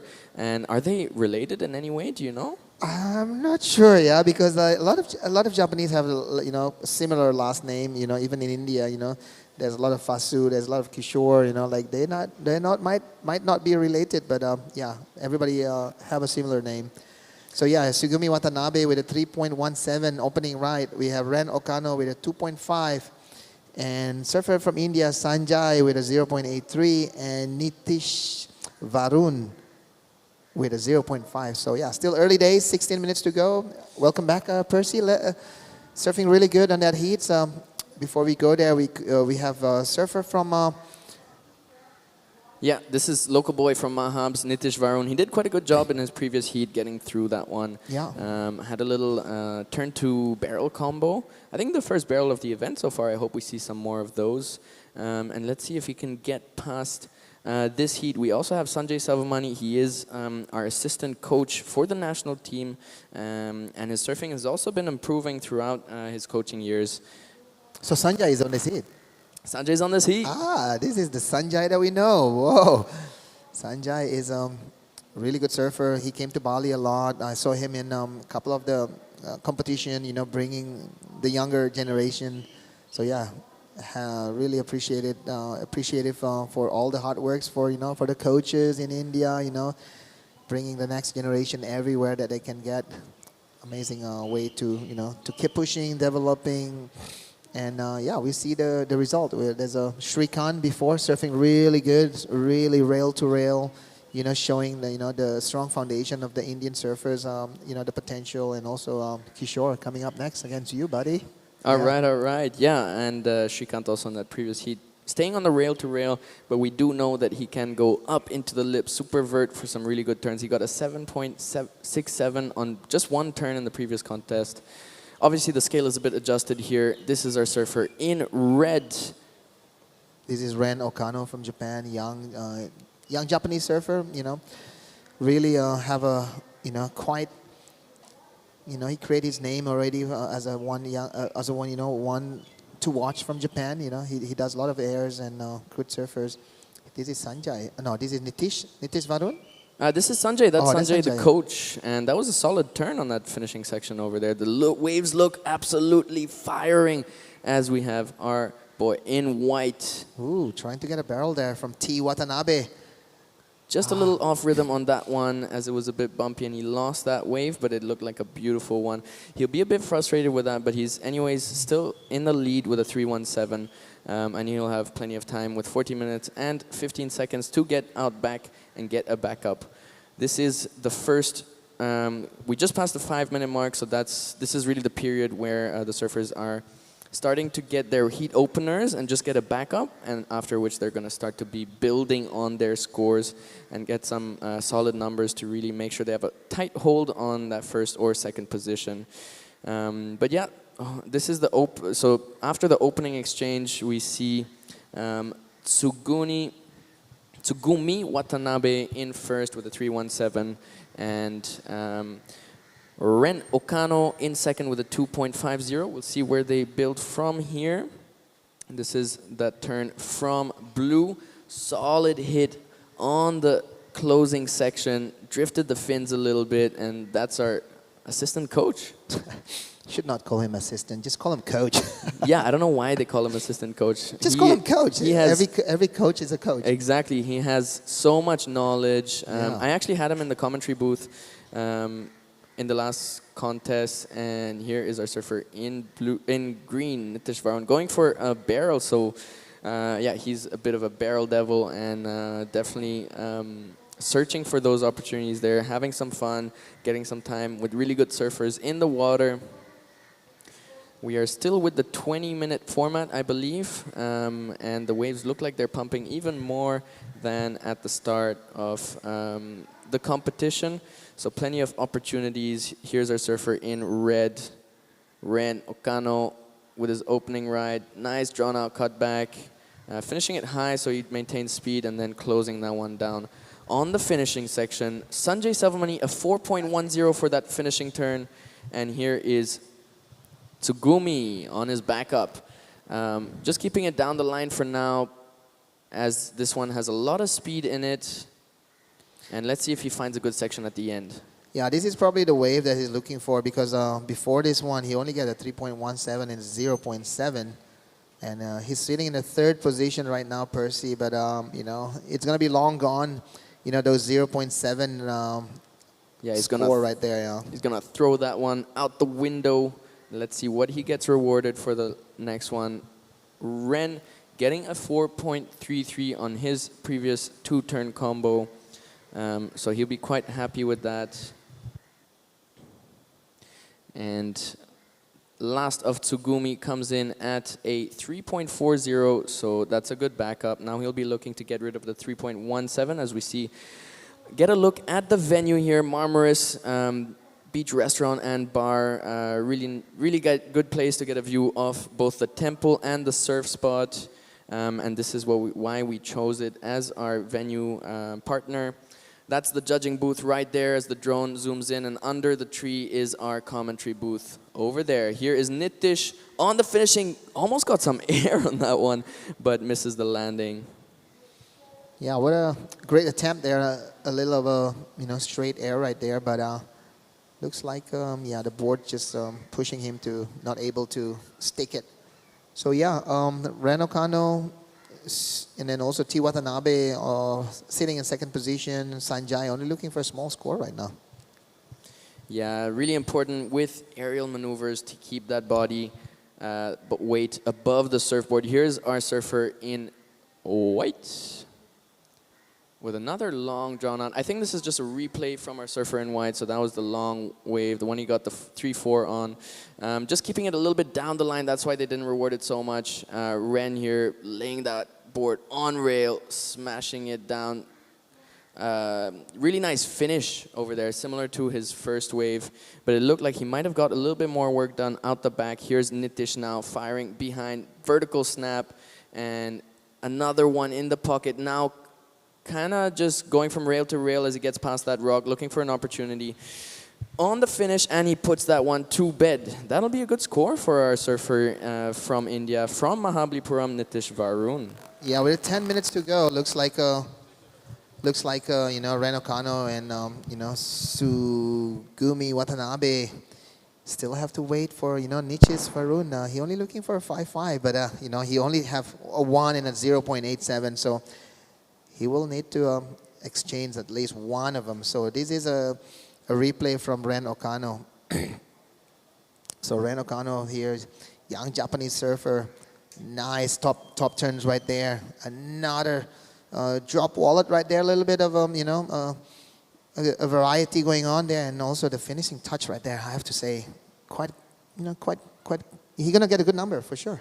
Yeah, solid competitive surfing there from our surfer in red, Ren Okano, and he's definitely gonna. I feel like that's gonna go to the best wave of the heat so far, and it does a 5.83 for that one. The 3-turn combo, I believe. And just having a look at his profile here, he competed in the QS 6000, the Shihung, Korea. That's in Korea? Yes, so was that the wave pool event? That's the wave pool one. Right. And he came out with 33rd, so not too bad of a finish there from our surfer in red. Yeah, Ren is a young surfer. He's probably only like 16 or 17 years old kid. Yeah. Yeah, currently ranked number 39 on the Asia rankings. So in the next few years, watch out for this name, as it's going to be battling out in the ranks and making his way up. 8 minutes, just about 8 minutes to go.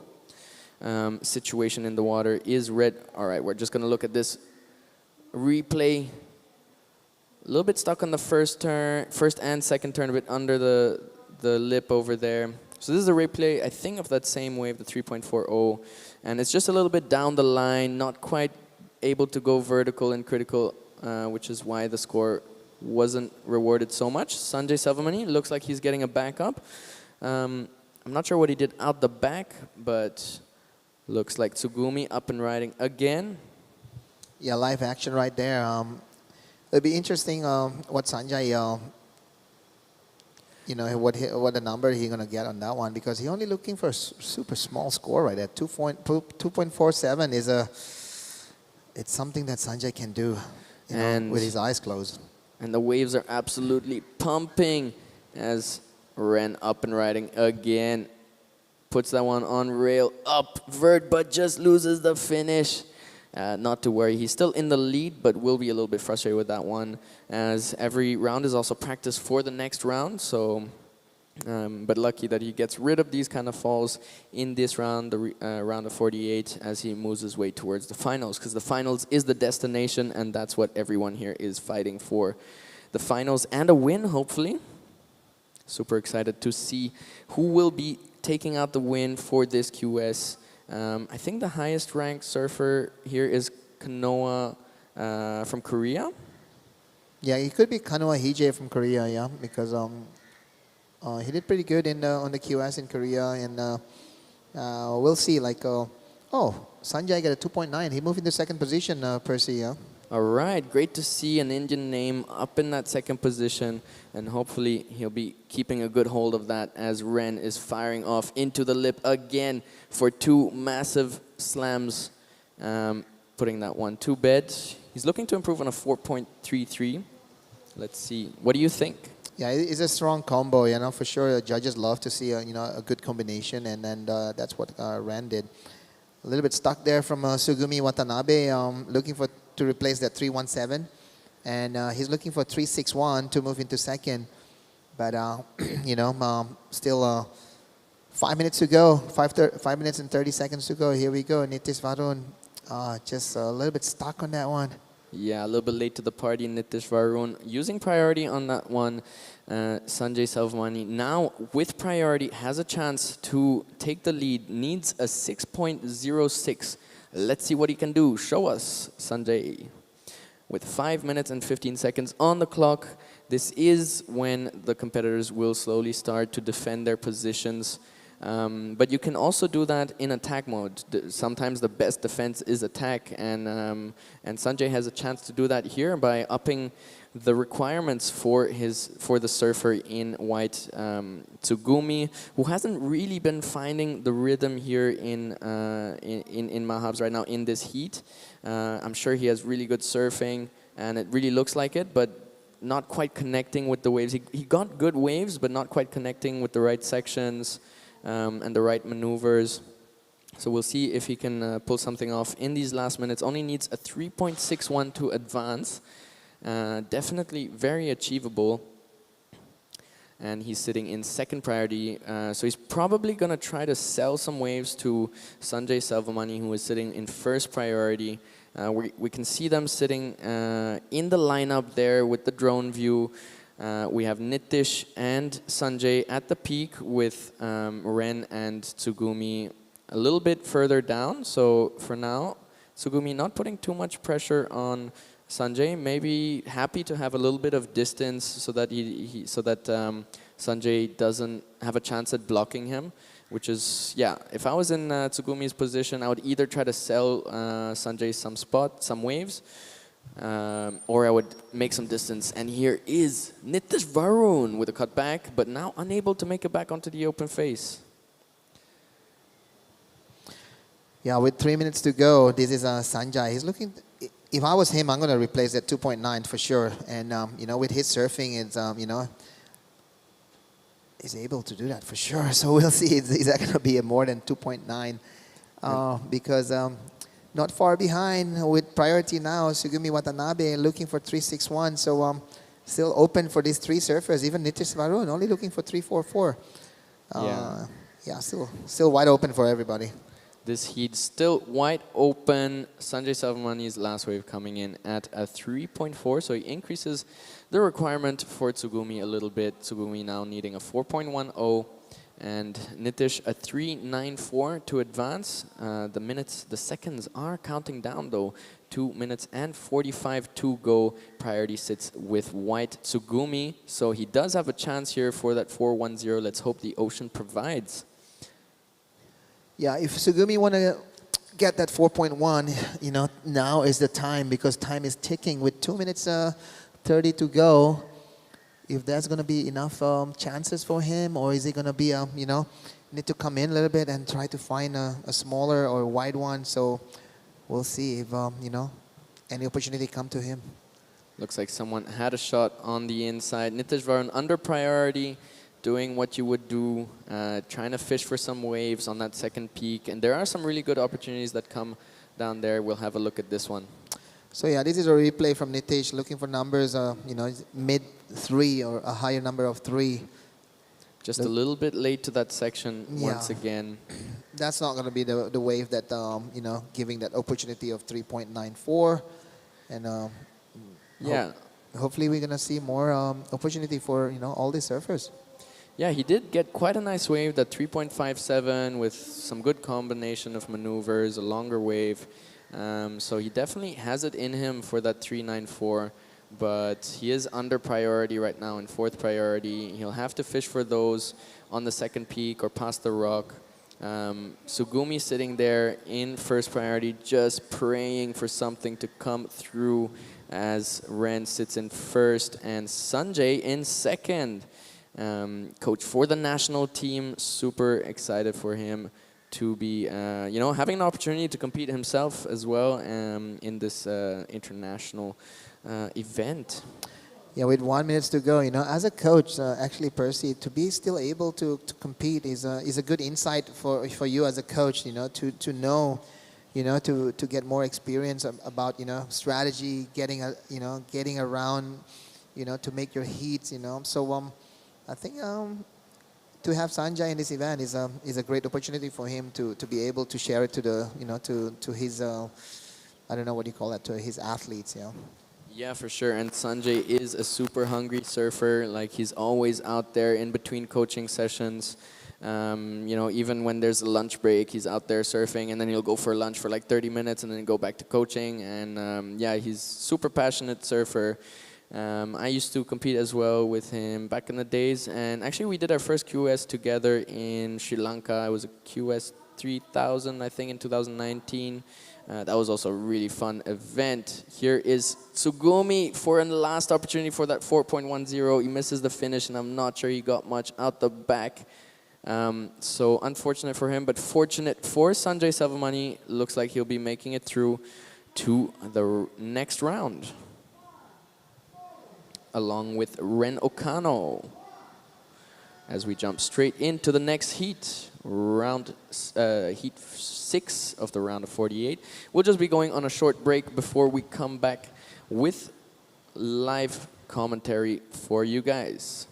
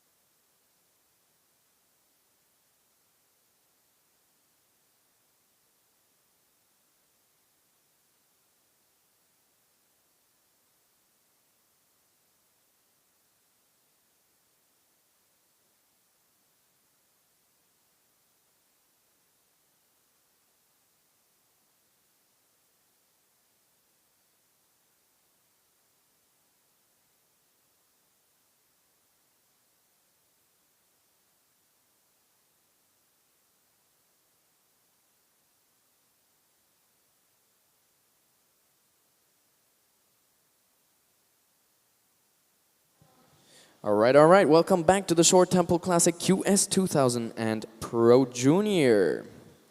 It's been an exciting morning here in the rounds of 48 and in the rounds of, the beginning rounds of the event pretty much. Especially, we have been running the women's and the men so far, and we're going into the Pro Juniors next for the men. So that's going to be super exciting to see the juniors of Asia out in the water here in India at Mahabalipuram. Such a special venue. I am sitting here, Percy, with Giada Legati. Hey, Percy. I'm so excited to be back in the booth. I just went by Joe's to get a coffee, and look at this, straight into live action. Taro Takai going absolutely ballistic, wasting no time in between turns. We see him take this one all the way down to the inside, doesn't get past the rock. We've seen a couple of the waves go and do that already now with that low tide, and we have right behind him Akilan Sekar.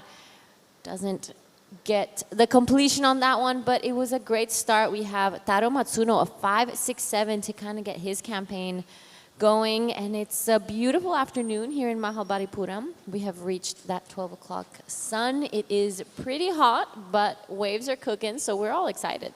And here's the replay. This is the way you want to start your heat. Vert up into the lip for the first one, gets around that section, straight into the lip again, and somehow makes it around for a third one. So 3 hits in the pocket, critical. Now goes to the rail work, and it stands up. What a good, well-selected wave also from Taro. It just kept providing opportunities, and he got a solid score for that one, a 5.67. That's how you want to start your heat. That's probably a keeper in terms of backup, and now he'll just go back, go out the back and try to look for some higher scores.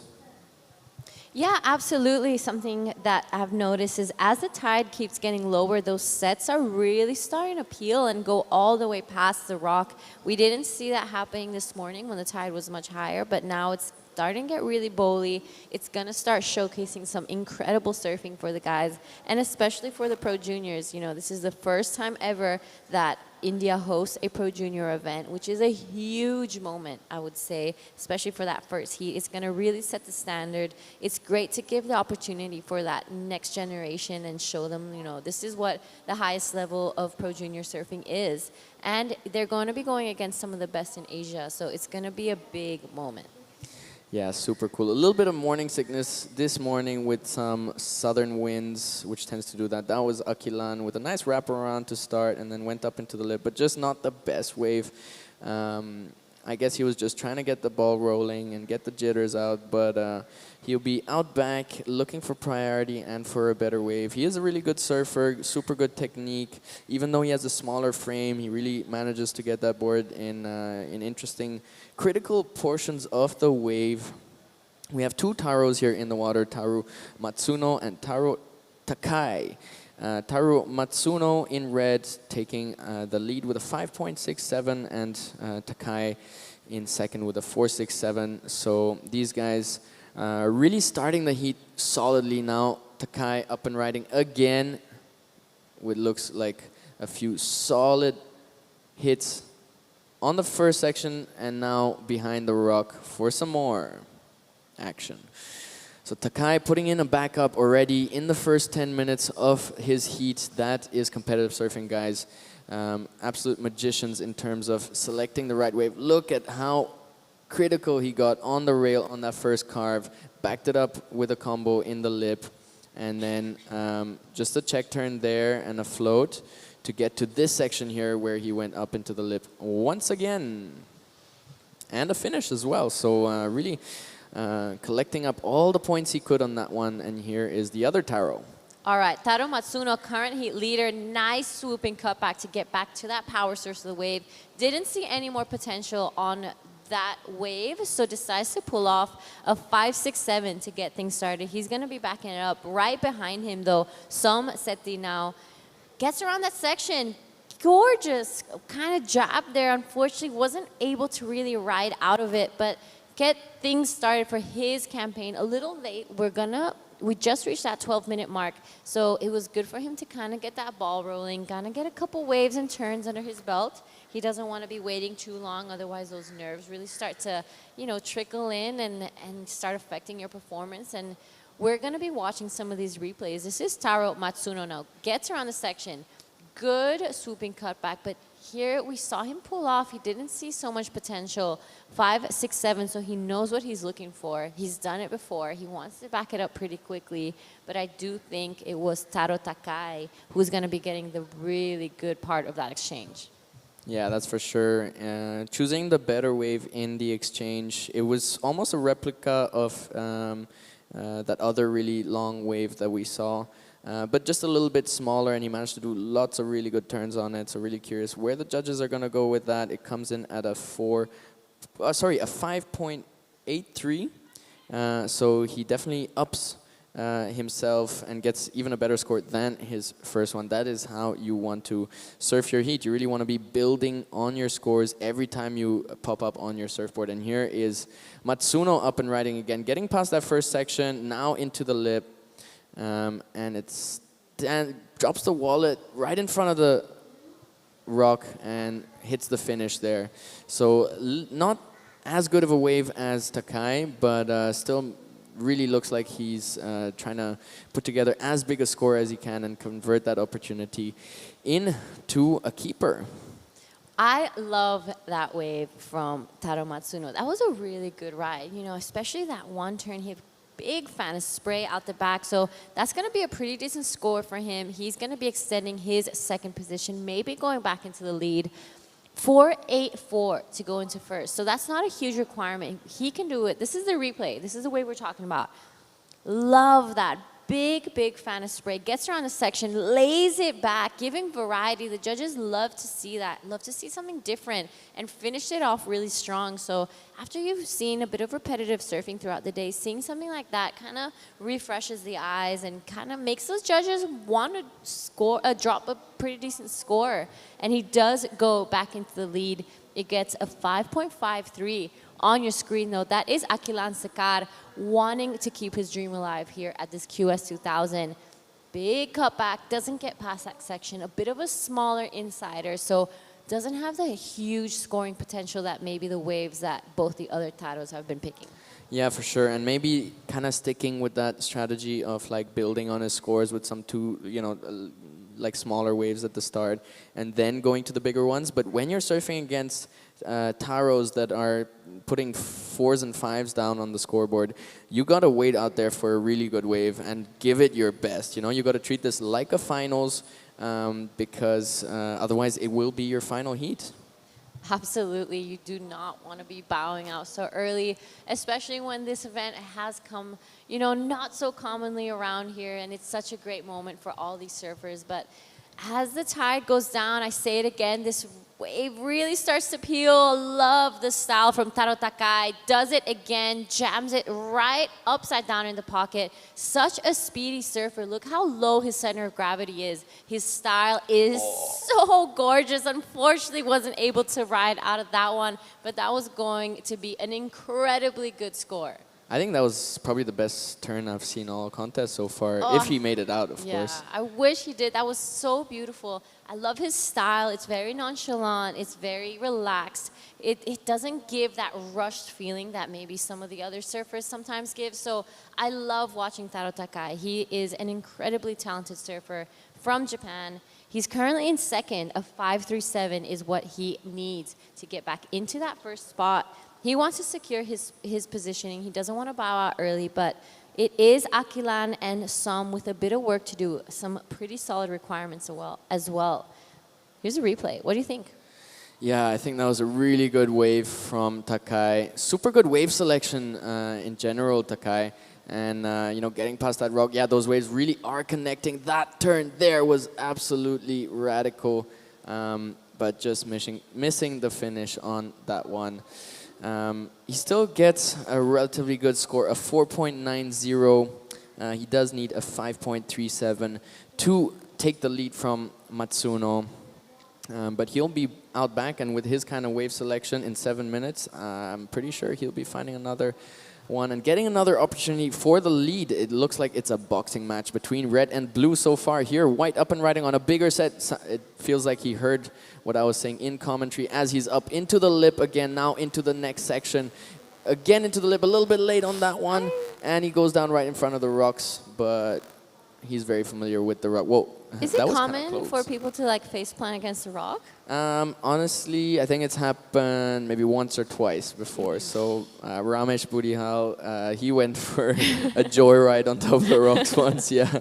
And I think Ishita also had one. She was telling me about it recently. Oh God, it seems so close every time they fall off. It's so scary for sure. Yeah. I think that's like the one thing I think about the whole time I'm out there is that rock. Like I cannot get it out of my head. It's honestly like as soon as I'm on the wave and riding it, I'm like, where's the rock? Like the first thing I think about. Yeah, it's the elephant in the room in Mahabalipuram Point Break. And it is also called the Elephant Rock because it looks like an elephant. Oh my God, I forgot. That's so true. Right, so watch out for Elephant Rock in Mahabalipuram. This is Som Seti now on a good looking wave. Let's see what he does. 9.03 is his requirement, but he can break it down. Beautiful wave there. I love that ride. His board really following the lip line. He didn't waste any time to try get into that second turn. Unfortunately, wasn't able to though. There, the local crowd. The biggest fans of surfing in India, the cows on the beach under the Red Bull tent. They are the only ones there from sunrise to sunset watching all the action. Such cute cows. I love them. I think I have around 500 photos of them from last year. They're so adorable. All right, on your screen though. Akilan up and riding another nice looking wave. Drops the wallet on the first one. Now looking to set up another one. Vert in the lip and he lands it in front of the rock. Very good friends with the rock, Akilan, a local boy.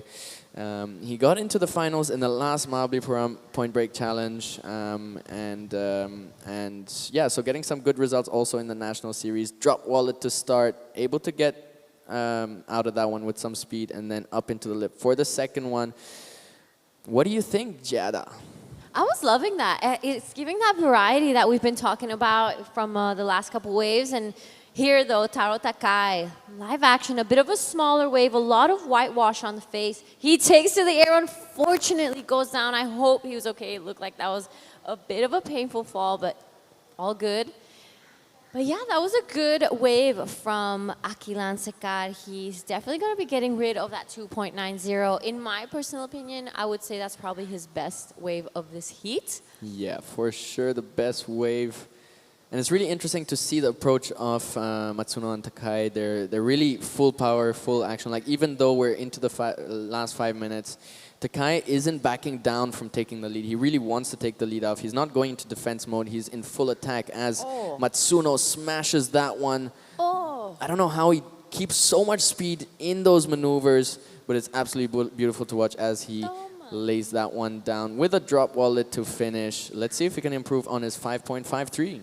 That was sick, actually. I really like that wave from Taro Matsuno. He had a lot of flow throughout it. He gave variety, like we've been talking about. He gave that, you know, refreshing look to it, bit of layback, really tight in the pocket. He never really got stuck behind or lost a beat in that wave. Right behind him, though, Som Seti. Good looking wave here. Does manage to ride out of it. Shows that completion. 8.36, though, is his requirement. Yeah, the requirements are quite high for our local surfers, Akilan and Som, but nonetheless, still trying to put on a show. The last of Akilan, I believe, came out at a 3.83, so that was his best score, but not quite enough to get him up into second position. Still, they are all in here for the experience of surfing in the Asian qualification series against some of the best surfers in the region. Here he is up and riding again, putting that board on rail. I just really love his style and his technique. Like, yeah, even though he has that smaller frame, really able to put the board in super cool angles. And yeah, I'd like to see him, you know, getting a bit more coaching opportunities, spending more time in the gym, doing more work, you know, because I think he has really a lot of potential in terms of his surfing in the coming years. Absolutely, and there's nothing like it. You know, I think especially now more than ever, they've really made surfing a professional sport, and since it's joined the Olympics, it's reached a whole different level of elite. There's people really taking in breath work into their routine and meditation, and a whole different approach to it. And I do really believe that competitive surfing, once you reach a certain level, it's practically all that 1% that you do daily, and those little details, because at the end you can be the best surfer, but if you don't have that emotional control, it's easy to just kind of let it sweep you away. Yeah, that's for sure. The discipline is the key in terms of really pushing the limits, and that's what surfers are doing today. They're pushing the absolute limits of what humans can do in the ocean, riding waves which are created by powerful winds out in the ocean, as well as earthquakes and all sorts of things. It's such a beautiful sport. I'm so happy to be part of this sport, and yeah, it's super exciting to see the whole journey of the surfing grow in India. Started out with here's Som with live action, just getting a little insider. He is looking for a big requirement, so I guess he's just trying to surf, trying to get a positive experience out of this. But yeah, being part of this journey for the surfers in India, you know, we had a tsunami back in 2004 before surfing really took off in India, so we have a lot of trauma in terms of the ocean, and it's really nice to see kids getting over that, getting over their fears, getting into the ocean. Surfing, you know, really helps them to start to learn about swimming, about safety, about all sorts of other things, and it's also a connection to health. You know, once you start especially competing and going into becoming an athlete, you really need to put effort in terms of your nutrition, in terms of your fitness, in terms of your mobility, in terms of all these different aspects which come around like you were talking about. And that is the end, as Takai has another go for the lead, but it looks like Matsuno shut him down with that last wave of 5, 6, 7. And we'll go on a short break before the next heat.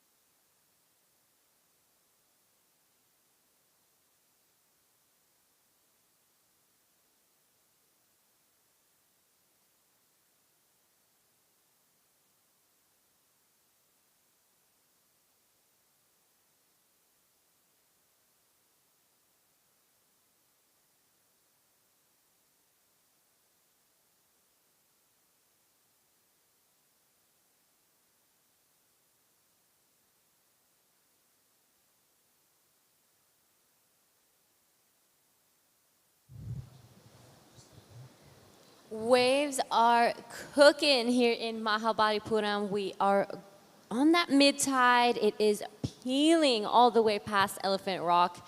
The gorgeous temple behind us is shining through. And it is now Ramesh Budihal, Ricky Tomoshige, Tayin Arun, and Tipi Jabrik in the water. This is round of 488, heat 7. We have one more round of the men's QS 2000 before we go into the men's Pro Junior. And it's going to be a great afternoon of surfing. I'm pretty excited to eat my curry for lunch.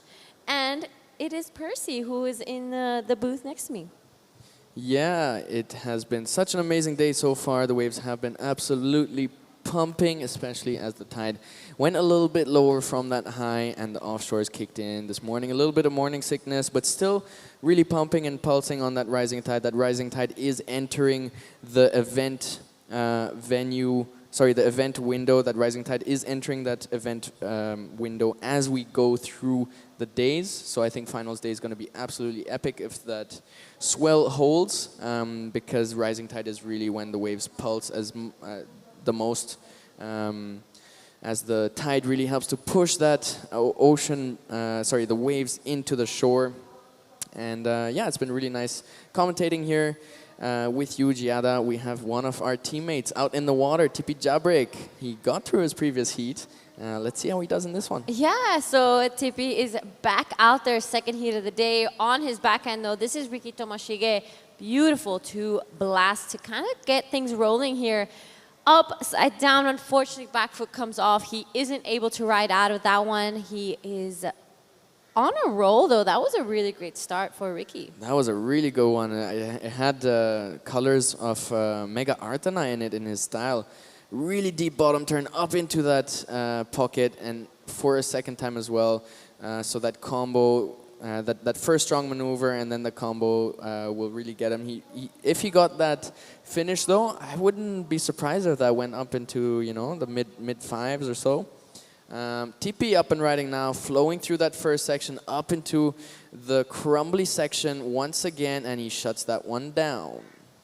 Right, beautiful surfing from Tippy. So I personally got to ride his board in my last heat, and honestly, that thing feels so magic. I think he said it's a mixture of the Goldie as well as the, not the Fever, but I think he said, I'm gonna have to get back to you, but it's a good mixture. Our shaper back in Bali from CI, Chris McCutchinson, got it done for him, and it feels magic. That thing felt really good out there. It felt like a gun for me, but if you guys are around town, you should definitely get yourselves one of those. But back to this heat, Riki Tomoshige first started competing on the WSL in 2022, only did 3 Pro Juniors to kind of get things rolling for him. Yet last year, in 2025, we did see Riki do a couple more of the QSs. His best result is a 25th in the QS 2000 in the Open Miyazaki, and got a couple QS heats as well, but unfortunately nothing too crazy. A 25th as well in the 4000 one in Corona Zero Pro in China at the end of the year, and was still a junior, so he got a 4th in the Nias Pro Junior and a 9th in both the Omazaki Pro Junior and the Wanning Pro. So a couple pretty decent scores for Riki Tomashige. Nothing too crazy, but I'm sure that this year he's going to be wanting to push the limits a little more. We didn't see him in Korea, so he will be, you know, really wanting to push and get a couple heats under his belt here. Thank you for the background on our surfer who is currently in the lead, Ricky. Beautiful surfing on the backhand. Super in the pocket. That last wave of his, the first section wasn't necessarily standing up so much. It didn't have like really much of a thick lip or anything, but he still managed to get so vertical on it and got rewarded with a 5.17 for those 2-turn combos, not managing to get the finish on that one. So I wonder where the score would have gone if he had the finish. It looks like the wind is turning a little bit, but honestly, I kind of like it sometimes when it has a bit of that crumbly section to hit and drift the fins, but if it's already turned now, that means that, you know, as the onshore keeps going, it will send a lot of ripples and a lot of mess this way. So I hope we can run as many of the men's and juniors heats as possible. Yeah, it's really the sun which generates this onshore. As soon as the sun is out, as it has been today, it really heats up that air on land and pulls in the cool air from the ocean. Yeah, it kind of switched pretty quickly. It kind of felt like in a minute it all just went onshore. But this on your screen is Tayin Arun on his first wave of the Heat 7 round of 48. Loving his act, a bit of a smaller insider one, but did get a couple really nice turns in. Yeah, good energy though from Tyen, and that'll just be his heat opener. He'll be going out back, looking for some better waves. Um, looks like we'll have all of our surfers having opened their heat. Um, Ricky with the 5.17, Ramesh with the 3.83, Tippy with the 3.4, and Tyen on the last one with the 2.73. So that kind of sets the stage for the first exchange, and we'll see where these surfers go on their backups. Two surfers from India, so they have a chance here at getting through to the next round. Exciting moment. So Ramesh actually joined the QS here in 2023. He ended up getting a 25th in the QS 3000 when they did the Tamil Nadu International Surf Open. So already has a couple heats and WSL experience under his belt. So hopefully he's going to be able to take it out on this heat as well. Ramesh, probably one of the local boys out here. Ramesh is actually from Kovalam, Kerala on the west coast. So he's from another state, Karnataka, but he grew up surfing in Kerala. And yeah, I grew up with him competing with each other. It was either him or me winning, usually in the under 16s, and it was super fun growing up with him. Here he is, up and riding again. Beautiful carve to start, putting that board on rail, looking now for the wave to stand up a bit. Oh, and just pushes a little too hard on that third carve. I think he would have hoped to be able to get another section where he could go a little bit more vert into the lip, but unfortunate with that fall.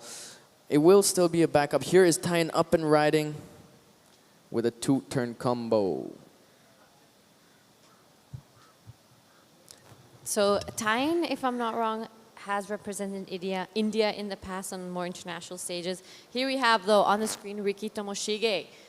Beautiful upside down blast. Unfortunately, doesn't really hang on to it. I don't know if the judges are going to deem that complete. It was he was hanging on for dear life on that one. Wants to back up that 5.17 pretty nicely. That wind really a lot of change in the wave now. Yeah, for sure. Conditions have shifted up. This is Tyen on his two-turn combo. That'll be a good backup. Might even up his 2.73. Ramesh was waiting for that backup, and Ricky really, firing on that one. But maybe pushing a little bit too hard, trusting the waves a little bit too much. It is still India. This is the last bit of the swell coming in all the way from Indonesia, so it doesn't hold that much power into it, and you sometimes have to hold back just a little bit to make sure you finish those maneuvers. But he did quite a good job of almost making it out that one. He was laid back in the wave and still trying to get on there for the finish. Yeah, just a 2.53 for that one because of that fall, but nonetheless a backup. Yep, we just passed the halfway mark of this heat, 9 minutes, 20 seconds. It is still Riki Tomoshige in the lead, 5.17, 2.53. Ramesh Budihal, 3.83. We're waiting for one more score of his to come through. Tippy Jabrik, a 3.4. He's been a little more quiet this heat. Hasn't been really hunting and looking around, but it's still early days. Tippy Jabrik loves a good ride. He spends a lot of time surfing the river mouth back at home. Him and his daughter, Suri. There we have a couple scores. Ramesh, last one, a 3.43, so does extend his lead slightly, putting 1 foot into that next round. He really wants to be at round of 24, probably going to be on tomorrow. We have one more heat of the men's round of 48. Ryuichi Inoue, Ajish Ali, Gwint Janke, and Selva Kumar. It's the last heat of the men's QS before we go into the men's pro junior. Exciting afternoon of action. Yeah, super exciting to go into the juniors. Really excited to see what they have for us. The juniors in India have been stepping it up quite a bit in the past couple of contests. One of our juniors, Harish from Mahabs, he took out some bigger names in the last competition, and he made it to the finals in the men's category. So that was really exciting to watch. A 14-year-old up against the men's, and another couple. Okay, here we have Ricky up and riding again. Yeah, that one just running quite fast. But I mean, I'm curious to see if we're gonna see any airs, because with that wind turning, it could help to stick the board under their feet. Tipi looking to roll into this one. All right, Tipi unfortunately just goes down as we were about to kind of get things started there. Maybe a bit of a wind situation there. Tipi gets back out. Right behind him, though, Tayin Arun on a good-looking wave. Let's see what he manages. Beautiful bottom turn. Nice spray to get things started. Slams this one shut. So just a two-turn combo there for our surfer. Tayin wants to get rid of a 273 and give himself a fighting chance to continue into that round of 24. So big change in conditions. Yeah, another two-turn combo for Tayin. I'm not sure if it'll go. It does go a little above his previous wave at 3.80. He bumps up into second, and Ramesh now needs a 3.74 with 6 minutes and 45 seconds to go and priority. He has a good chance of getting that. Yeah, TP Jawbreak. It didn't really look like he wanted that wave. Like it wasn't ideal, but since it had been quite a bit of time, I think he probably just went, to make sure he gets a backup or so. And unfortunate on the fall, but I think he's back out there looking for priority, and I'm sure he'll get another fun ride before this heat ends for sure.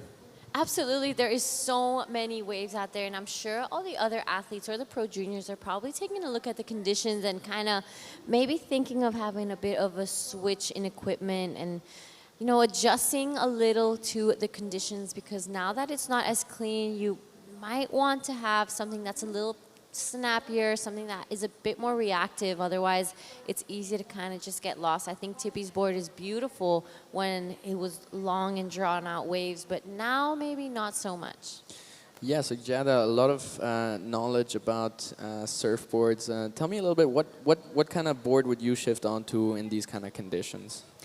So just having to think of what I have in my boardroom, I would probably switch onto a model called the Solution, which is a 5.5. It's a little smaller. It's really round. So it just paddles into waves really quickly, and it's just so much better when it gets a little grovel. There we have Ricky kind of sticking through with this one. Gets around the section. Good first opening turn there. Beautiful blast there. Gets it again, unfortunately goes down, but that was going to be a solid score. I think he'll be getting rid of that 253 with those two-turn combos. Yeah, so these surfers definitely having a bit of a struggle on the new set of conditions with that wind turning. Blue now, Ramesh up and riding on a little insider. Interesting decision here. He only needs a 374, maybe that's why, but will he make it? No, he doesn't make the finish on that one. So it looks a little bit tight for our surfer in blue, Ramesh. I think he might have used priority on that one, so interesting decision. Tipi Jawbreak with priority now out the back, having a chance at that 417 that he needs to advance. And Tayin sitting in second right now. He'll be looking in these final minutes to keep a hold of that. I'm wondering if he's going to keep attacking or if he's going to go on the defense. Here's the replay for red as he got around that section somehow and then up into some turns. Yeah, Tipi had to kind of pull off. I think Ricky had priority, so a bit of a dodgy situation there. You really want to be careful when someone has priority. But this is Ramesh taking a look at this one. Nice turn there. Don't think this wave has any more to offer on the inside. This wind kind of making it all crumble a little bit more. Ricky, this is the replay of his last one. We're still waiting for that score to come through, but just as he got around the section is when he really started to get things going. I love that turn. So much flow throughout it. He didn't waste a lot of time between that first and second turn. We see Tipi kind of pulling off. Not sure if he got anything done out the back, but Ricky is looking like he's in a really good flow state. Yeah, and he actually did improve his situation a little bit on the last one of 430. The requirement now for Tayin is a 564 as he goes to looking up the requirement on Ramesh Budihal and keep a good hold on his second position. Tipi now up and riding with looks like a two-turn combo. He's looking for that 417, styling through the finish. Looked like a little claim. He looks like he's happy with that wave, so let's see if we can get a replay and see what he did out the back on that one with 3 minutes to go. I think Tipi is just happy to be out there. Like, he's just stoked to get some waves in. We both came out here, just wanting to commentate and then got a couple surf sins as well. Yeah, super cool. that still frothing, still having that fun mindset. That's what surfing is all about. It is about having fun out in the ocean, and that's how it starts. Here's the replay from white carve to finish combo. So very similar combo that he's been doing multiple times here. TP taking the back end of that wave. Looks like a 3-turn combo. Needing a 417. Let's see if he gets it. We shall see. About to reach that 2-minute mark. Will Tippy Jabrick do a bit of a comeback here, or will he be back in the booth for the rest of the event? Ricky Tomoshige in a pretty solid lead, 517, 430. Next to his name is looking pretty comfortable. Tie in second, but it is Ramesh and Tippy with a bit of work to do, 374 and a 417.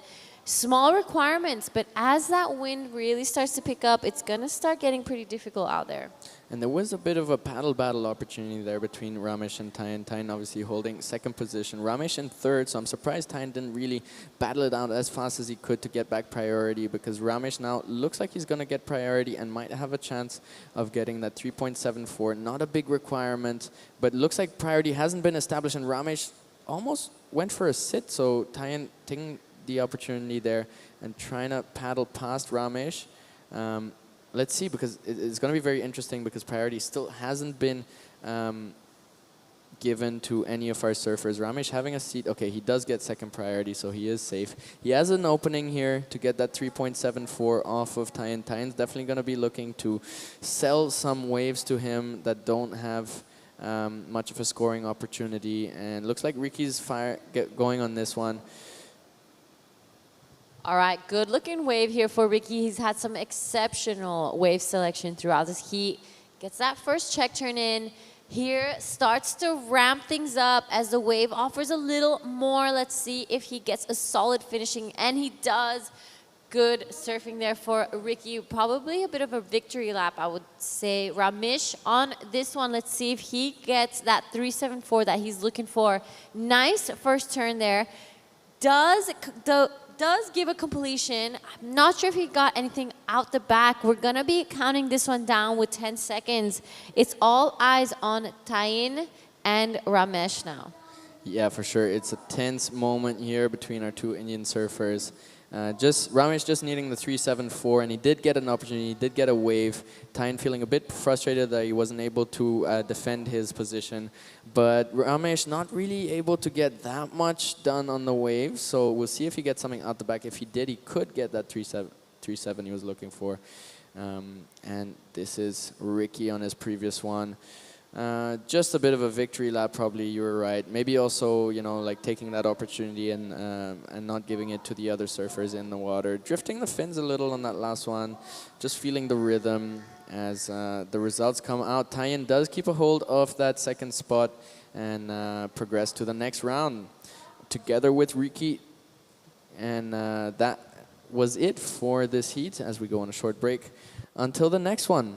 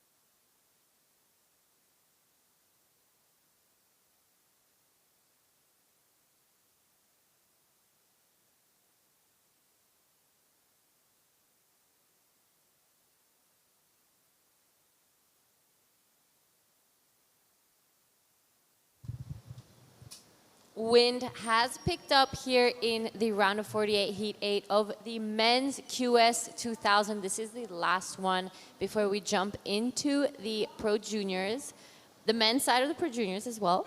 So it is Percy in the booth with me who's going to be calling this heat. Yeah, thank you, Giada. It's been such a great event so far. Just having all these surfers from all over Asia here on these coasts, and the waves were pumping absolutely, but now we just had some changing conditions with the winds coming in from the ocean, onshore winds. And I'm quite surprised the wind turned, to be honest, because like it is quite cloudy out there, and usually when it's cloudy it keeps the temperatures a bit lower and doesn't get those onshore winds. But I guess the sun really got through and did get that onshore wind on. As we see our surfer in red here, having a shot on those waves, drifting the fins on that crumbly section, but overcooking it a little. All right, that was Ryuichi Inoue. We already have a score from Selva Kumar, a 3.33 to start things off for him. Ajish Ali and Gint Janke are a bit more quiet. We only are 5 minutes into this last heat of the round of 48. It's going to be pretty exciting going into the Men's Pro Junior, the first time ever in the history of surfing in India that they will be doing a WSL Pro Junior event. So it's going to be a big moment. We will be seeing Ricky Tomoshige, Kishore Kumar, Prahad Sriam, and Jivesh in that first heat for the Men's Pro Junior. Yeah, super excited to get into the juniors for sure. And we just reached the 5 minutes mark in this heat, and our surfers in green and red had to go at some of the waves. Green getting the advantage on the first exchange with some completed maneuvers. Red just incomplete on that last one. It looked like a really good turn, but unable to get the fins back in the water and ride out with control. So we'll be looking what the others have to say as they are also looking to open up their heat. Ajish Ali from Kovalong. But he has spent quite a bit of time here in Mahabs and also tried to spend some time here in the last couple of weeks.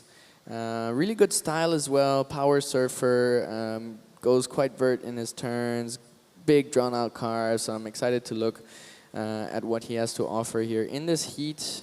Hope the waves give him some opportunities. Sanjay Selvamani, aka Snappy, for his backhand attack. Yeah, getting the edge with the 3.33 in that first exchange. But yeah, Ryuichi will be looking to get a good wave and a completion out back. He is under priority right now. Gonna be fishing for some waves under priority. Let's see what they can do.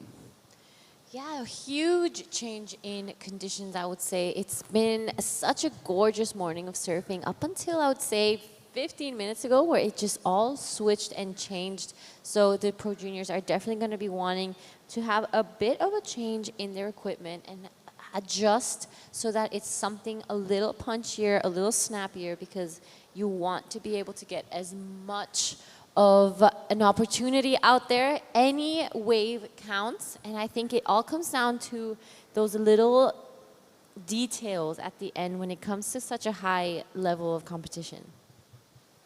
Yeah, for sure. It's definitely down to the details. I remember reading some stuff about coaching and how like some of the football coaches go down to even the most minute details in terms of how their athletes tie their shoelaces in the morning, you know?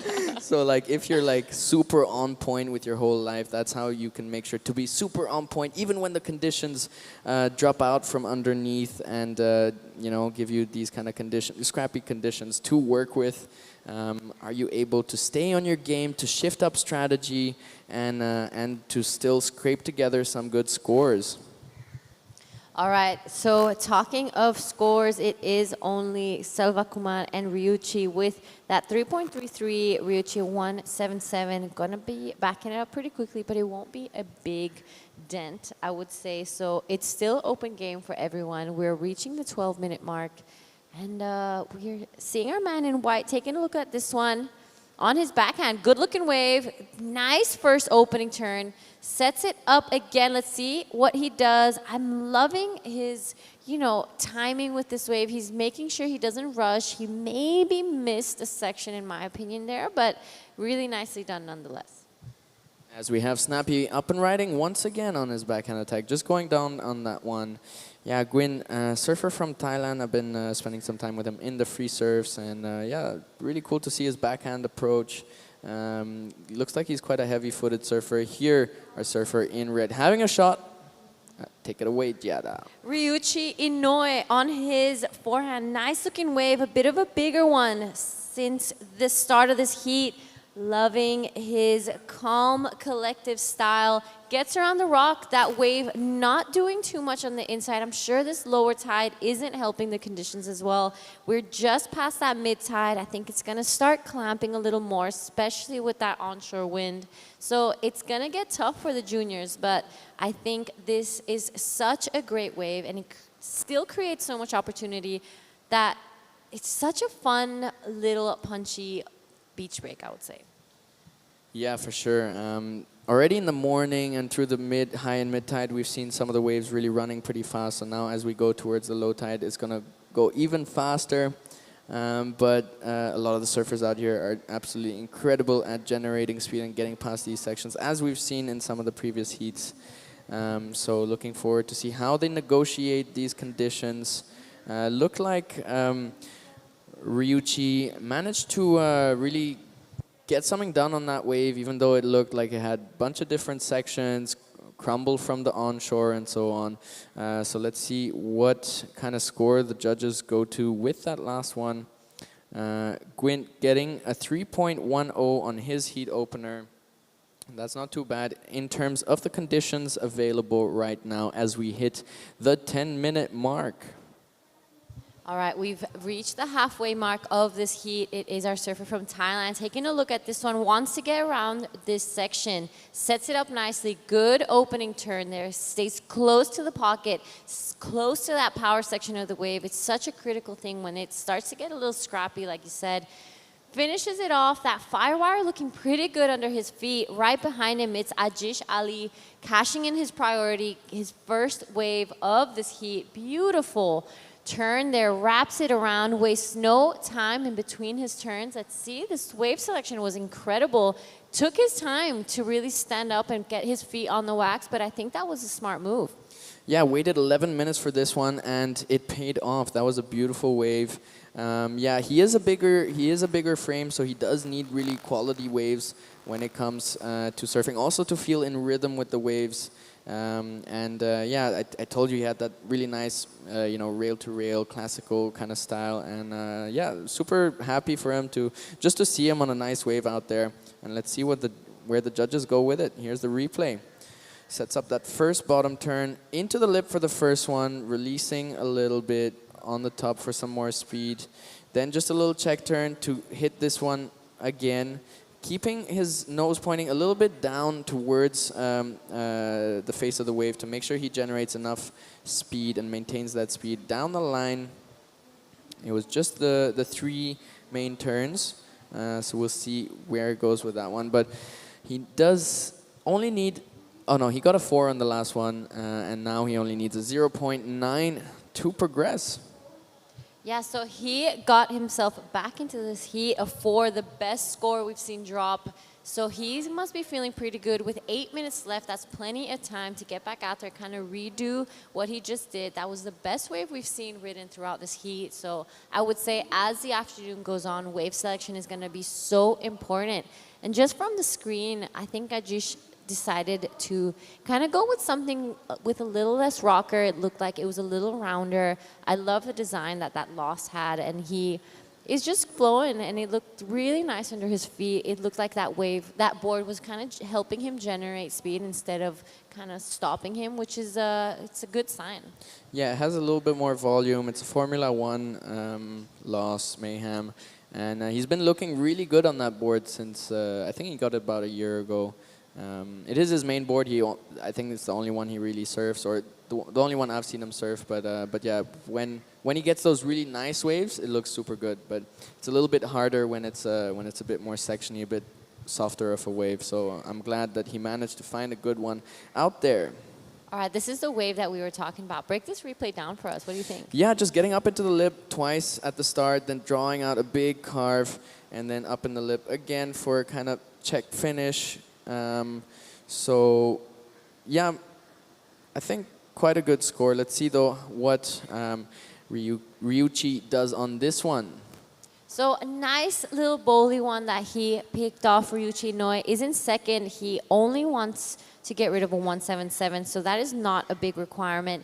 He will probably be jumping into lead. He does a 387, so keeps his pace going at the short tempo classic QS 2000. We're about to reach the 6-minute mark, so it's gonna start getting really grindy out there. Ajish Ali with a 4, but wants to start get the ball rolling again. He doesn't want to wait too long, otherwise it's easy to kind of get those nerves trickle through, and we don't want that happening. So there is a replay of Ryuichi Inoue. What do you think of that last one? Yeah, that last one, managing to get some maneuvers in. It was a bit racy, a bit sectiony, but still managing to negotiate it. Yeah, I guess it comes around that mid 3, mid-low 3.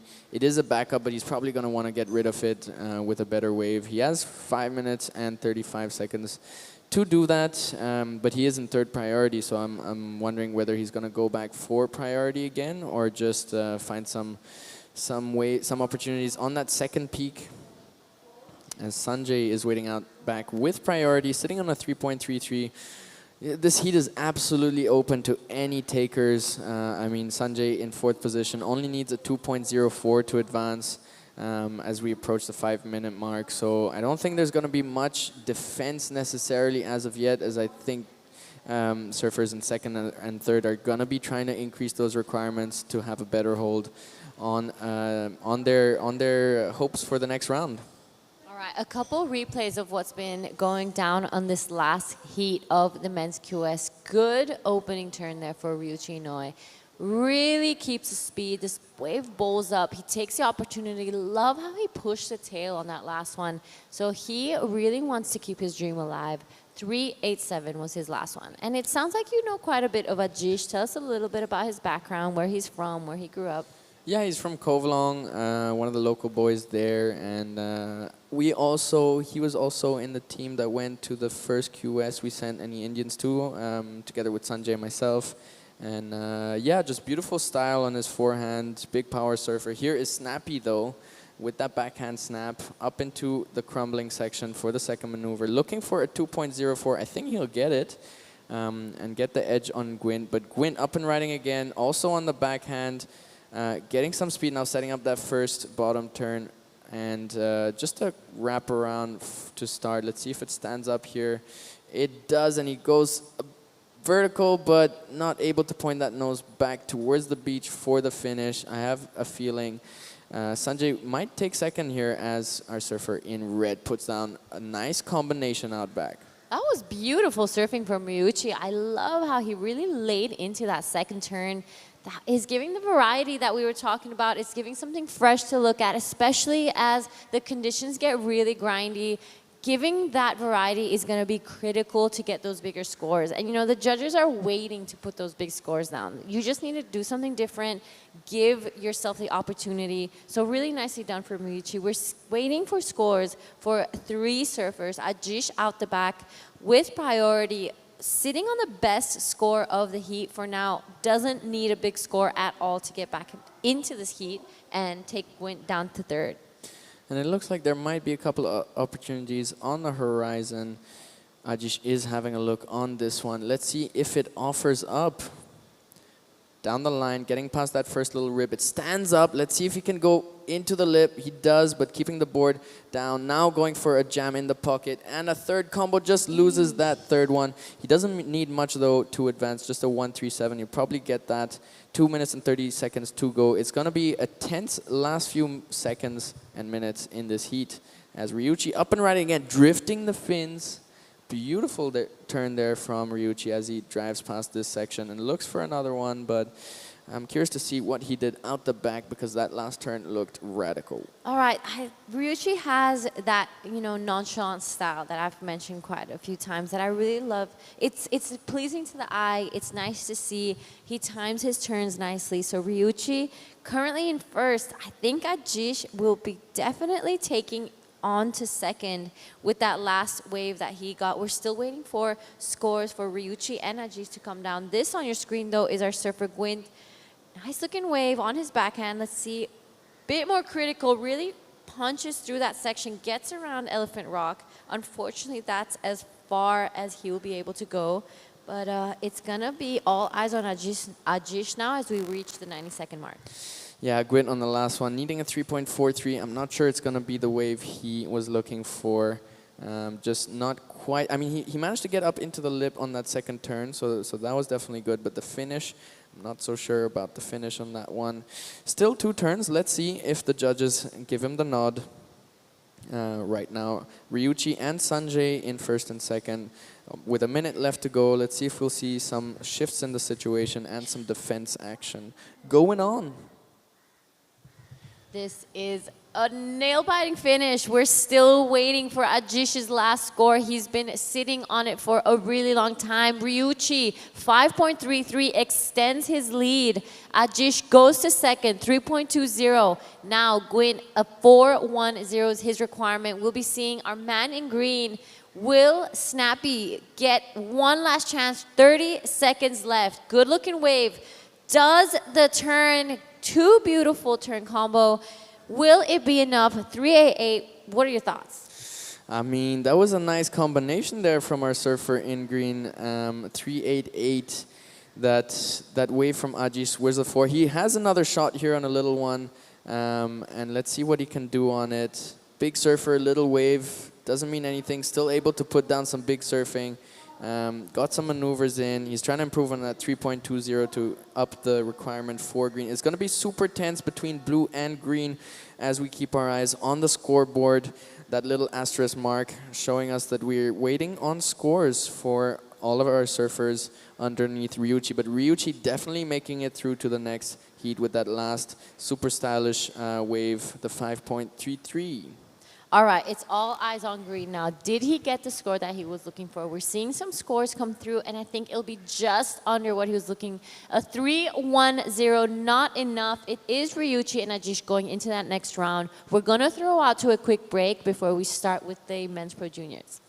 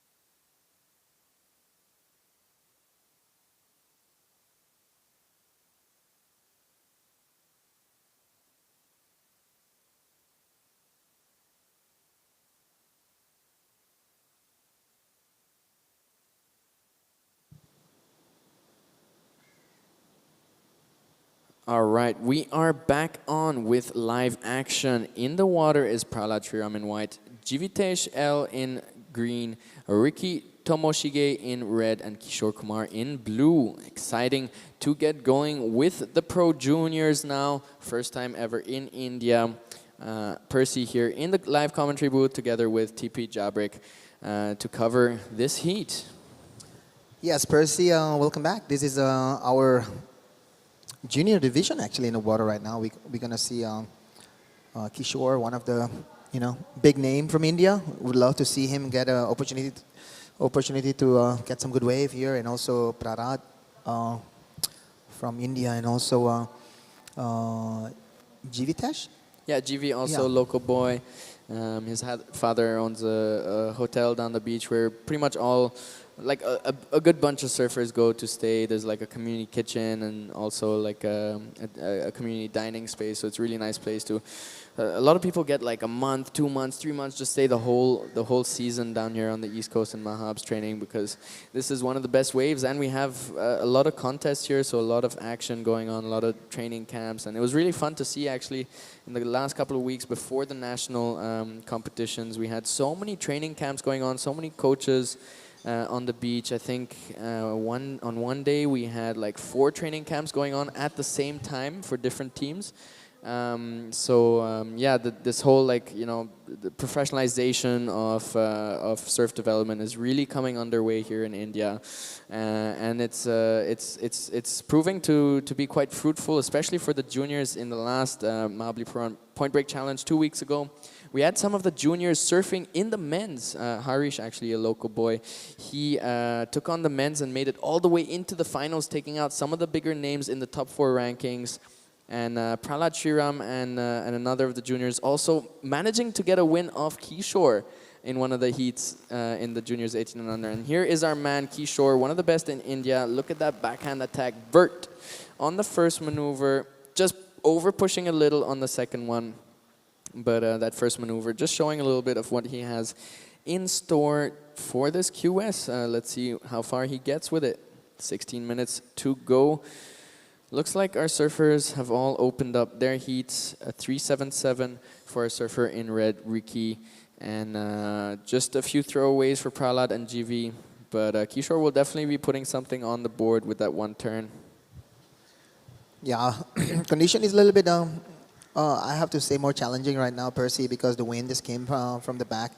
And that's become like one of the factors that the surfers need to a little bit more selective. It's not like every wave can offer you like 3 maneuvers right now. So, you need to kind of see which waves are, open more, and which one is like shutting down as a section, because now the section is not clean. There's more wind from the back. So it will be challenging a bit more. But Kishore Kumar putting a 377 also with that one maneuver. But imagine if he can stick that last maneuver. He could get a bit of a bigger number there. Yeah, for sure. And conditions are super challenging. They've just switched from 1 second to the next, just turning around to that onshore wind. And I'm super surprised actually that the onshore came in, because it is quite cloudy. Usually when we have cloudy days like this, it just stays good wind conditions like all day long, all through to the evening surf, where the crowds kind of, dribble out a little bit, and you can get a good chance of having some nice waves out the back. But now the onshore coming in, much more of a challenge for our surfers. They're gonna really have to change up their strategies and really try to scrape together some scores based on what opportunities come. And they can't rely on sitting out the back and finding like one good opportunity, because it might come, but it might also just shut on them and things like that. So I'm curious to see what kind of strategy these guys adopt in the coming rounds, coming heats. Yeah, to see a wave like this is actually, Percy, this is still, like highly contestable. As you can see, this is a replay from Kishore. First maneuver, nice and strong. Just a little bit overdo it there. He's unable to, stick that tail right there. Oh, it is challenging out there, Percy. Yeah. GV just losing it on a little double up out the back. Kishore, I think that section that he tried to hit, the second one, I think it was just a little bit too flat, not pushing back quite enough. Maybe more of a carving section. And here he is up and riding again, looking for a backup. Beautiful section he hits, floats it though, and now gets to hit that one, drifting the fins out the back. Beautiful little combo from Kishore, and that's his backup. Yeah, Kishore is really, his backside is really textbook, if you give him a section, he will do like a strong maneuver on it. Oh, unable to get around that one. That's Riki Tomoshige from Japan. He's surfing back to back. He was surfing earlier one hit before this one, and he made it, and then now he served on his junior division. So a lot of work there from the young Ricky from Japan. Yeah, but he doesn't look phased. He looks like he has a lot of energy to put out there in the ocean, and maybe even a bit too much, sliding out on that turn there. A little bit of a drift. This was the wave from Kishore. Yeah, nice little floater there, just to set up for that last maneuver. It could be, best his 377. Yeah, we'll see, because that was a completion. Strong surfing. Yeah, there was a. Is it a what number was that? That came out as a 5.83 for Wow. Kishore, so quite a good score. Quite a nice read on that wave in terms of floating that first section Yeah. to get out to that second one, which he really was able to push the fins out on. Yeah, and then if you see this one, I'm pretty sure the judging is changing the judging criteria right now, because the conditions are different. Surfers need to adjust right now, and then as a judging panel, they need to see every condition offered different scores. So that 5.8, is it 5.8? Yeah, 5.83. Yeah, 5.83 is just like showing, there is a new judging criteria. If you put like a combo on this kind of a situation or condition, you might be rewarded. But if you serve on the better condition before the wind came, you need to maximize the whole wave. Yeah, for sure. I saw those combos really coming up quite a bit higher, where you had those long waves with a lot of maneuvers. But now with a bit less opportunity, given the conditions, the numbers are going higher for, just that one big maneuver. As we see Ricky here up and riding, 2 hits out the back, just losing the finish on the second one on a little insider, trying to get the ball rolling on the inside. He is sitting on a 3.50, so he definitely is in conversation here. Looks like Kishore was looking under priority, but decides to paddle out back and regain priority before Ricky joins the lineup. He got a 3.77 on his previous one. Sorry, he has his backup of a 3.77, which is what he's trying to improve on. And Ricky getting a 2.33 on his backup. So but he'll probably want to get rid of that one. Here we have Prahlad Sriram going up into that crumbly section, out successful. There is a maneuver, there is a score on the board, but he's definitely going to need a little bit more if he wants to get into second position, needing a 5.23 to advance, as the wind conditions are looking pretty strong. Everything around us here is shaking in the wind. So this wind really just came out of nowhere. The last couple of weeks we've been having some really good wind conditions, super cloudy, like rain in the evenings and stuff, and good winds all day long. But here, turning pretty early, it's just 1 o'clock. I mean, it is 1 o'clock already, so that does make a little bit of sense. We are running a lot of heats, getting on into the later part of the day. I didn't see the time coming. It's already 1 o'clock, and it feels like 10 a.m. just because of how much fun it's been here at the Shore Temple Classic.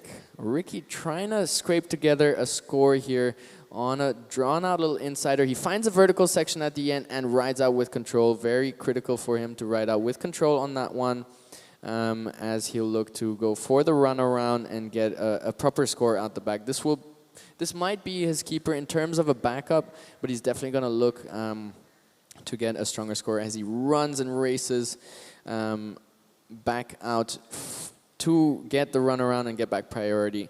Kishore is standing in quite a strong position right now with the highest score of the heat, a 5.83. He'll be looking to have that as his backup and up the ante on it. With the next wave sitting now in second priority, he's going to look for priority, as GV uses his priority on this one. Not a great decision, because that one didn't have any scoring potential. The requirement for GV is a 5.43, so that is quite a high requirement. Prahlad on his last one getting a 2.47. His requirement is a 4.60. He definitely can get there. He has some pretty good surfing in store. He's quite a small frame. I mean, he surfs in the 14 and under category, but he is able to just use technique rather than power and strength and weight to get some punch into his maneuvers. This is that wave from Ricky, getting nice and vertical on the last turn, and that's where all the money is going to come from as we go down to 8 minutes on the timer. Yeah, just 7 minutes and 45 seconds. Kishore, well, not a local, but he has spent so much time at this break that we can almost call him a local. Definitely the local in terms of countries. Got a strong start with the 377, backed it up with that 5.83. Most of the money coming in from that second turn, so we are seeing higher scores come in from you know, a single maneuver rather than only from those combos. And Ricky did get some scores on the board. His last one, a 3.57, so it is his best wave of the heat. But he is going to try to get rid of his second wave at 3.5 as he does need something. Well, just to up the requirement a little bit for Prahlad. Prahlad only needs a 4.6. And here he is firing again, going up into the lip. This one, you know, quite a scrappy wave and able still to generate some scores if he finished that one, but incomplete on the finish. Yeah, a little story about Ricky. He's a charger, you know. I was in Hawaii last winter, and he was like pulling into pipeline, like big barrels. So yeah, he's a, you know, those young kamikaze Japanese, you know, pipeline specials. Just waiting for, you know, big day at pipes. That's super interesting to hear, especially because he's ripping up these tiny little onshore sections here in Mahabs past 1 o'clock when the onshore hit. So very impressive, you know, like someone who surfs obviously good conditions, big waves and so forth, but also able to rip apart these little racetracks here in Mahabs. 6 minutes to go. Sitting right under Kishore is Ricky with a 3.57 and a 3.5. He's looking to get rid of that 3.50. He does need a 6.03 highest score of the heat if he wants the lead, but he is in a good position to start defending his second position. Prahlad does have an opportunity though, sitting in third position with second priority. He just needs to wait for Kishore to get a wave before he gets priority in the next 5 minutes and 30 seconds and has a shot at, well, he only has really one wave, a 2.47. So as soon as he gets a chance at another one, he will be getting a score, but he will need a 4.60, which is higher than any of Ricky's. So he's going to need a really good quality wave to do that. And the only other option would be to get 2 fresh new waves, which with 5 minutes and 5 seconds left can be quite challenging. GV, just some throwaways, not quite able to find his rhythm with these onshore conditions. In the 20-minute heat, 20 minutes is very short in terms of time to be able to generate strong scores, but Kishore quite able to do it. The 5.83, you know, both the waves he caught actually were quite beautiful. So that experience here on the break really showing through as he's up and riding once again. That one using priority for nothing on that one. Wow, looks like the wind is a bit stronger right now, Percy. There's a showing of a little system at the back of our heads here, and then we can see the wind is a little bit affecting the condition right now. But in the water right now, we have our surfer from India, GV. Yeah. Yeah. So GV was able to get some maneuvers in. That was the first one he really managed to put the board a little bit on rail. I'm really curious to see where the event organizers are going to go with this because the conditions are getting super tough. I mean, we saw those 2 waves from Kishore, but those were kind of the only 2 opportunities for scoring, except maybe this one. Ricky looks like he's on a really nice one as he goes for a 2-turn combo. Now carving the 3rd one, and looks like he'll even have some opportunities down the line as this one stands up a little. Beautiful finishing looking section, and he hits it super hard. So I feel like that could be the best wave of the heat so far. Yeah, he's only looking for a 6.03. Here we go. Start a little bit sleepy. There's a double up going on, but right there, you know, sometimes double up, you know, give that opportunity to do a multiple maneuver, and we can see, you know, that thing, it doesn't slow down at all. And yeah, he got to managed to finish it right there. A little bit, like off time, but still nice and clean right there.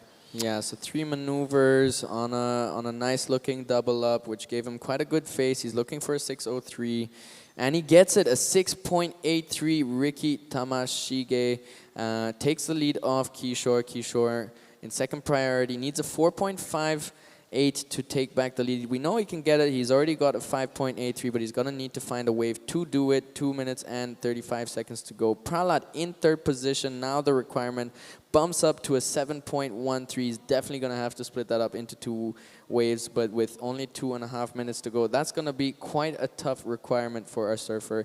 In white, great to see these juniors out here in the water.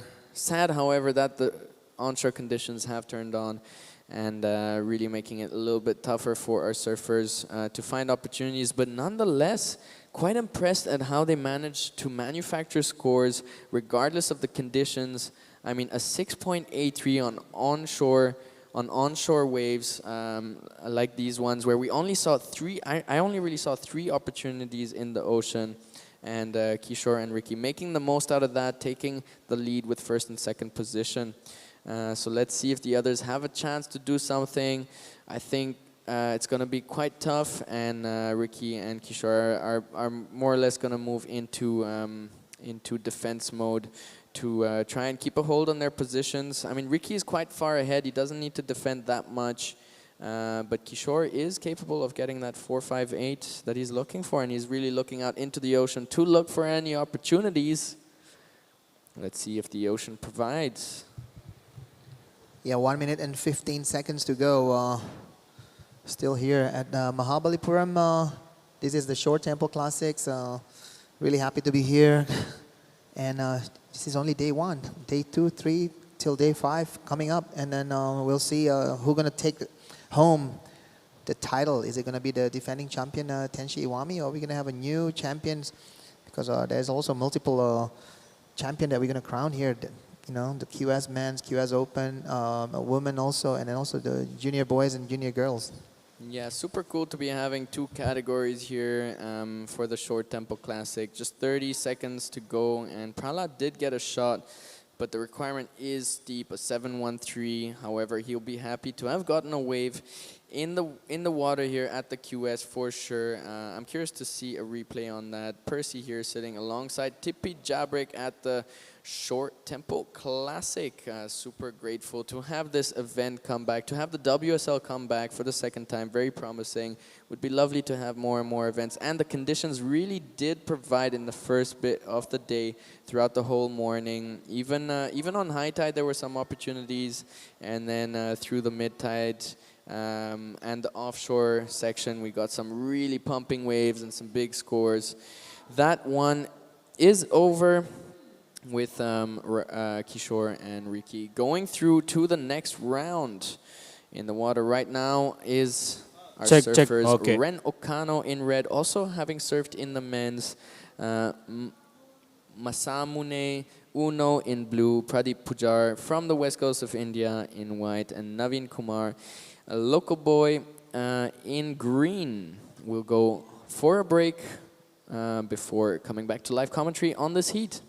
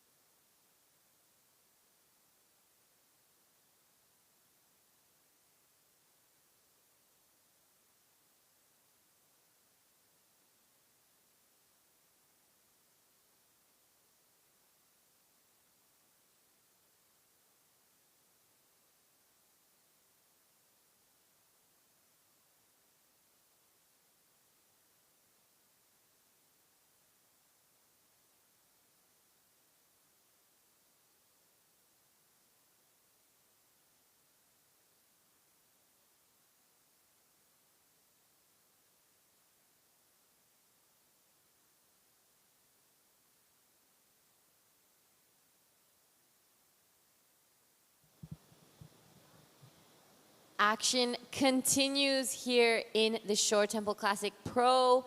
It is into the juniors now. Heat 2, round of 32, Ren Okano, Masamune Uno, Pradeep Pujar, and Naveen Kumar. So incredible action. The wind has picked up, but the waves are still kind of cooking out there. Riki Tomoshige swept that last one. Kishore Kumar in second. Unfortunately, Prahlad and Jivitesh bowing out early. But early days in this heat, 17 on the clock. Already one score to come through from Ren Okano, our surfer from Japan. And I want to welcome Tippy Jabrik back into the booth. Hey, Jada. How's your lunch break? It was good. I just had a little bit of naan, and that was it. Oh, really? Nice. I'm a big naan fan. Yeah. A naan cannot go wrong. That's for sure. Yeah. Just a naan a day. Naan a day, keep the doctors away. So 16 minutes on this heat. Heat number 2, we have Ren Okano with a 7.17, Jada. Yep, starting off super strong. It is Ren with that 7.17. That is a massive score, probably one of the highest of the day, I think. The only one who got into the 7 range was earlier on in the men's QS, a 7.5 we had. Pretty sure it was Riki Tomoshige, if I'm not wrong, but I'm going to have to double check that later. So early days, though. Yeah, there's a 7.5 today. That was from our Japanese surfer also. His name, he was ripping. Yeah, he's. It wasn't Ricky? No, it wasn't Ricky. It was another guy. He was a natural footer. Ricky is a goofy footer. So. It was Ken something. So Ren Okano, 7.17 to start things off. We're already 5 minutes in. He is ranked 39th in the men's qualifying series. On your screen, a wave from green. Unfortunately, quick up and out, wasn't able to ride out of that last one. So Ren Okano first started competing in the WSL in 2022. He has had some experience already. Yeah. His last year, 2025. Yeah. His best result, a 9th in both the QS 2000s in Tokonoshima and in Midas Capital Omezaki Pro. Yeah. And a 3rd in the Omezaki Pro Junior. Wow. So yeah, a couple good results there from Ren Okano. So Ren is currently putting his numbers as the highest junior points right now with a 7.17, but it's Keanu Kamiyama who scored 7.5, so he's currently sitting in the highest score of the QS in this Shore Temple Classic 2026. So we have 2 Japanese surfers putting big scores here. Yep, and it's been a bit of a trend throughout this morning. The Japanese have really been blowing up some of those scores, but Yeah. the locals have been as well. They're giving out that local knowledge, and what an experience to have this QS 2000 here Yeah. and see it all live and in their own home break. Yeah, you know, if the Japanese is showing how strong their surfing is because like Japan have done their development in their country way longer than any nations in Asia. They've been doing it since the 70s and 80s. You know, they done their their domestic tours. They done their all those competition to for the young Japanese surfers. So, and then we all learn from the Japanese system. And like we see the Philippines now, they have their the tour. We have Indonesia, and now, as we can see here, India is also, coming strong. Absolutely, and on your screen, Ren Okano, currently leader, wants to back up that 7.17. Good first snap there, really laid into it. Love that second one. Unfortunately, wasn't able to ride out of it, but he will be backing up that 7.17 with that one score. Man in blue, Masamune Uno, nice couple jabs there. Wants to get around that section, a bit of a double up, but not much on offer past Elephant Rock. He will be getting his first score on the board. 13 minutes left in this heat, not quite at halfway mark, but not so many rides, been dropped just yet. It's a bit of a slower heat. You'd expect that maybe with that wind we'd see some more rides ridden, but I think it's maybe starting to get a little difficult to get more selective. Yeah, I remember Masamune. He was surfing the wave pool in Korea, and it was ripping. If I'm not wrong, I met his dad also, and they said they're from Miyazaki, and so it's great to see him traveling as a young Japanese competitors alongside the other Japanese, and we can see here this is Pradeep just stuck there in front of the rocks there. And he's currently sitting in second position, but still waiting for Masamune's last wave there. And, it could be a situation changing right there. Ren Okano, this is the replay of his last one. Good first job there. Here on that second one, unfortunately goes down, so wasn't able to ride out of it. Got a 3.07, so extends his lead slightly. It is Pradeep Pujar in second, 7.91, the requirement to take that first spot. Though Naveen has dropped down to fourth now, a 3.47 his requirement, as Masamune gets a 4.33 and takes Pradeep's spot in second. Yeah, Masamune was surfing really smart there, getting that numbers of a 4.33, with one single score. So now he just need a backup and putting a little bit more pressure on Pradeep and also Naveen. Naveen and Pradeep, they still have a couple low score there. Just a high 2 and also Naveen with just a couple of score below 1. So these guys need to have a bit more works to replace both of their numbers to put a bit more pressure on Masamune, because Masamune start with a good number. Yeah, and that was his first ride of this heat.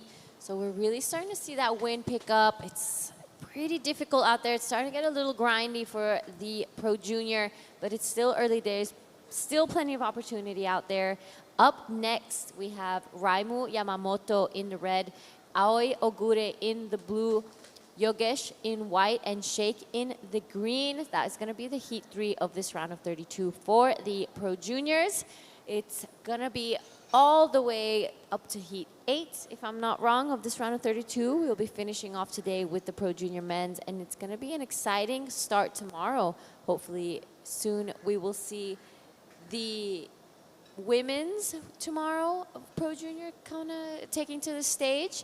And while there's a bit of a break in the action, we're going to throw it over to Percy with the winner of the last heat.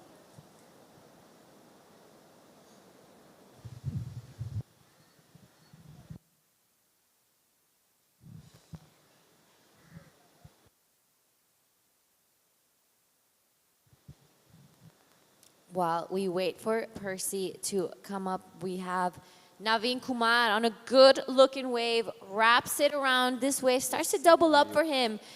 Unfortunately, goes down right in front of Elephant Rock, but that was looking like it was going to be a pretty decent score for him. Still hasn't really been able to ride out of a score. He's still sitting on 0.8 and 0.6. I think this is probably going to be his best wave of the heat, but wants or needs to do a little more, as Masume Uno is just sitting on that 4.33. So it's early days, but it is not over just yet. Pradeep Pujar with a bit of work to do, 2.01 to get into that second spot. 9 minutes left. Early days. Ren Okano with that 717 next to his name is sitting pretty comfortably out in the lead. He wants to back it up pretty quickly and build up his house, because you never know what could happen in the heat. This is your current heat leader, though. Taking a look at this set. Sets it up for this first turn. Good first opening gouge there. Does it again. A bit more jabby there. Tries to get around this section. Unfortunately, it just crumbles away from him, but that is going to be getting rid of that 3.07. Yeah, I have to say that's one of the best two-hit combo there of this heat. I'm pretty sure that 3.07 gonna go outside his door anytime soon. As you can see here, boom, big one, vertical, and the tail was, kind of like spraying that big fan. Yep, the judges will eat that up. I don't think it's going to go close to that 717, but it's going to back it up really nicely. So that's exactly what you want to do. He can kind of sit out there now and wait for a really decent score. So 583 for the last ride of Ren Okano. He is flying out into that next round. On your screen, though, this is Pradeep Pujar in third, needing a 2.01. Good second turn there. Unfortunately, goes down. Isn't able really to ride it out. 201 could be the requirement, but Masamune only sitting on that 433. And we're going to throw it down to Percy with the winner of the last heat. All right, guys. I am here with Riki Tomoshige from Shiba, who just served 2 heats, one after another, one in the men's category, and then in the juniors with just 1 heat for a break. So you surfed it with offshore, with like good conditions, really good backhand attack on the first one, and you were able to get the win on the second one. Did you like change boards in between the two sets, or what board did you choose to ride these onshore conditions? I use same board, but difficult this heat because the waves like onshore, bumpy. Yeah, but yeah, my board did good. So yeah, I used DHD Juliet model. Yeah, that was so good. So. So the Juliet, 1 sword for 2 conditions. He took both those heats down in the men's and in the juniors. Great job, Ricky. Do you want to say anything to your friends back home in Japan, your family, etc.? Yeah, thank you everybody supporting me, my dad, mom, and then my sponsors, my friend. Yeah, thank you so much. Yeah, I'll do my best next year too. All right, thank you so much. You've been surfing really good, and good luck for the rest of the event. Hope to see you towards the finals day. Thank you. All right, thank you so much, Percy. Back to live action. It is Naveen Kumar on that wave. We've reached just past the 6-minute mark of this heat. It's going to be down to crunch time. Ren Okano in a pretty solid lead. So these are the replays. This is what we missed while we were on that interview. This is Masamune Uno backing up that 433, still waiting for the score to come through. Beautiful, stylish surfing. Really, really nicely done. He got 1 more turn here on the inside. So that was a beautiful ride. I think he's definitely going to get back into that second position. It is, though, that 717 that's keeping Ren in a solid lead. Yeah, really great surfing there from Masamune. With 5 minutes to go, he need to get busy because he only have 1 wave of 433, and you know he doesn't need much actually. So here's the Indian surfer. This is Naveen looking for a score. Quite a big number right here, right now, because Masamune just extend his lead. Just unable there. So Masamune get a 4.33 and also a 4.17. So yeah, Masamune 4.17 last wave of the last wave. He got the number that he's looking for. Now he's sitting in second position. Jada. Yep, absolutely. You don't want to be reaching those last dying minutes of the heat and not have that backup score that you're looking for. I mean, he has a 3rd highest score of this heat. Ren Okano 717, 583. So you want to be safe. You don't want to be leaving it to the last dying seconds. And he did just that. Masamune is probably going to start trying to ramp things up now. He wants to get a solid second spot. 867 is his requirement to get back into first. So he's probably just going to try stay in second, keep Pradeep and Naveen on maybe the lower scoring waves, because that's probably the heat strategy that would best apply for his situation right now. Yeah, if we can see like right now on this heat, because the condition is like this, surfers doesn't really sit close to the rocks anymore. They kind of sit closer to the elephant rocks, because the potential of the wave right now, it's a bit more like peeling on the inside, right in front of the judging tower. But in the morning, when the when the condition is a bit cleaner, you can go deep. But now there's a section that is a little bit fast, so I think the surfers like reposition themselves because of the condition. And I have to say, Masamune get that last exchange was pretty good, and then he got that score of a 4.17, and situation put him in the second place. So yeah, it's all about repositioning, catching the right wave, and yeah, getting the right score. Absolutely, and I'm pretty sure there's also been a change in equipment with such a drastic change in the conditions. I'm sure we're going to be seeing the surfers opt for something with less rocker, a little rounder. Maybe the tails are going to be changing, a little bit more swallow or square tails. Beautiful surfing there from Pradeep Pujar. Unfortunately, goes down on that last one and wasn't able to stick with it. We just passed that 3-minute mark, so it's starting to get a little intense now. It is Pradeep and Naveen with a bit of work to do. 617 and 633 are the requirements. Yeah, if you're talking about equipment, so yeah, you need to adjust for every condition, or when on your surfing equipment for sure, because like on this condition, you don't want the boards to be like not able to get around all those sections because the section come to you a bit more quick. You need to respond quicker. So sometimes what Masamune is riding is could be the best equipment that you want to have right now. It looks wider. He get around those sections pretty easy, and yeah, maybe we all can learn from all our other competitors what they've been riding. What would you recommend to Suri to take out there if this was her heat? I don't know. Maybe like still using her boards right now because there's not much option on her quiver, but just getting on a better wave. That's a better way to do it. So yeah, that's Naveen Kumar again. Didn't able to stick to finishing the wave. He got quite a lot of wave of in the number of a 2 and a below 1. He have the ability to do all those big maneuver. It's just like his finishing touches is he always fail, and I think he need to be like step back a little bit and trying to connect more of the wave rather than going too big. So I don't know if Naveen can learn from this video in the future and from this replay, and then also he can see like he have everything, but he just need to link all his technique together and get the score. Absolutely. Sometimes it's just as simple as going back to basics and Yeah. and going and slowing down and reminding yourself that you've got this on lock and yeah, as like I said, going back to basics Yeah. and simplifying everything. It's honestly as simple as just getting 2 waves and surfing them well. Yeah. I feel like maybe when people start to get nervous, it's easy to think that you need to do something crazy. Yeah. Whereas all he really needed was 2 waves. Yeah, look at Naveen. He everything is there. It's just like maybe the wave selection, maybe like the maneuver selection that he needs to do. As we can see, here's Ren Okano, just on his like victory lap right now. Maybe he want to change that 583 to a bigger number. We'll see. Oh, nice layback slash right there. Boom. Wow. That could be a take out that 583 right there.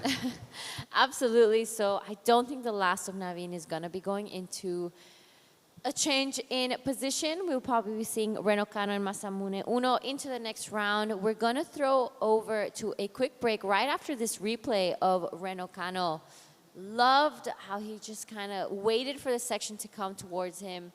Here he starts to really push things up. Love that hack. He really laid into it and finished it really strongly here. One last turn, a bit of a victory lap. Absolutely going to be getting rid of that 583. We're waiting for that last score to come through, but that was really, really solid surfing from Reno Kano. We're going to throw out to a quick break and see you guys in the next heat.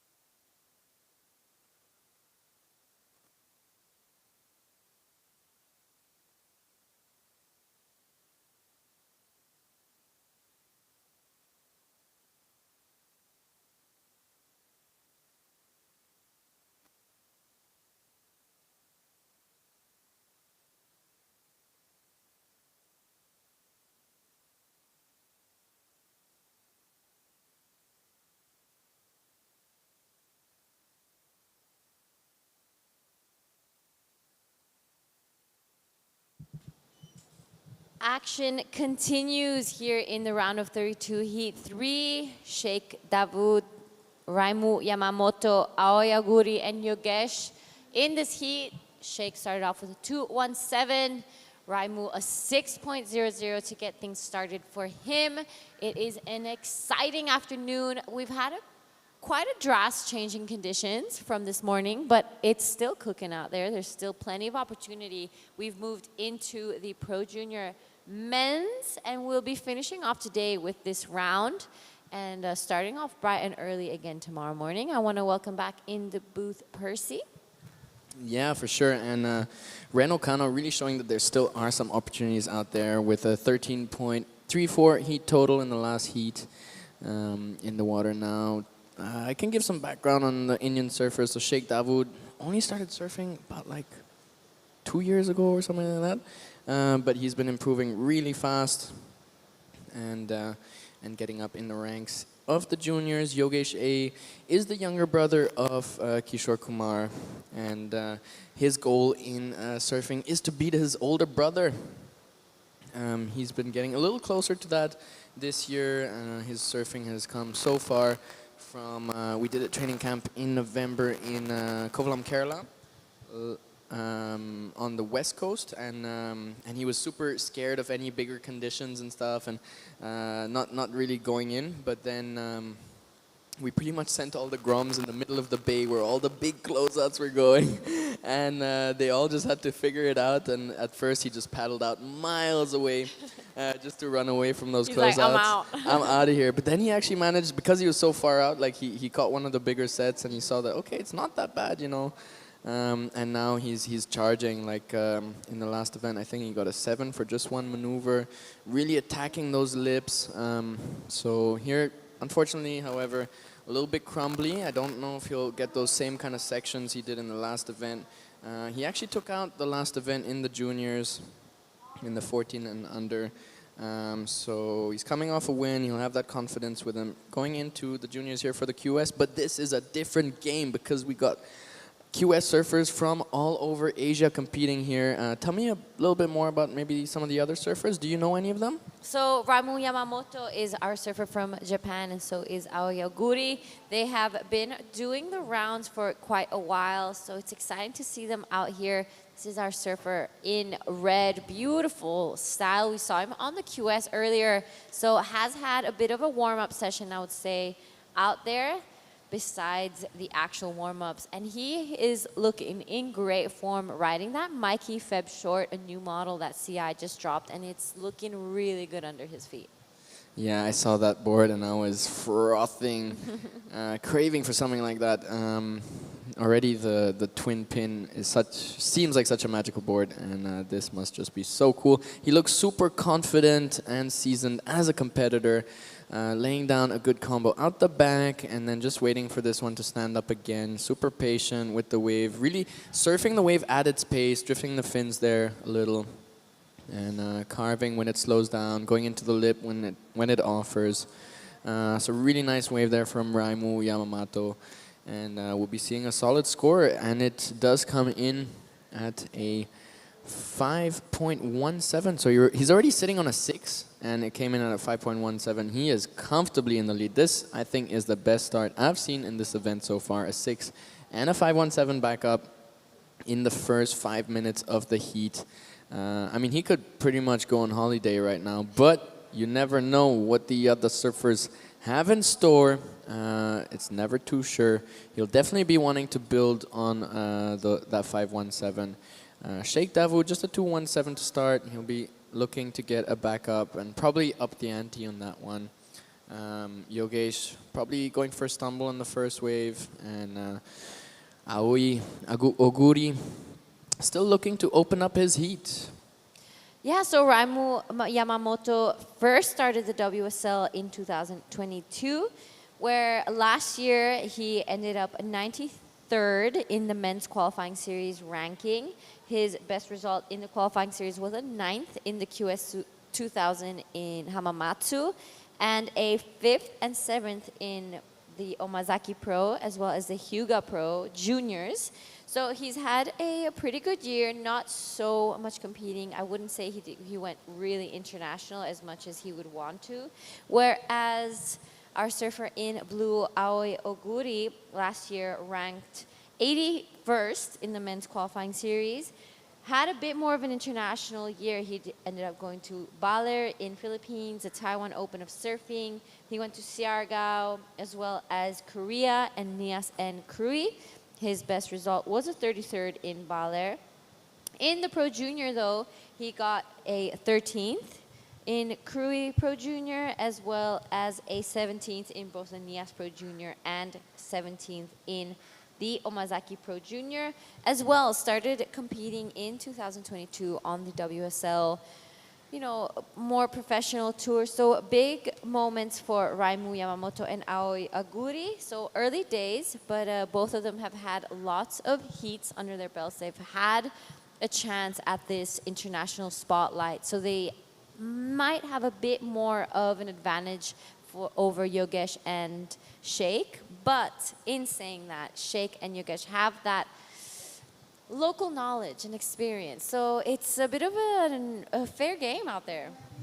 Yeah, and our surfer in blue, waiting out the back, does have a lot of experience. So just keep your eyes open for what he will do, as we have some solid sets rolling through. Aoi, definitely a seasoned competitor on the international stage as well. Sheikh and Yogesh, definitely gonna be their first ever QS event, I believe. They were, Yogesh at least, did make it over for the World Junior Games in Peru last year. So that was really his first shot probably on the international stage. But Sheikh, definitely first time for him.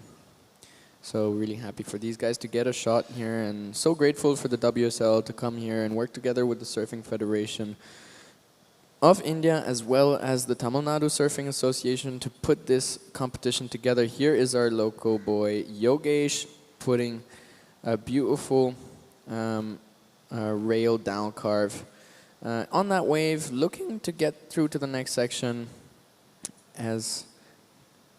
But he will get a solid score on that one, just to start. Better than his 0.83, that's for sure. Absolutely, that was a beautiful ride from Yogesh. I really love that cutback. He swooped it all the way down, and that down carve at the end was gorgeous. So he's definitely going to be improving his scoreline, in my opinion, getting rid of that 0.83, putting that 1 foot into that next round, which is exactly where he wants to be in this Pro Junior, as he goes up against some of the best juniors in Asia. Coming up next, a heat to watch. Iko Watanabe, Tsugumi Watanabe, Taro Takai, and Arhip Soldon. Sorry, I can't pronounce that. Solo, you can just say solo, I think. But yeah, that is definitely a heat to watch. Hello, everybody. I'm here with Ren Okano from Japan. The post-heat interview with TP Ren, Double. you set up a really good score, a 7 and a 6. Tell me a little bit about that wave. Yeah, 7-point wave is just small wave, but really compact wave. So I'm so happy. 10 minutes to go. You like the wave in India? Yeah, I love India. The manual board for Tell me a little bit about your board, what you're riding here in for this event. This is Monster J's. surfers. You can look So at the feeling good. LED for your priority, not the manual board. Not much secret want to say here from Ren. Okay, let us know if you want to say anything to friends and family back in Japan. いつも応援ありがとうございます。今回も両方出てるので勝てるように頑張ります。 Back to you guys at the booth. Epic, thank you so much, guys. 717 to start off a heat is exactly how you want to do it. I would be stoked. But yeah, as we were saying, that next heat is going to be incredibly great to watch. Taro Takai, Iko Watanabe, some of the best surfers on the Asian rankings on your screen, though. This is Sheikh What do you think of that one? That was a beautiful two-turn combo there. He's definitely starting to get things rolling and going to be getting rid of that 0.77. Yeah, that was a nice wall as well. Like, really nice wave selected, and it really does show that the conditions, even though the onshore has come through, are still providing opportunities. A 3.33 on the last one for Sheikh Dawood, and that bumps him up into the second position. Here is the replay, drawing out that first turn and then jamming it just a little bit in front of the pocket, so that's why there's a lid on that score, as we have our surfer in red now, laying down some big ones. The last one, a drop wallet. Now it stands up a bit, jams it again in the pocket, draws out a nice big carve, and he's looking for a finish. Great wave selection, really showing us that there's some solid opportunities. He's still going on this one. He's like 100 meters down from the rock and even too far for the cameras to capture. That was a great ride from our man Raimu Yamamoto. I really love his style. That board is looking incredible under his feet. He could possibly be getting rid of that 517 pretty soon after that scores drop. So Raimu picking out a bit of a gem in these conditions. He rode it nicely all the way through. Didn't really miss a beat here. He took out all the opportunities. Loved how he just laid into that last one way past Elephant Rock. Look at that. That was insane surfing from Raimu. I think this is going to definitely be the best wave of the heat. Best wave of the heat, maybe best wave of the day. I mean, I would give this guy an excellent score for sure on that wave. He put together so many massive turns, especially that first one. I love those fin drifts with the fins just gliding over that center of gravity. And yeah, some powerful jams, some great carves, a lot of variety, a lengthy ride. I'm really curious to see where that's coming. He's already sitting on a 6 and a 517, and we're seeing that experience, that competitive experience, and really that ease that he has on the waves, super patient, surfing the wave at its pace, and that wave selection. I mean, we thought it was almost going to be done with these conditions, but he was able to find that one. All right, live action, our man in white, and he sticks through it. Unfortunately, just goes down. I thought he had that one for a second. I thought we would see him pop back up, but that was such a good wave from Yogesh. He really went for it. He didn't hold back. Beautiful surfing there from our young man. Yeah, so that's what I'm telling you, when he really grew a lot in terms of his commitment to sections, and now he just goes for the biggest sections and fires all his shots at them. He has landed those kind of maneuvers in the past, and even a little bit more critical ones with some fin drifts. So I'm really curious to see if he's able to get an opportunity here. It would be nice also to see him put down some combos. He is really more of a one-hit wonder kind of guy, but it would be good if he can put some combos. In terms of his scoreboard, right now, Sheikh Dawood still sitting in first. I mean, I wonder if Awi is even in the heat right now, because he hasn't caught a wave at all, and it's down to 5 minutes, so I think he might not be in this heat. Maybe if he's surfing in the men's, maybe just choosing to focus fully on the men's and not have two back-to-back heats like some of the other competitors here. But I'm so curious to see that last score for red, because I mean, I would go up into the 9s with that one. If Yogesh could get two of those turns together, he would be definitely going into excellent. I mean, that was some great surfing from Yogesh, and I really do hope to see him get another couple opportunities to get himself back into this heat. Sheikh in second, a 7.84 to, you know, get back into a leading spot. Raimu Yamamoto, 9.03. That is the best score of the day. He took that wave all the way from the top of the peak, way past Elephant Rock. So that is a massive number for our man in red. Massive number for Raimu Yamamoto. And yeah, really cool to see these kind of experienced competitors, just how comfortable they are in the water, how comfortable they are in the heat, how comfortable they are on the wave, and what kind of techniques and so on they use. Like, I did experience it a few times when you're able to really get in rhythm and really almost surf those waves in a relaxed mode, laid back. Everything just clicks together, and this is what's happening for our surfer in red right now, Raimu, who is miles in the lead with a 9.03. Here's a replay of that one. Up into that fin drift section there. That's why I love these crumbly onshore conditions. Jams that one, a bit of a drop wallet, giving some variety. Now waiting for this wave to stand up, being patient. Another solid jam, starting on the rail and then pushing on the tail. This one drawing out the rail turn a little more. Just readjusting his back foot and now going up vert for not even the finish, just a down the line kind of snap. Cuts back on that one as the wall builds and then almost finishes. So he didn't even finish that wave. If he did finish that wave, where would the score have gone? Absolutely. He didn't even get a completion, and he got that 9.03. So it probably would have gone up to that 9.5 if he did get that finishing turn.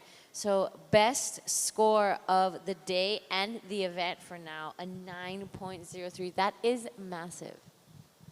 It is 3 minutes up until the end of this heat. It is unfortunate Yao Yaguri wasn't able to do a show up today. Sheikh Dawood wants to stay in second. He needs to find a way to get rid of that 217. Unfortunately, in combo. So if he wants to go back to first, he needs to catch a total of 2 waves to be able to do so.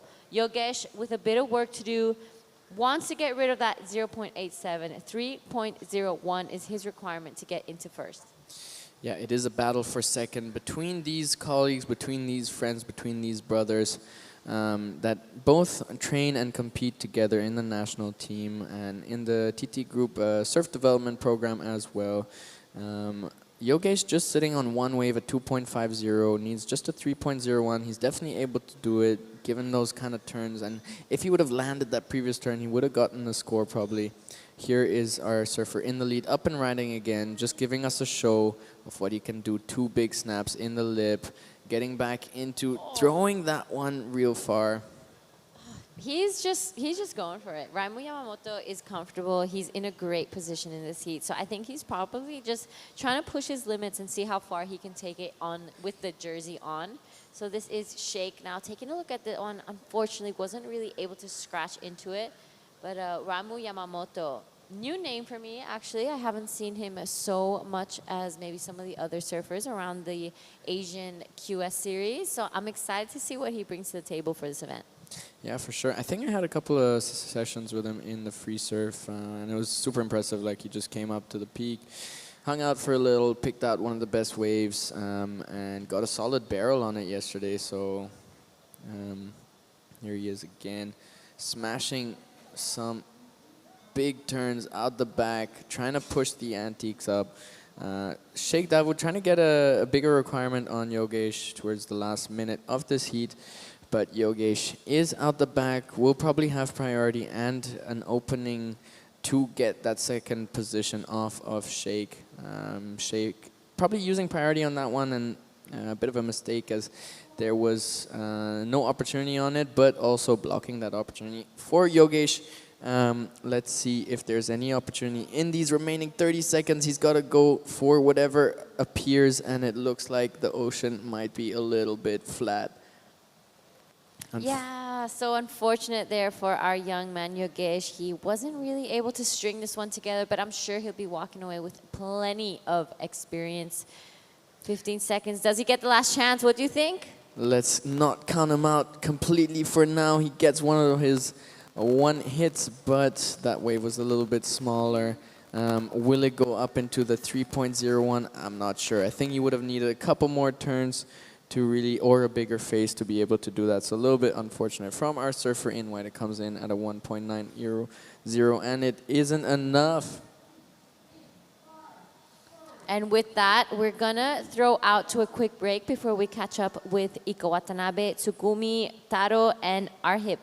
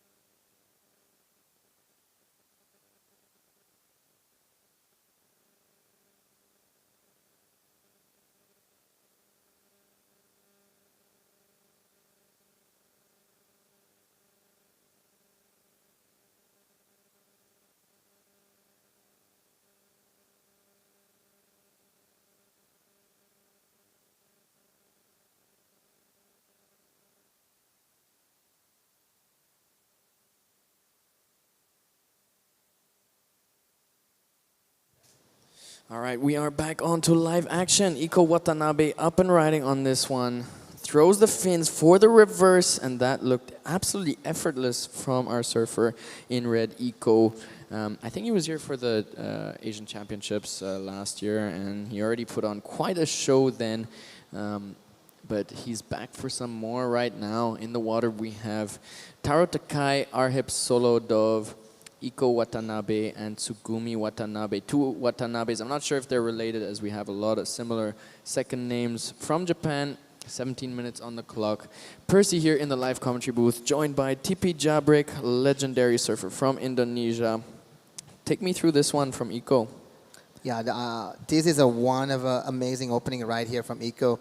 You know, two big turns right there, and then one just you know, kind of like a setup maneuver right here that he's going to do a couple strong maneuver on the inside, and little tricks there. You know, a nice 360 there, and yeah, we'll see if that's going to be one of the best number of the heat, because just the heat before there's a 9.05 from Raimu Yamamoto. That was amazing surfing there from Raimu, yeah. Oh yeah, that was insane. The 9.03, really beautiful put together wave, and that really does show us that there still are some opportunities out there to score. That looked like one of the most beautiful waves of the day so far, and he found it in these onshore conditions. So plenty of scoring potential out there. Iko on his first one, putting down a 7.77 with those combination of major maneuvers and the air reverse. Taro Takai following close behind with a 6.50. Arhip just a 1.67, a one turn. He'll be happy. It's the first time he's competing ever, I think. He's grown up in India, in India, in Goa.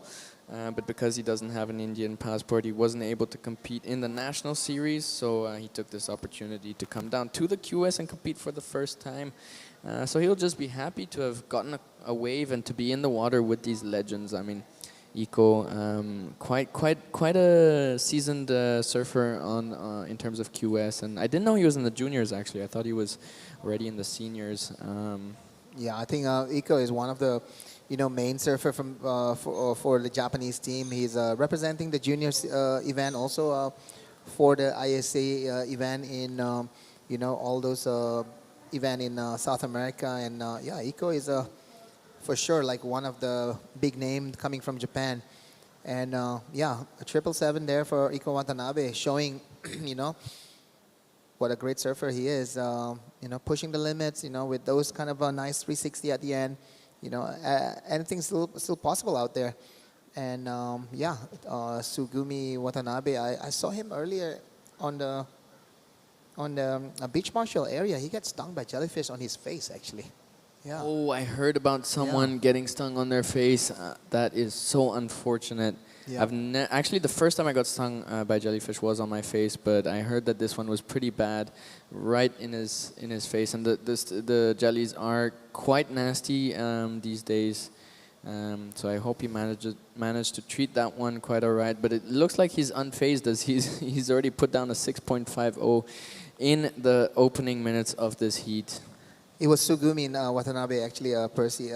So Iko Watanabe, Taro Takai is the one who got a 6.65. So Tsugumi still haven't put any score or a big number yet. He still have a 0.6 on the scoring board right now. So yeah, hopefully Tsugumi is not too much in the trouble situation. But yeah, we'll see. This is Iko Watanabe again. Iko up and riding on a little insider past the rock. Big first turn, floats that first one, then jams it in the pocket. Just waiting for this one to stand up. Floats one more section, it doubles up, hits that lip again, and he rides out. Ooh, looked like he had control there, but it might have hit the sandbank. It looked super shallow on that one. That'll definitely be a backup for our surfer in red, Iko.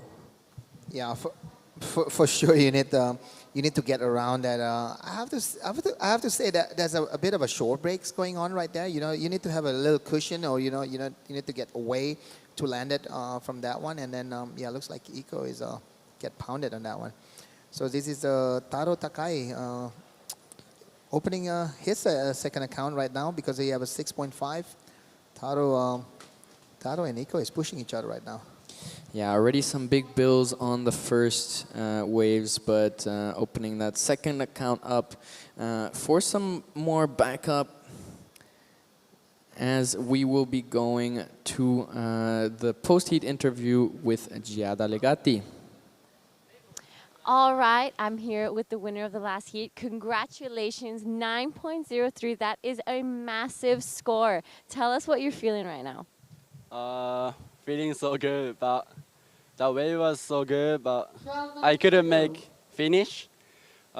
If I got next same wave, I need to make finish. Yeah, 100%. Yeah. It's already the second heat you surfed today, and you told me it's so hot here in India. So what do you do to stay cool and stay ready? Surf or sleep, yeah, or eat. What have you been eating here? What's your favorite meal? My favorite is Blue in I eat India curry. Was so good, but I can't eat spicy food. Little spicy for me, yeah. Just wasabi? Wasabi is spicy, but it's little different spicy, you know. Yeah. Absolutely. And is there anything you'd like to say to your friends and family watching in Japan?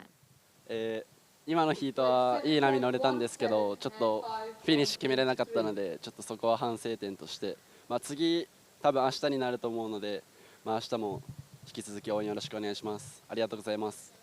Arigato. Back to you guys in the booth. Thank you so much, Giada. Raimu Yamamoto putting down the biggest score of the day so far on these onshore conditions, finding a beautiful wave and really linking through some beautiful maneuvers with variety and criticality on each one of them. Here is our surfer in blue up and riding, finding a section, a little crumbly section. Now it looks to get ahead of the next one, and he might get a chance here, just a little oncoming section, but I think that one will run out. Let's see if he got anything on the back of that one. That was Sugumi Watanabe. He got a 2.43 previously, or sorry, it came out at a 2.43 the last one. So he'll be looking for something a little bit better as the heat goes on. And yeah, Raimu really putting together some massive turns. Iko now taking the lead in this heat with a 7.17 and the 5.83. Taro Takai in second. Beautiful surfing from Taro as well, 6.5 and a 5.07. Great way to start the heat. He's definitely still in conversation for that first spot. Just needs a 6.51 to take the lead from Iko. Iko will be trying to increase that requirement. But right now, both of those... Well, Taro actually sitting in second priority, so he's going to be waiting at the peak to find a better one and see if he can take that lead off of Iko. 9 minutes and 10 seconds to go. It has... The juniors so far has been an absolute rampage. Really cool to see the quality of surfing in these juniors. I believe the age cutoff is around 20 years of age. Yeah, it's 21 and under, so I think you need to be 21 years old, during the final. So the final of the World Juniors this year is gonna be, the plan is gonna be in El Salvador for the WSL World Junior. All right, El Salvador for the WSL Pro Juniors, and all the teams are gonna be getting ready for that event down there. It is a massive event with hundreds of surfers from all over the world. All the teams come together. We sent our team there actually also last year, and just hearing all the stories and everything, it sounded like such a good event. But these Japanese looking like they're gonna have a solid shot at taking out that one with the quality of surfing they're putting in over here. Obviously, all the countries of the world will be there because it is the World Juniors.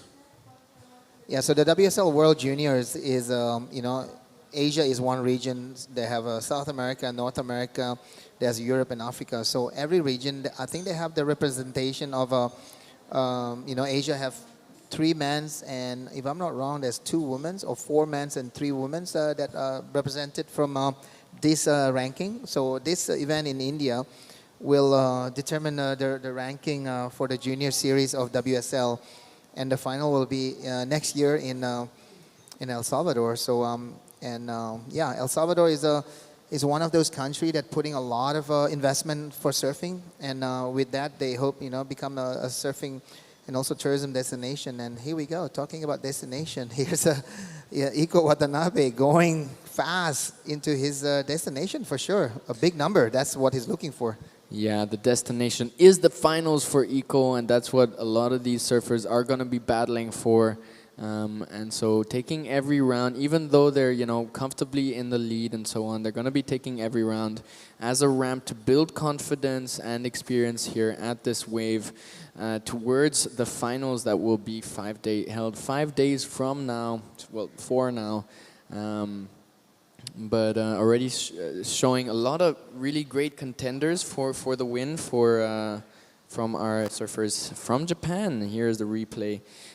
Just fading that first turn and then into the foam section for the second one, pushing on the tail, now getting onto the lip as well. So what I find really impressive is how these surfers are able to really surf the wave to what the wave is offering. So they don't over surf it, they don't over push it, they don't force some maneuvers through. They're really aware of what the wave is offering them and reading that, and in lightning speed reacting to that and putting down the maneuver that will both give them the points that they need, as well as maintain the speed that they need to get past the next section, and also to finish those maneuvers with control. So really impressive from all the juniors here in the Short Tempo Classic Pro Junior. We are down to almost 5 minutes, 5 minutes and 35 seconds. Percy here sitting besides Tipi Jabrick. Tell me, Tipi, have you made your way over to Japan anytime recently? And what is it looking like over there? How are they generating all these really high quality surfers? Yeah, I've been competing in Japan since '96, so it's been I go there, competing and also learning how the Japanese create such a strong numbers of surfers. And I have to say one of them is the it's not only the wave, it's not only the person, the surfers, but it's the ecosystem. As soon as you're a young and upcoming surfer in one of the surf spot, the surf shop in that area will spot you, and that's the beginning of the sponsorship, the support system that they give to the young Japanese surfer. So it's a bit different anywhere in the world, but in India most probably the Surf Federation will the one that come up, but the Surf Federation have limitation. They have a limitation of who they can support. They only can support the top guys.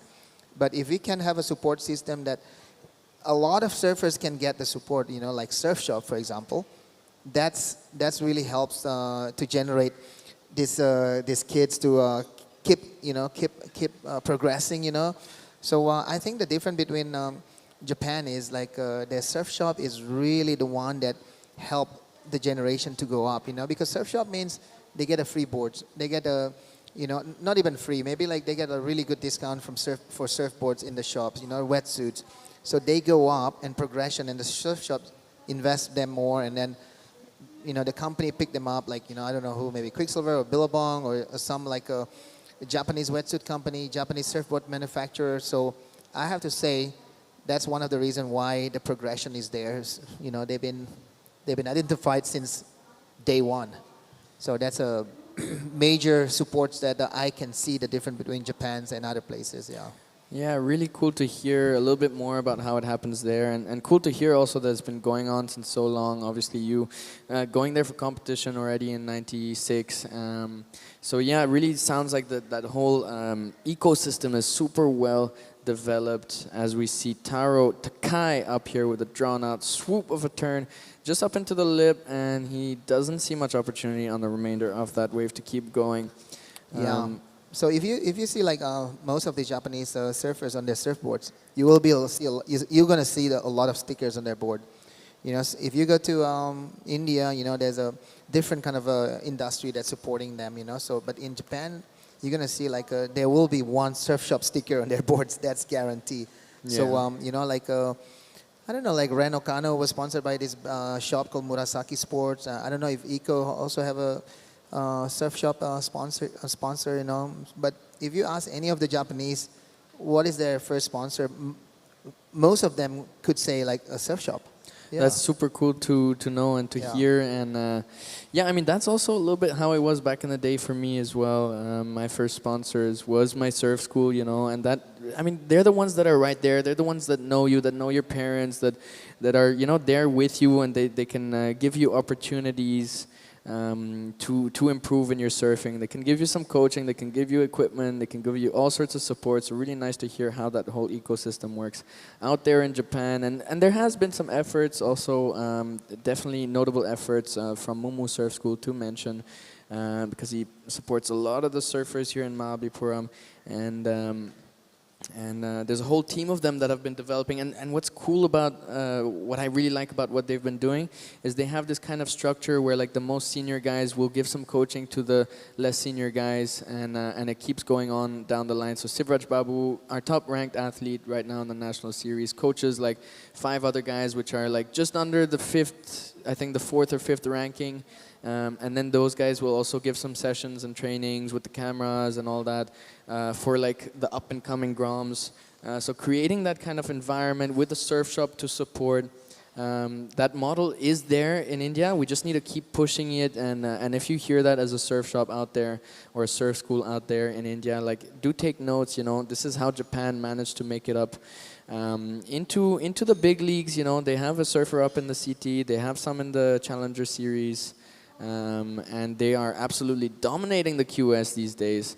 Here's our surfer, Iko Watanabe, one of their top athletes representing them in many international events, such as the Shore Temple Classic, as he drifts with an air reverse, just losing the finish on this one. Yeah, that could be one of good scoring potential right there from Iko. But with 10 seconds to go, looks like Iko is pretty safe in first place, and Taro Takai also, unfortunately for Sugumi Watanabe, unable to get a better score. So, yeah, congratulations to Iko and also Taro Takai. As we will go for a break at the start of the next heat and join you back for the next one, heat 5 of round of 32s for the juniors.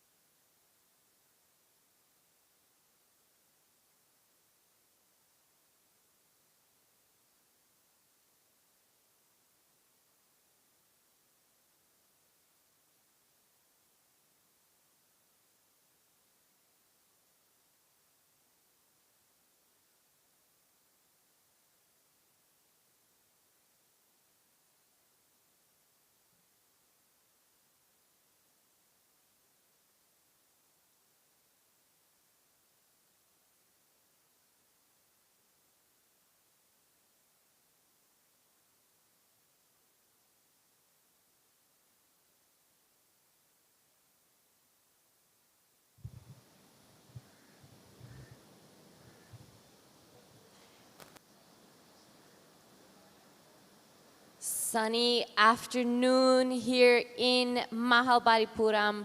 Action continues here in the round of 32, Heat 5. We are finishing today off with the Pro Junior Men's. We only have 4 more heats, I think, to finish the day off. Right now in the water is Yutu Nagai, Ram Kumar, Yuma Nagasawa, and Gwyn Janke. So it is going to be a beautiful heat. Iko Watanabe swiping that last one away. We're going to shortly be seeing him on the interview panel with Percy. But on your screen right now is our tie surfer, Gwyn.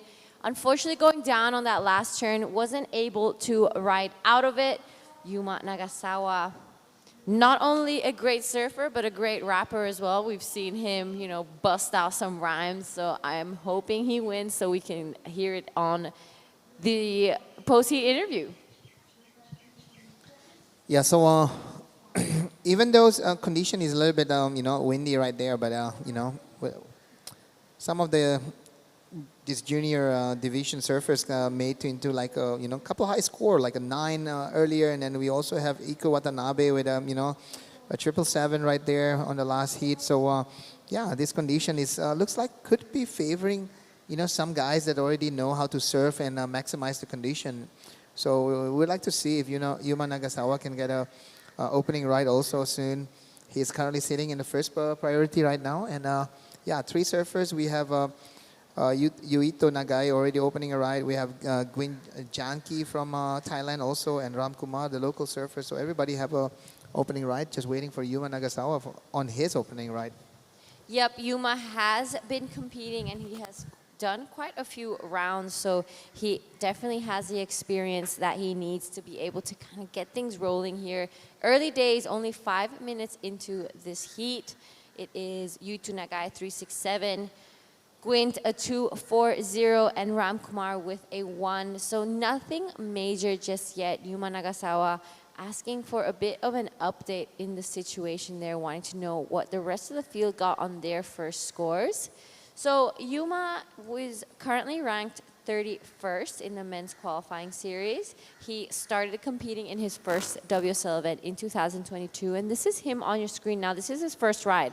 Good first backhand turn. Sets it up again to go a bit more upside down there, really jams it in the pocket, needs to ride out of it to get the score, and he does. Beautifully done there from Yuga Nagasawa last year. Finished 25th in the ranking of the men's qualifying series. His best result is a 5th in the QS 2000 in the Manukwari Pro.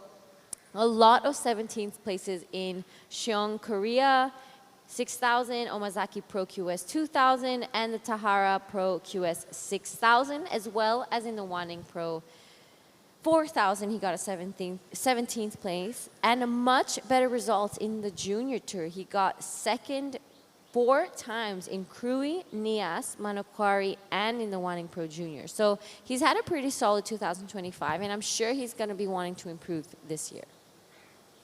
So yeah, Yuma's result last year was he's focusing more on the junior series. As we can see, this is a replay from Yuma. So yeah, Yuma was really focusing on the junior series last year. As we know, he finished 2nd. And then he represent the Asian region on the World Junior Finals. It was the World Junior was it was in Philippines, no? And then so Yuma get to represent Japan because the first rank was Iko Watanabe actually. Yep, so a bit more info on Yuto Nagai. Last year was his first time competing in the WSL. He ranked 230th in the men's qualifying series. So clearly very new to this international stage. This year, he is back here in India. He did the Hamamatsu Open QS 2000 and the Phillip Island Pro. Did the Phillip Island Pro Junior as well, finishing 49th. So just now, I would say he's starting a bit of a young man, and early days for him as well. Yeah, great insight there from a couple of the Japanese surfers there, Giada. And looking at the number, we have 767 from Yuma Nagasawa. So it's a great opening ride there from Yuma, and sitting in first position with that. And this is we have Yuito Nagai, also from Japan.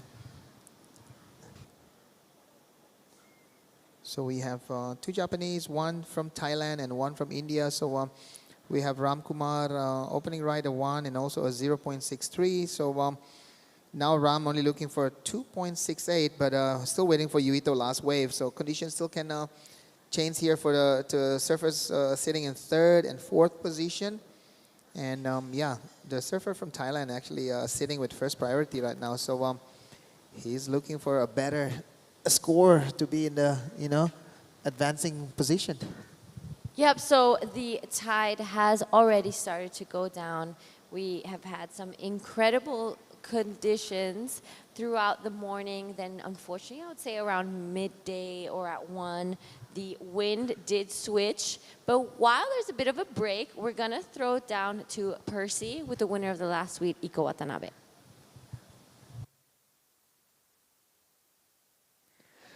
All right, I'm here with the post-heat interview with Iko Watanabe. Great job there, taking the win in the last heat. Conditions are quite onshore, a little bit tough, but you still found really easy waves. Like, you looked super comfortable on that air reverse on the first wave. I was noticing that you're able to really do different maneuvers on different sections.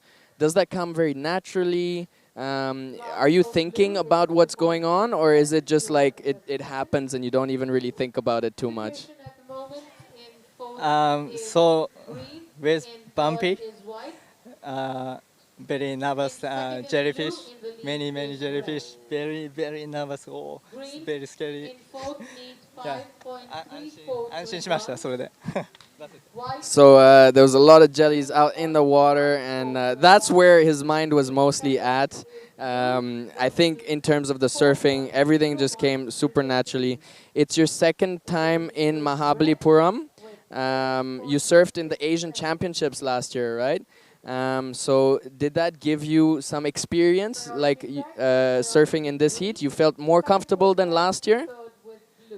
まあラストイヤーは結構いい思い出はないんですけど、今回は波とサーフボードも相性もすごくいいので、次のヒートからも頑張ります。応援よろしくお願いします。All right, cool. What are you looking forward to in the remainder of your season going forward towards the World Juniors? Feel free to answer in Japanese. そうですね、ワールドジュニアは狙っていて、そのワールドジュニアでもうチャンピオンになることが今年の目標でもあるので、これからも、これを制覇してまずワールドジュニアも頑張りたいと思います。One of the biggest contenders for the win here at the QS 2000 Mahabalipuram. Anything you want to share with your friends and family back home after this win? 家族、スポンサーの皆さん、友達、いつも応援ありがとうございます。次の日とも頑張るので応援よろしくお願いします。Let's go! Let's go! Back to you guys in the booth. Thank you so much, Percy. And Iko Watanabe, a bit of a highlight, I would say, last year. He had some incredible heats strung together, and he seems like he really connects well with this wave. We are back to live action, though, a couple replays while we were gone. So this is Gwyn on a good-looking turn and wave on his backhand. Gets past Elephant Rock here, wraps it around nicely. Let's see what he did as this wave bowled up for him. Nice, strong jab there. Unfortunately, nothing else as he got down the line. So I think the last one came in at 3.00. Yuma Nagasawa, a 7.67 to start things off. So a solid start for our man in red. Yutu Nagai, 3.67 and a 2.67. Another replay from Ram Kumar. Unfortunately, goes down there on that closing section, but Gwyn a 3.00 and a 2.40, and Ram Kumar a 1 and a 0.87. So it is Gwyn and Ram with a little bit of work to do in this heat. 3.35 and a 5.34 are their requirements to be able to kind of keep their dream alive and go on into the next round. Unfortunately, Gwyn did bow out earlier on in the QS, so this is kind of his second chance.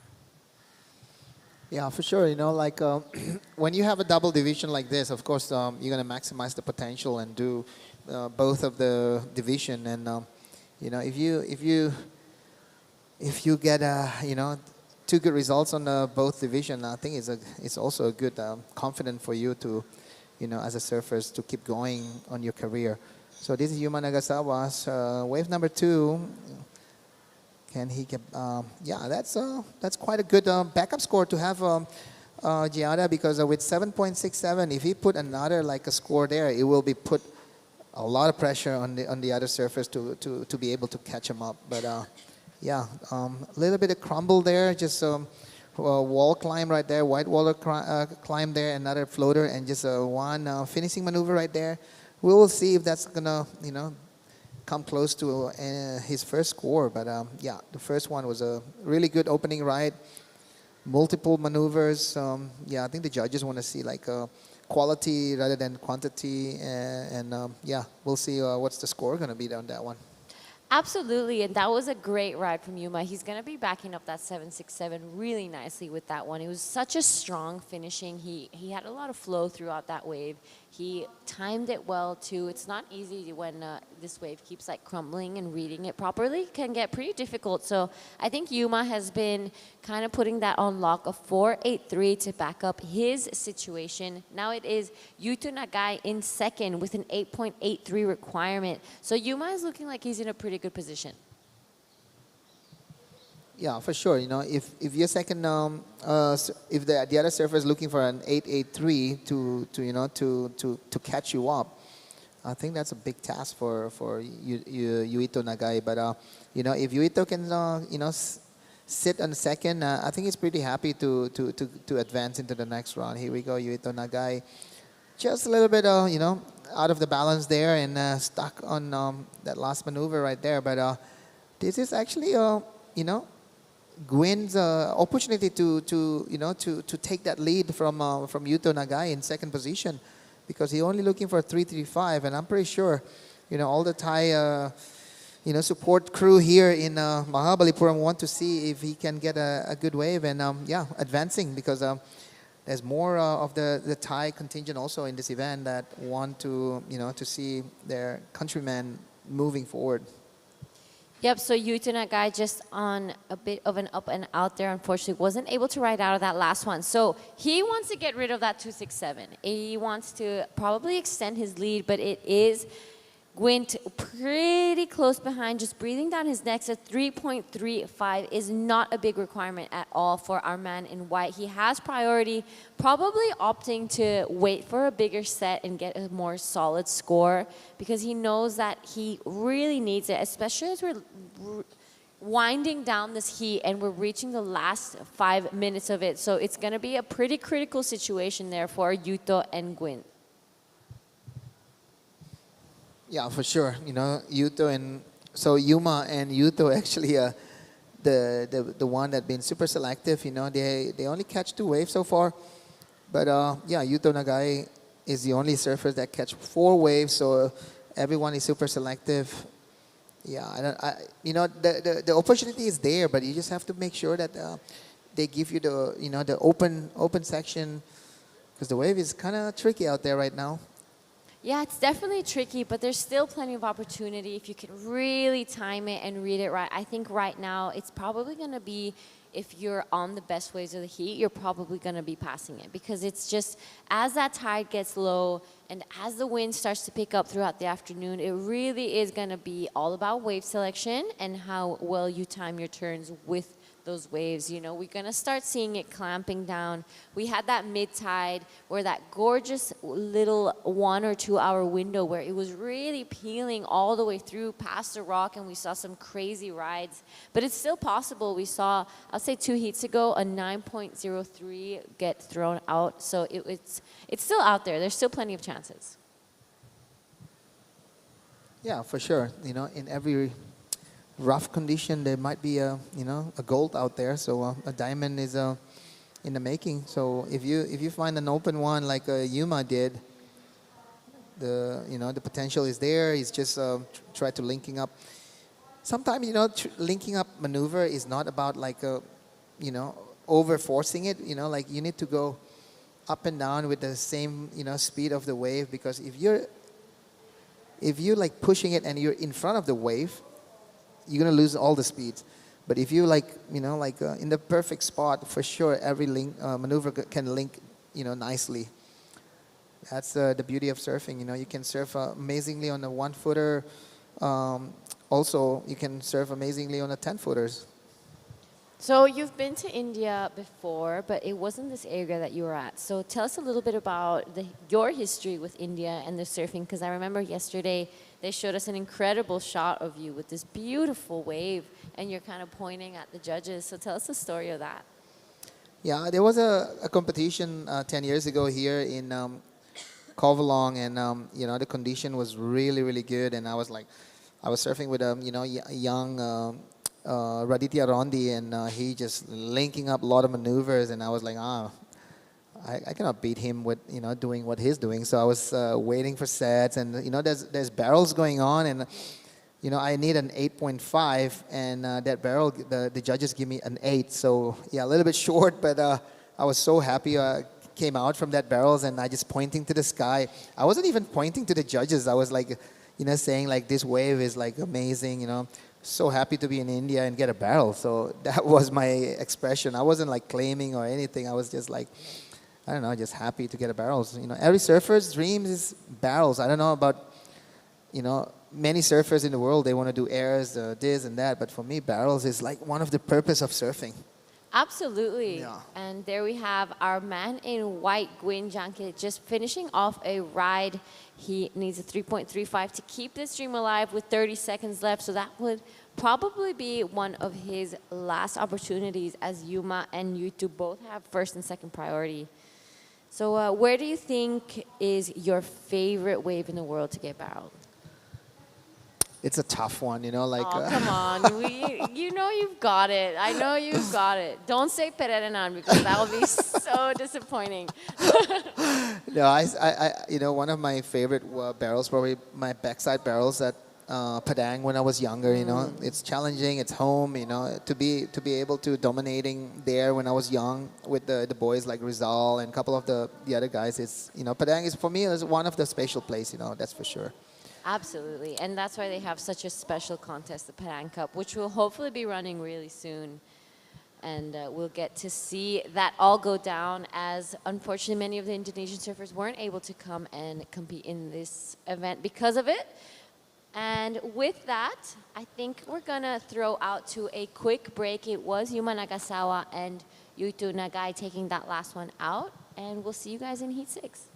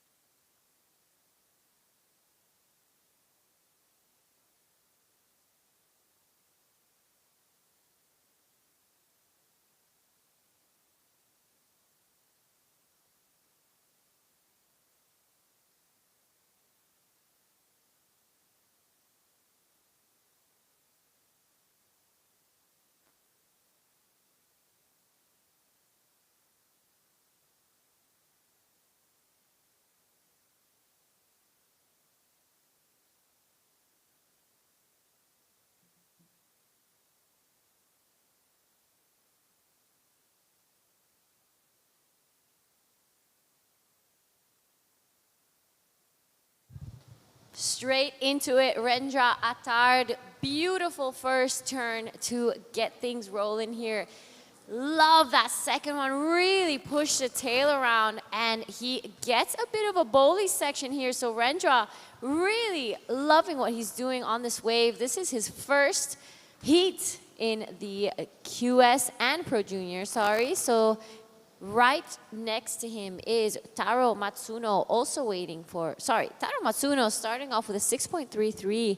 Rendra waiting for that last score to come through. Tayin Arun and Lokesh in the water with them. So 17 on the clock. Round of 32, heat 6 of the Pro Junior men's. Welcome back into the booth. Percy, quickest lunch he's ever had. But the food is absolutely delicious. So nice for our venue partners to have made such beautiful lunches. For all the athletes, here's our surfer in blue with a beautiful one. That's the replay. So 2 turns on the rail to start out. Really nice long wave. That's his like 5th hit on it, and it just provided more opportunities to go on. Just overcooking the last one, and it was a little bit softer as well, but it actually stood up on the end section. He could have had another 2 opportunities on it. Really cool name as well, Rendra Attar. Yeah. That's he is, and he's such a sweet guy. He is from Bali, spends a lot of time in the Bukit and Sanur area. I know he's here with his mom, and yeah, had a bit of a coffee with his mom this morning.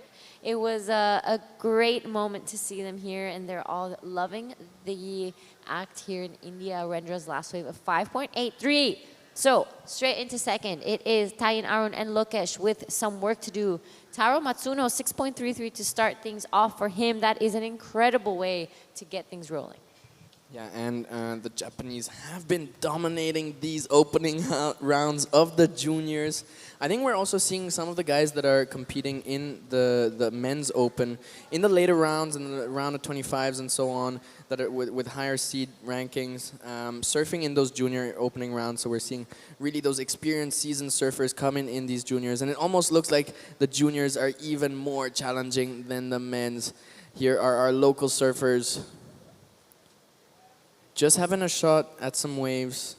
Tayin got a couple of turns, and I'm not sure if Lokesh got a turn out the back. But we are down to 15 minutes. Yep, we are reaching the back end of today's day of competition. It has been an incredible moment. We've seen almost all of the divisions kind of go out today. We've had the men's QS start things off, then straight into the women's QS, and now the men's Pro Junior. Sorry, we went back to the men's QS before joining back into the men's Pro Junior. So a big day of competition here. It is currently almost 3 p.m. in the afternoon. We will be reaching the dead low tide pretty soon, but I think we're going to be finishing off today with 2 more heats. And here we have it, Taro Matsuno setting up his first turn, slams that one in the pocket. A little bit of a bobble on the last one, and he goes down. Oh, that would have been such a sick wave.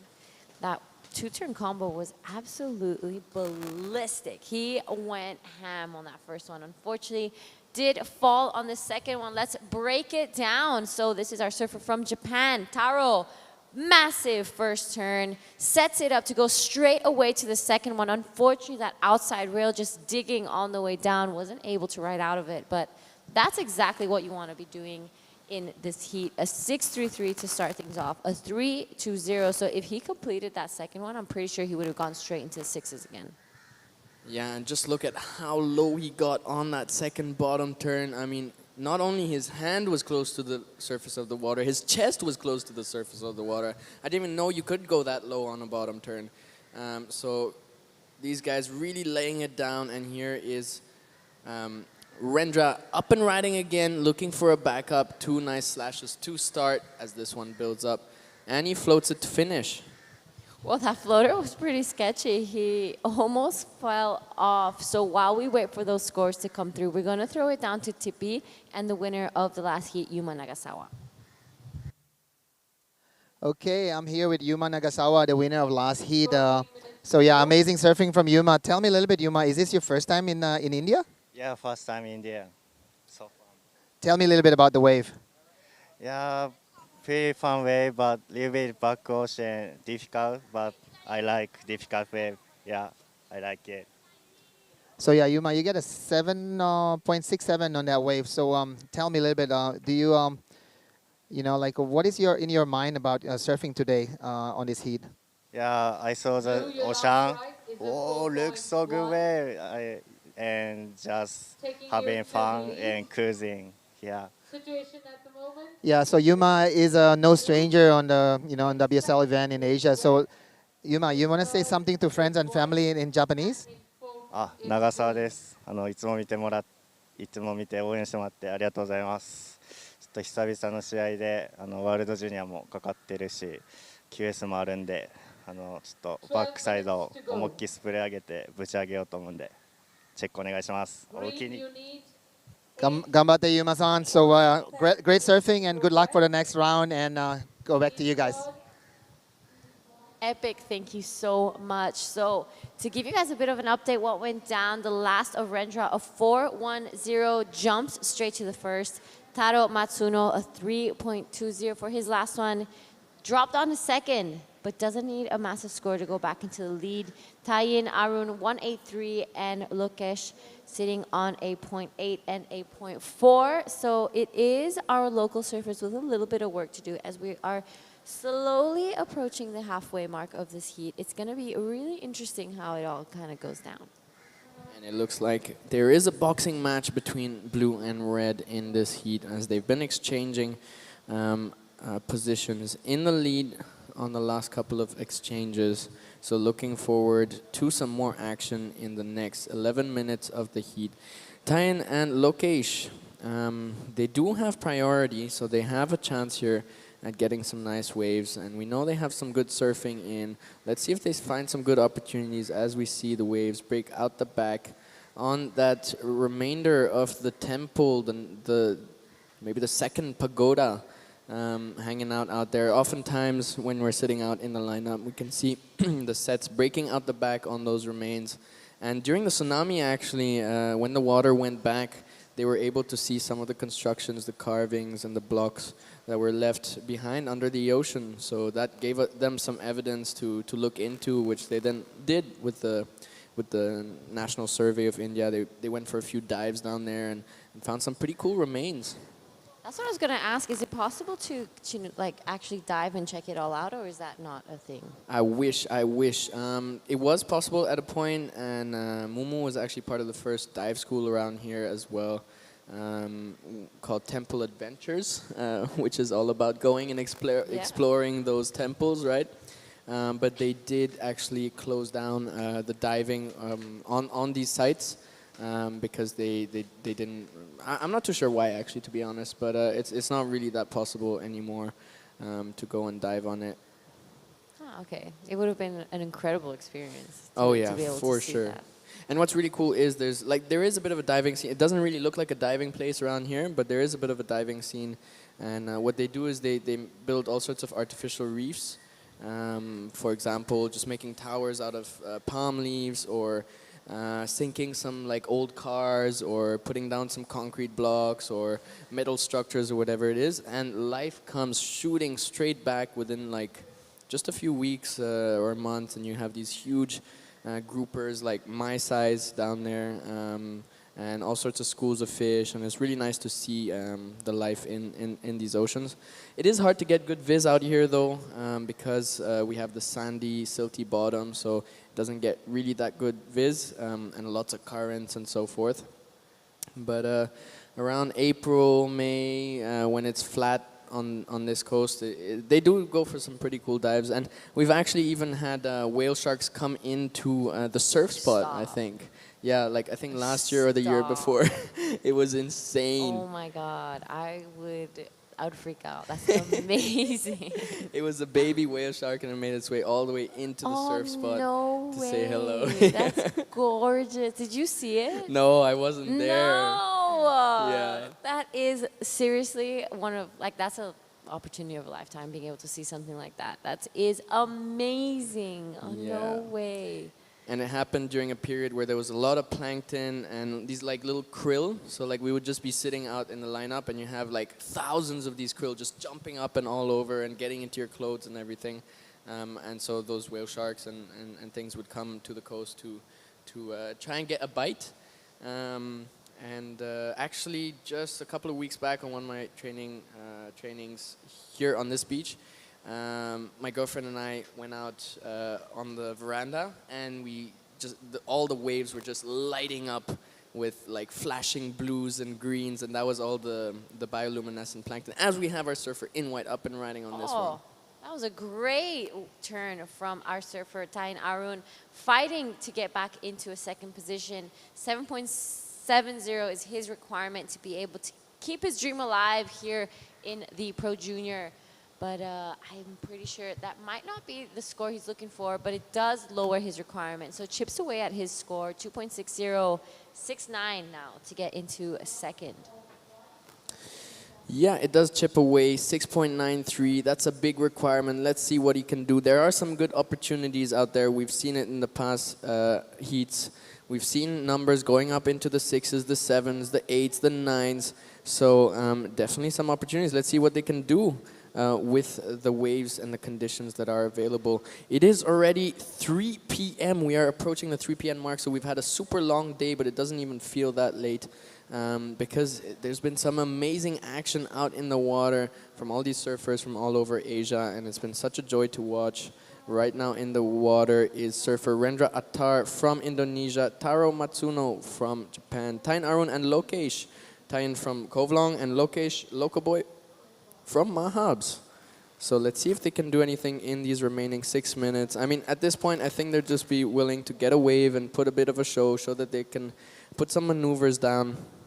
And, you know, obviously, if you get the score requirement, then that's great as well.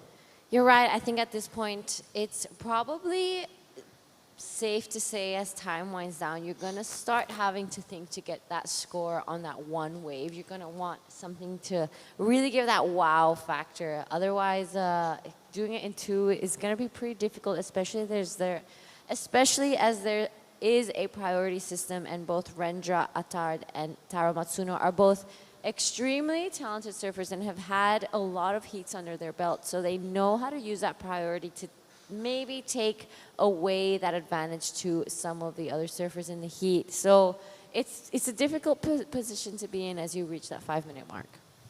Yeah, definitely. But it is possible. The requirements are achievable, especially if they break it down to 2 waves. And here is Lokesh.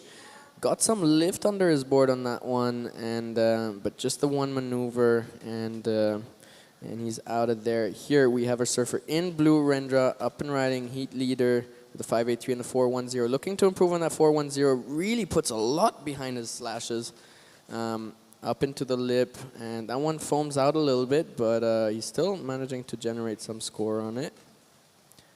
Let's see how we can finish it up. Just a little slash, and really beautiful slashes. I really love those power slashes he puts. He puts a lot of energy, especially on the back end of that. First setting the rail and then just pushing super hard on that back foot. Absolutely. Rendra as well, he's a young man, but he's a solid guy. I mean, he's really tall, and you know, he trains and he puts the hours in, so that's a lot of water moving around. That wave might look a little smaller maybe on him than it does on someone else, but beautiful surfing from Rendra, and he does back up his score. He gets a 5.17, so goes straight into the lead, extends it as well. Taro Matsuno now won't be happy hearing that. He's needing a 4.57 to get himself back into the lead.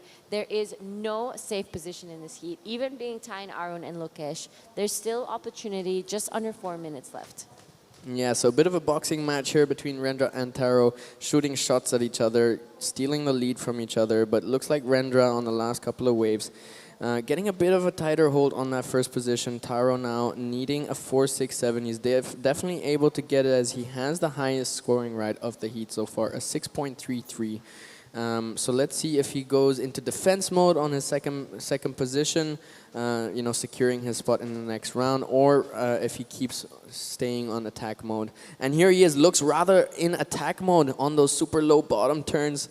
2 big hacks out the back in the lip, big carve to start, and now again in the lip. And I think he's done with that wave. It was a bit of a smaller wave, but he did so much on that one. Take me through this one, Jada. Absolutely. There was non-stop action on this wave. Two beautiful turns to start things off, giving the variety here, taking a nice swooping cutback and a strong finisher there. So I wouldn't say there was so much rail to rail on it because the wave was a little fast, but he definitely took advantage of it, which is a great sign for Taro Matsuno. It was all go, go, go from the moment his feet touched the wax. Yeah, and a 4.67 is what he was looking for, and that's probably why he also gave it a shot on that little bit smaller wave, because it wasn't that big of a requirement, and he really would probably like to get that win. Just because I'm sure he loves that post-heat interview so much, and that's exactly why he's doing this. No, Just for the post-heat just for the interview. post-heat interview to talk to you, actually, on the next one, I think. Or will it be Tipi? We'll see. No, Tipi already had his. This is a replay from Rendra. Beautiful slashes, so much power in the back end of those turns especially. Jammed it in the pocket over there. There we see another one with so much water spraying out the back. And then you got this finish over here. Yeah, beautiful wave there from Rendra. I love how he really pushes into it. But the last of Taro comes in at a 6.30. So goes back into the lead. He'll be feeling pretty good about that. It is Rendra in second. 6.8 is what he needs to be able to get back into first. But it is all eyes on Tyne, Arun, and Lokesh, who are probably going to have to get a one wave to be able to get the scores they need. 8.4 and 8.9 are pretty massive requirements. At this point, they need to pull some magic out of their pockets, and this is Tyne up and riding, getting past that first section, going up into the lip, just keeping the nose down the line for speed to get into this next section. He goes up one more time, brings the nose straight down, but goes down on the finish. And Taro Matsuno on the last one. That, guys, is how you surf up a wave. A 6.30 on a wave that looked like it had the potential for a 4. That is really how you can, generate manufacture scores out of whatever it is you're given. And that's what you have to do in these kind of onshore conditions, is really, make the most out of every opportunity. So Taro really doing that, and he is rewarded with the lead. Rendra now having a chance, but needing a 6.8, so that's the highest scoring ride of the heat so far if he wants the lead back. But he does have a solid hold on second position right now. Tyne needing an 8.40 to take that lead. All right, and it's looking like we will be counting this one out. I think it's safe to say Taro Matsuno and Rendra Attard will be going into the next round. We're going to throw out to a quick break before I have a quick conversation with Taro Matsuno, and we invite Tipi Jabrick in back with you in the booth. And he got that post-heat interview with you, didn't he? Yeah, yo.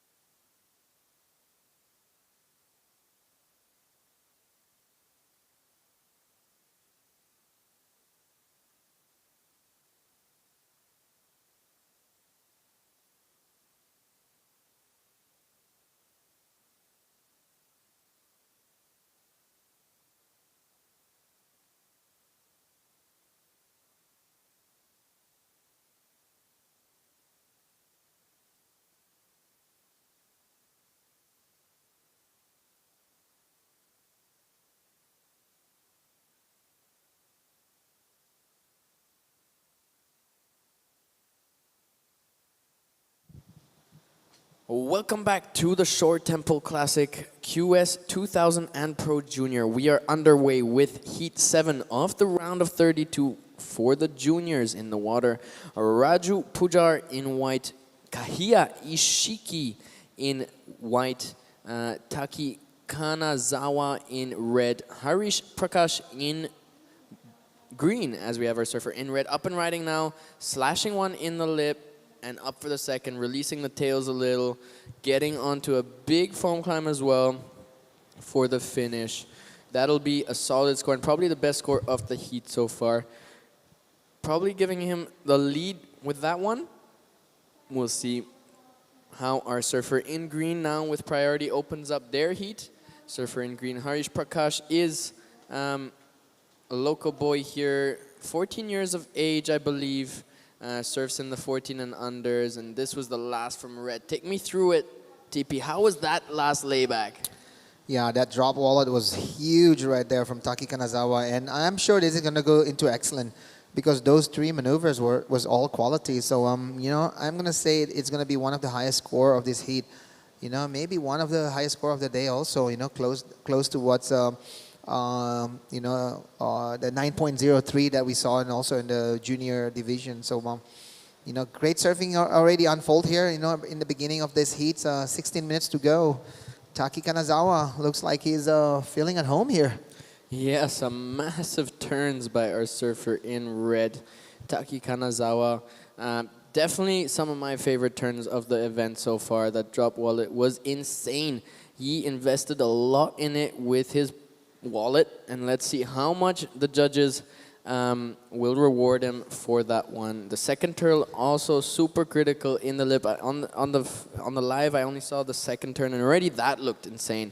Yeah, but the first one. Yeah, so Percy would love to ask the broadcast team also to let's do another replay of that Taki Kanazawa. Look at here. So this is the big drop wallet. As you can see, you know, all hamstring, all back muscles are working right there, and he doesn't lose any speed there into another strong maneuver. A bit of a big whip tail slide there on that last maneuver right there, and you can see Taki Kanazawa, a 9.23, highest score of the day. 9.23, highest score of the day, and even higher, 9.33, crazy.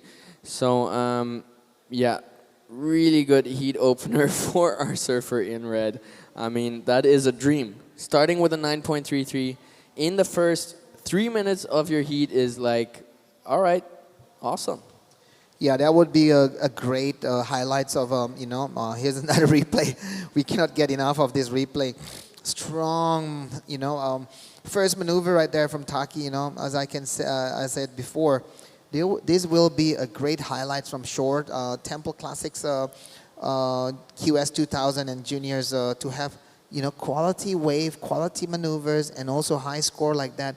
That will go up into I don't know. These days it's all about engagement, and talking about engagement, you should engage on that thing. Yeah. That is for sure the highest score of the day so far. And just holding up for that as we'll go down to the beach with Giada for the post-heat interview.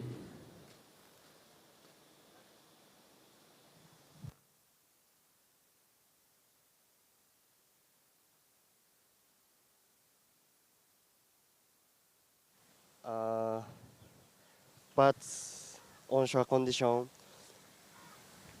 I got in the water very good way. And is this your first time in India? Yeah. What do you love about India? India, very good place because food good. Is this your first international pro junior? Many time. And tell us about who you're here with. Who your friends are here. Situation Friends? in the lead Sorry, is who- red with Who, 9.23. India has a lot of insects as well. Who's your team? Who are you in India with? With 1.5 Team? and 1.43. Ren Okano. All right. And what would you like to say to your friends and family back in Japan? 応援していただきありがとうございま 12す。 minutes こ and のラウンドも 45 seconds to なんと go. か勝てたので、次のも集中して頑張ります。応援よろしくお願いします。Thank you so much. Arigato. Back to you guys in the booth. Thank you, Giada, for that one. And that was Taro Matsuno with the 6.33 and the 6.30. Insane bottom turn on his waves. I mean, I've never seen someone get that low. I've seen people get really low, you know, with their hand on that bottom turn, but he was getting almost his chest touching the water on those bottom turns. That was insane. Here's our local surfer, Harish, a replay of that one. Getting up into the lip for the first one, jamming it in the face for the second, and let's see what he got on this final maneuver here, just setting it up into the lip, and he comes out with some control, so that'll be a score. Is that Bonda? That is Bonda, my friend. Okay. So Harris is actually Bonda. I didn't know that. I was expecting Bonda on the That's his on the nickname. Hydro. Yeah, that's but his where is nickname. Bonda? He's not anywhere to find. But Harish Prakash is actually, you know, Bonda. So there we go, surfing green, just running in front of the camera there. So yeah, Taki Kanazawa just looks like he's on his own right now with a 9.33, and Harish Prakash with a 3.33. So yeah, Kaheya Ishiki like also with a 1.5, 1.43, and we also have Raju Pujar. So second, third, and fourth is actually you know the battle for second between those three surfers. Yeah, and I think we had a little bit of a scale shift after that change in the wind conditions in the men's, but with the juniors now, I think that scale has shifted all the way back up with these last couple of 9s and high goods and the 6s and the 7s. So now that wave from green as well, you know, putting a few turns, you know, one in the lip, one on the face and so on, finishing it strong as well. Just coming in at a 3.33, that just shows you how the scale, the judging scale, has quite a big lid on it, given those giant scores that have been dropping for surfers such as Taki with that 9.33, who, you know, sitting out back with second priority, you know, does have a chance to get a second wave of backup, and if he backs it up, like, he's gonna be quite untouchable. And it will be a fight for second position. Right now, Harish making a bigger statement in terms of that second position with the 3.33. But Kahiya and Raju still having some chances out the back. Priority does sit with Kahiya. He's looking for a wave out the back. Kahiya, that looks like I think he surfs from Indonesia, right? Like, he is Japanese, but I think I was speaking to the team a little bit in the water, and they were telling me that he does surf quite a bit in Indo. He lives in Indo. Yeah, all right. He's not surfing a little bit. He surf every single day, you know, around Kuta Beach, Canggu, and Uluwatu. So yeah, I think Kaheya, we have to say, like, he's one of the community kids that grew up in Kuta. So yeah, we love to see him advancing from this round. So here we go, Kaheya, taking advantage of his priority situation. Taki Kanazawa was trying to get a wave there, but Kaheya said, like, oh my God, watch out there, buddy. Yeah, that rock is it's not only the wave that you need to watch about, all those sections, but the rock is waiting for you. So yeah, it's almost like a gladiator pit here. If it's not the wave, it's the rock. So you need to manage all your vision. Doing maneuver is one thing, getting around the rock is the other thing. Not getting slammed into the rock is probably like the last thing you want to do here. Yeah, that's for sure. And Kahiya Ishiki putting down a score at 2.93 will get him up into second position. Harish now, local boy Bonda, aka Bonda, needing a 1.10 to take back that lead. So still achievable here. There is a bit of a boxing match between blue and green for that second position. Let's see if Raju can also get into that conversation, as priority sits with Taki out the back, as he's going to be waiting for some good-looking sets. 8 minutes and 15 seconds remaining on the clock. It's been such an exciting day of competition. I think we only have one heat left for the juniors.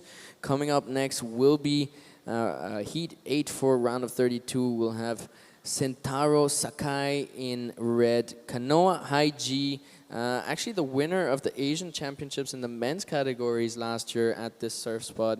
Som Sethi, winner of the last Mahabalipuram Juniors here 2-3 weeks ago, and Jivan Sinivasan, also junior from these East Coast waters. 7 minutes and 35 seconds to go. You've seen Harish since quite a few years. What do you think about the rate of progression in his surfing? He is one of the biggest up-and-coming surfers, especially in that under 14 division. Yeah, tell me a little bit about what you've seen him grow in the last few years. Yeah, I think you know, traveling is a big part. You know, to get all those I don't know, you know, like experience. You know.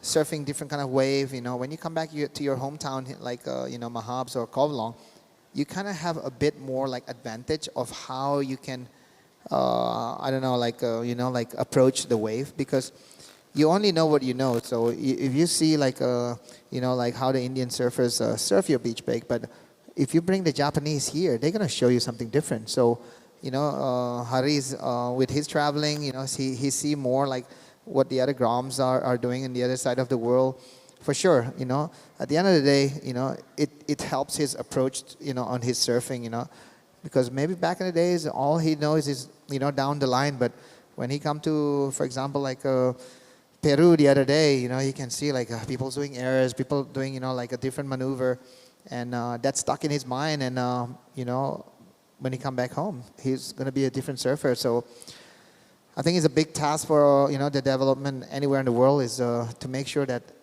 surfers are travels and, you know, getting knowledge on how to surf, you know, a better way of surfing. Here we go, Taki Kanazawa looking for a 9.33 or better because with his surfing, you know, he want to get better. He want to get a better score. So he want to get, what do you call it, like keep pushing his limits. But that's not a 9.33. There's a lot of wobble in there, but he's going to put a score, and then he might put a combo on the other guy. Yeah. Maybe not a combo, but maybe an 8 or a 9 points requirement. Yeah, probably a very high requirement coming in from our surfer in red, Taki Kanazawa. Beautiful wave as well. Like, obviously he knew he just needed a small score to back it up, to back his massive 9.33 up. But yeah, still put some pretty powerful turns on that little medium one that had some wobble on it and some weird sections. We'll see where the judges go with that for sure. And yeah, just coming back to Harish, like I've seen just what you were talking about, you know, about the down the line versus vertical surfing. And I really saw that growth in him since last year. We had a training camp in Kerala in November where I was lucky to be part of it, and as a coach, of course. And yeah, he was like, he had these really nice opportunities for like big hits, but he would just like fire down the line and hit the last section. And we were working really hard to, like, you know, get him down deeper into those bottom turns, go straight down right off the bat of the wave, and for those higher lip line maneuvers. And he's really started to do that a little bit more. So I've seen a big improvement in his off the lips for sure. And also now, you know, just moving on to the next challenges, of course, getting deeper in the bottom turns, getting more vertical, and releasing the fins out back even more. So yeah, looking forward to see where he goes in the next few years. Obviously only 14 years of age, so lots more to come ahead, and to inspire the rest of India also to get moving. A very emotional surfer as well, but I think it's just a way for him to express and release those energies that come through in high pressure situations like a heat. A 5.50 for last of Taki does put a combination on our surfer in blue, Kahia Ishiki, who does have hold on second position, though. That is Raju putting down a turn. Surfer in white from the west coast this time.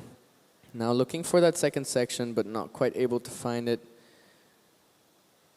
He is looking for 5.59 to advance. Here's Harish up and riding again, local boy. Let's see if he gets around this section. Looks like the open face is coming, but it broke just as he got to it. Now there's something for him to hit.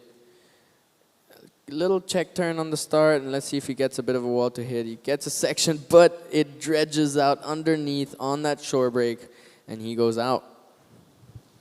Yeah, just, you know, I have to say that's a little bit of unlucky for him to go on that one, because he already committed to that wave, and the wave just, you know, like running away from him. Of course, he already like letting go his priority or second priority right there. He want to get like some scores on it. So unlucky there for Haris. That wave doesn't really providing any opportunity for him, but he still have 2 minutes and 40 seconds. Maybe there's a wave that come wide and he can get that score.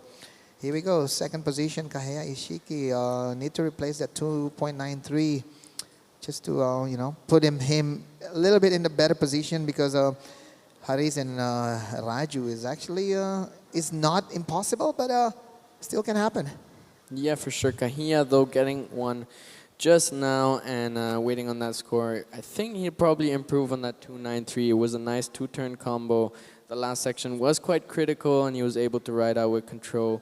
So we'll see what the requirement comes in at, but it looks like Kahiya's going for that second spot, putting a foot in the next round, and trying to close it down for Harish and Rajapujar. Just 1 minute and 50 seconds to go. Let's see what opportunities are left for our boys. Taki having right of way with priority. Let's see if he shoots on one of these waves. It'll be probably just a bit of a show, just to show his competitors coming up in the next rounds what he's able to do.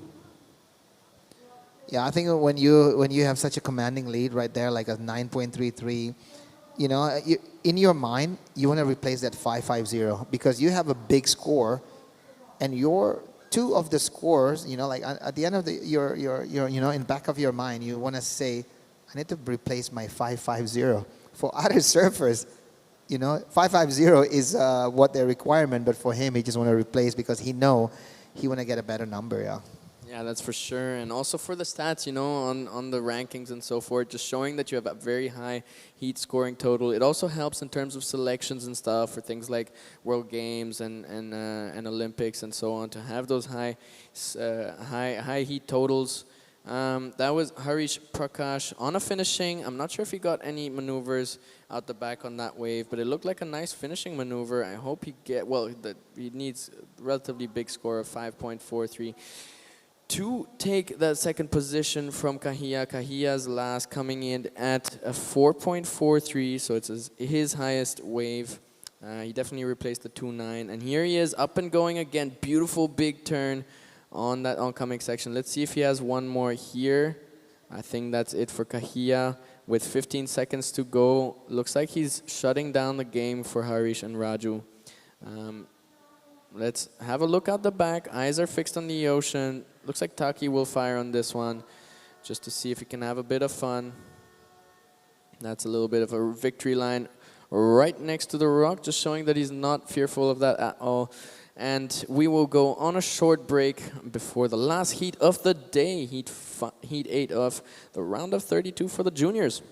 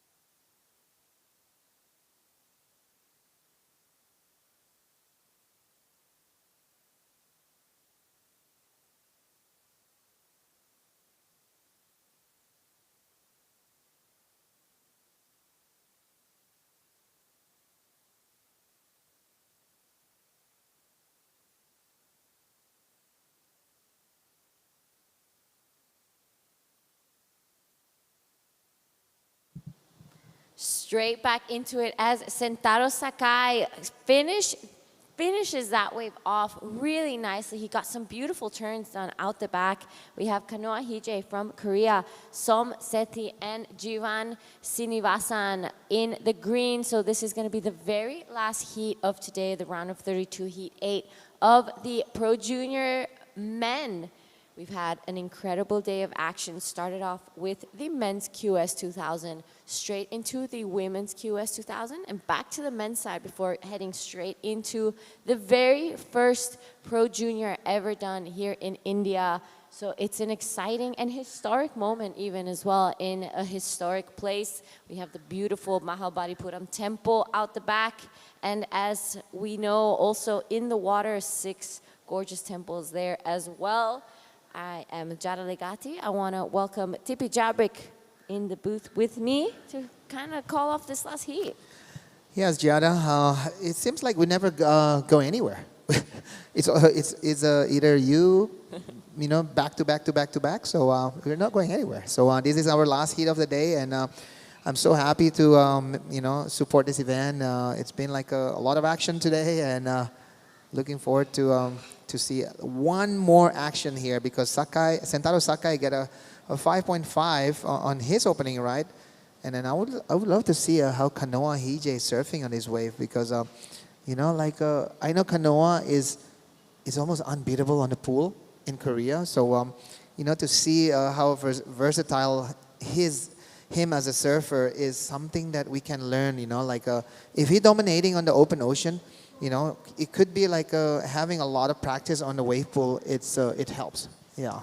So for the contest that we were at here last year, Kanoa Hije actually made finals day. He had an incredible run here and you know, really brought the Korean flag up high for that event. He had some great heats, so I'm sure he's going to be hoping to kind of bring that back, and I'm sure that's why he also came back. But on your screen, Jivan in green on a good-looking wave. Nice start there for our local surfer. Kind of pumps through the section, wants to finish it off strong. Unfortunately, goes a little too hard and falls off the back, but already about to reach the 15-minute mark of this heat. It's been a beautiful day of competition. We started off with some incredible conditions, and as the tide got lower, it was just that peeling long right-hander that we love to see here in Mahabalipuram.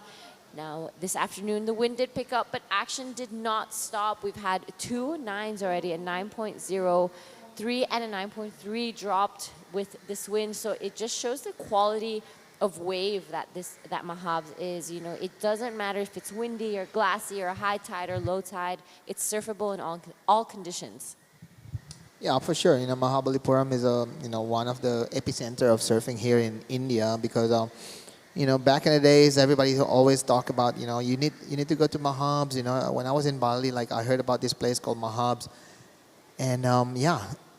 For me, like if I'm imagining about India, it's just like this long beach break coastline, but in some places there's a rocks that's sticking out, you know, a little bit like Mahabs, but at Kovalong it's just like a bending beach, and it creates this right-hander. So with this, you know, thousands of kilometers of you know, coastline here in India, I'm pretty sure there's a lot of, you know, like nook and curve that could shape the wave, and you know, I don't know. You know, if you think about places like Bali or Kuta Beach or Canggu that's over, you know, populated with surfing, I think India could be a good choice. Absolutely. If you're looking for a place that's a little more on the cultural side as well, Yeah. and not just on just a surf trip, this is the perfect spot. I mean, there's so much happening outside of the surfing as well. Besides the fisherman village and the beautiful seafood and food that you can eat, Yeah. the temples that we mentioned earlier are incredible. And India is known to have this crazy culture here that is so different from everywhere else in the world. So it's definitely a place to see. And on your screen, Sentaro Sakai. Yeah, Sentaro Sakai, a surfer from I think he's from Shonan, from Japan. So, you know, for him, surfing this kind of wave is no stranger. You know, Shonan is you know, a quite famous surf spot in Japan that, you know, you have to really, like, you know, surf in any condition right there. Wow, look at this drone shot here from the broadcast crew. What an amazing shots there of the Mahabalipuram temple. You know, to have this kind of a, I don't know, historical landmark, and there's a wave in front of them. You know, it makes me like a super, like a, I don't know, like I'm super happy to become I'm a surfer, because there's a lot of destination that offers like this kind of specialty, Yeah. Absolutely. Surfing can take you to the most incredible places that you have probably never imagined to be able to surf. I know there's places like India. When I mentioned that I was coming here for a surf contest, a lot of people were like, what? There's waves in India? And I'm like, yep. And really good ones too. I think today has been kind of showcasing how consistent it is over here. And you can just grab a car, drive down the coast, and find your own little spot as well if you're feeling adventurous. Yeah. And I'm sure the locals here are so welcoming. They're more than happy to show you around. You know the funny thing about surfing, Giada? This is Som Seti from a local surfer from Chennai. Oh, what happened there? Let's the judge, make the call about the priority there. But looks like Kanoa is also eyeing on that one. So talking about surfing a little bit, Giada, like, surfing can become a little bit of a territorial, can become a little bit protective, talking about Desert Point, for example. Like some of the people that have been surfing there for a while, they would not want to see more surfers that come there. So, talking more about that story, let's... All right, I am here at the beach with Taki Kanazawa, taking out the previous heat with the biggest score of the day, a 9.33. Taki pushed a little bit too hard on that drop the wallet on the start of the wave and popped the plug off his board. He also micro-creased it on the front. But Taki, that was an amazing wave, the 9.33. Can you talk me through that wave, the drop wallet, the snap, and the finish? I focus just layback, and I focused layback just one. So you just thought about the layback, and then all that came afterwards was just bonus, right? And it gave him up into the 9.33. Are you sad to lose your board? Was this a magic board? How long have you been surfing this board for? This board? Yeah. This board, 2 months. I use. For other competition also? Yeah. Which competition did you surf with this one? The Japanese competition, like NSA, no WSL. All right. So this was one of his good boards, but you have enough backups, I guess, for the remainder of the competition. What board are you going to go on to next? I used 5.9. This board is a 5.9 half, but it's the 10 same one. minutes to go. Please Right. stand by for Like store update. Rita is same. All right, so same details, same everything, just a little bit shorter. We'll see him tomorrow, probably in the next round for the juniors. Do you want to say anything to your friends and your family back home? OK。次の試合はもっと自分のサーフィンできるように頑張るので応援お願いします。で、またロイと戦うのでロイに勝つように頑張るので応援お願いします。All right, cheers, Taki, and see you tomorrow for the next round. You. Thank you so much, Percy and Taki Kanazawa. But just catching up with the action here in this round of 32, Heat 8. We're waiting for scores for all 4 surfers still to come through, but it is Sentaro Sakai in the lead currently with that 5.5 and that 4.0. So the judges did deem an interference call on Kanoa Hije over White. This is that replay that we were waiting for while we were on that break. I think this is a score that still needs to come through for our man in red. Looking like he's on a bit of a tear. Beautiful surfing there. So well done from Sentaro Sakai. Wow, that was a bit an unfortunate situation there for Kanoa Hije. He haven't catch any wave, and they already have like a non-priority interference probably, yeah, because it was Kanoa and I think it was Som. Som was paddling for that wave, and Kanoa having a look. I don't know if it's like a mistake that Kanoa did or some kind of a strategy there. I'm not sure what's going on, but yeah.